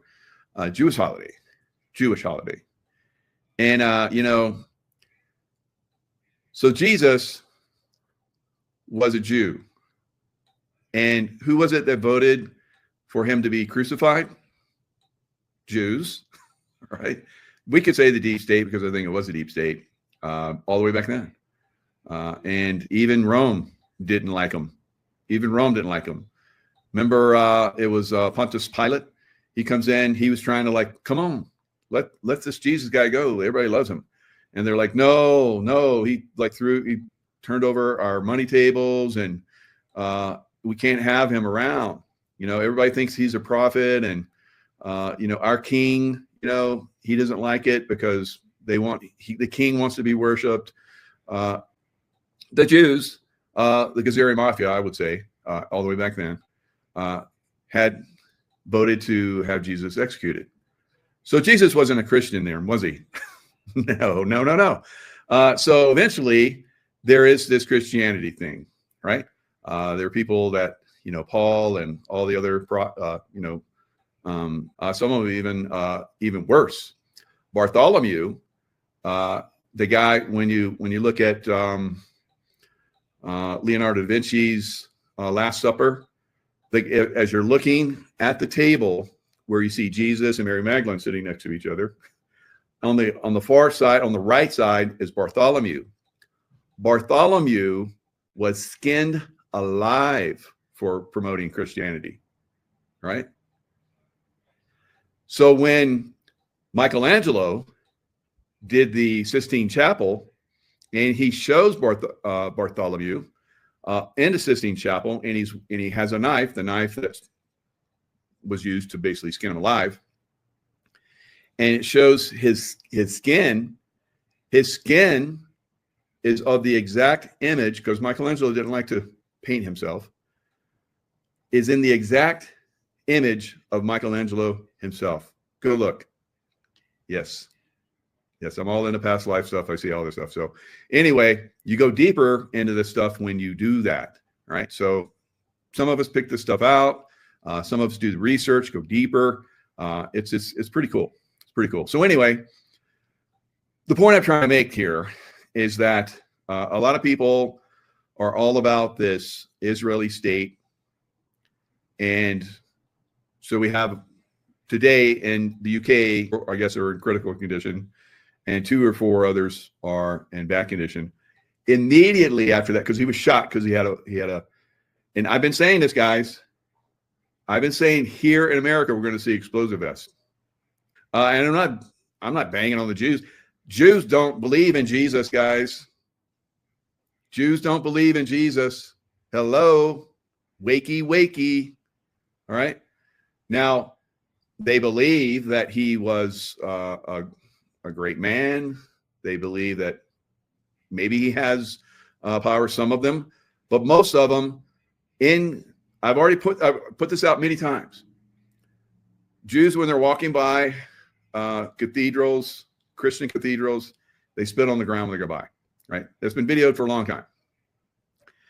In Gaza, they're not just blowing up mosques, they're blowing up Christian churches in Gaza too, right? So there's been a lot of people that have reported on this, and former military officers that are now going in to try and get food to the Gazans, right? So there's some problems here. So I see people, I just put up Tucker Carlson, because Tucker Carlson had a very good video where he's like, yeah, we need to really look at this. All right.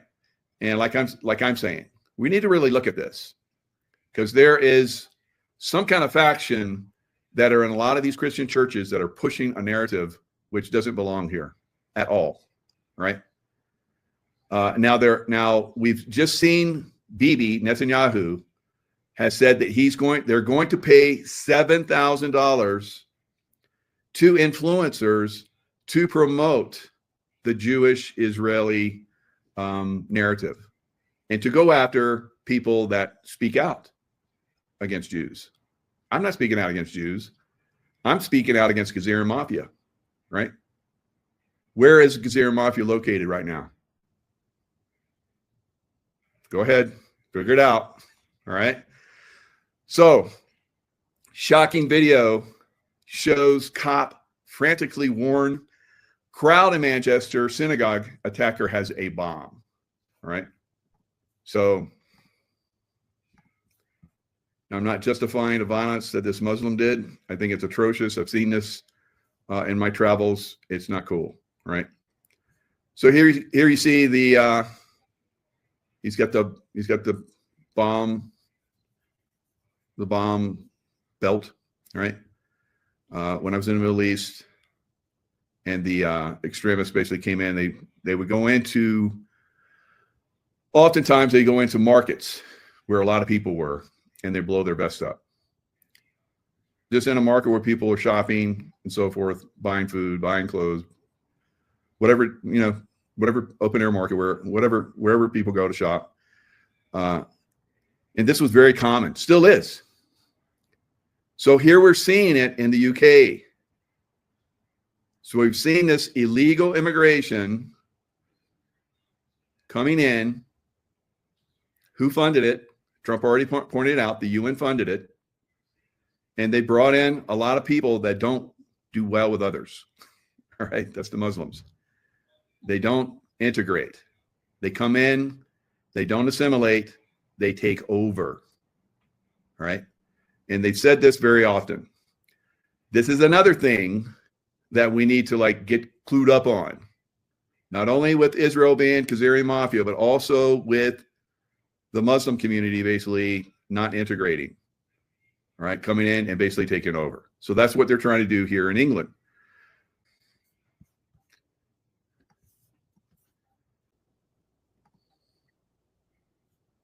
Been fully occupied by the Islamic side, who are rioting and completely disrupted the train journeys of ordinary people in the country. Let's go to Glasgow.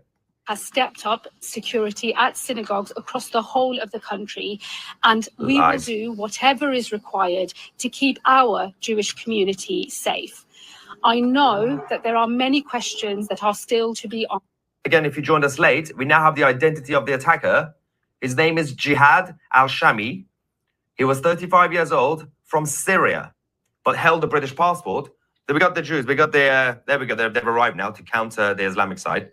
Communities like the one attacked in Manchester provided safety, but also the security that comes from a promise that this is a country that stands up to hatred, and that we don't just provide refuge, we provide a home for so many Jewish families.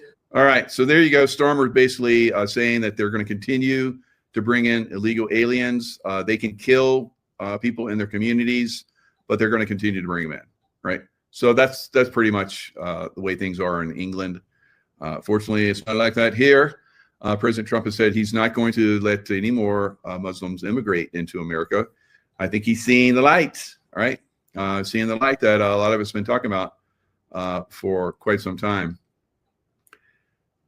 Yes, Silverflint, that's he is that thing, right? So that delectable thing that women like to insert inside themselves, I guess.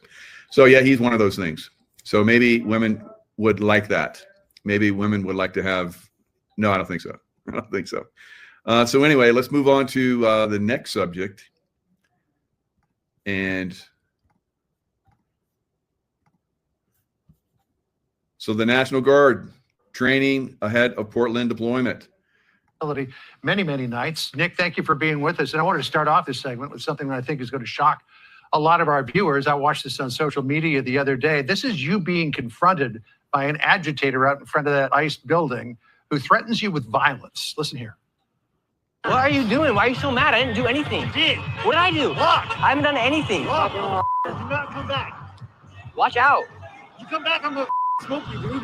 Really? Yes, really. I'm Why? gonna smash that camera. You have DHS watching you right there, lasered on you. You have a sniper lasered on you right now. I don't give a So he said that he is going to smoke you if you don't get out of there. And then it looked like DHS snipers came to your rescue.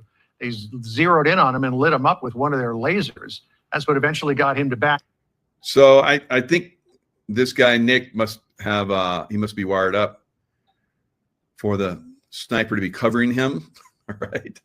Department of Homeland Security. So from a distance, you're not going to be able to figure out what's going on. But if you have some kind of communication, maybe they said, hey, if you're going to go out in that crowd, we want to cover you. And so we're going to like put a device on you so we can hear what's going on. All right. So that's probably what happened. Or maybe it's coordinated for him to go in and see if they could, like, I wouldn't do that. But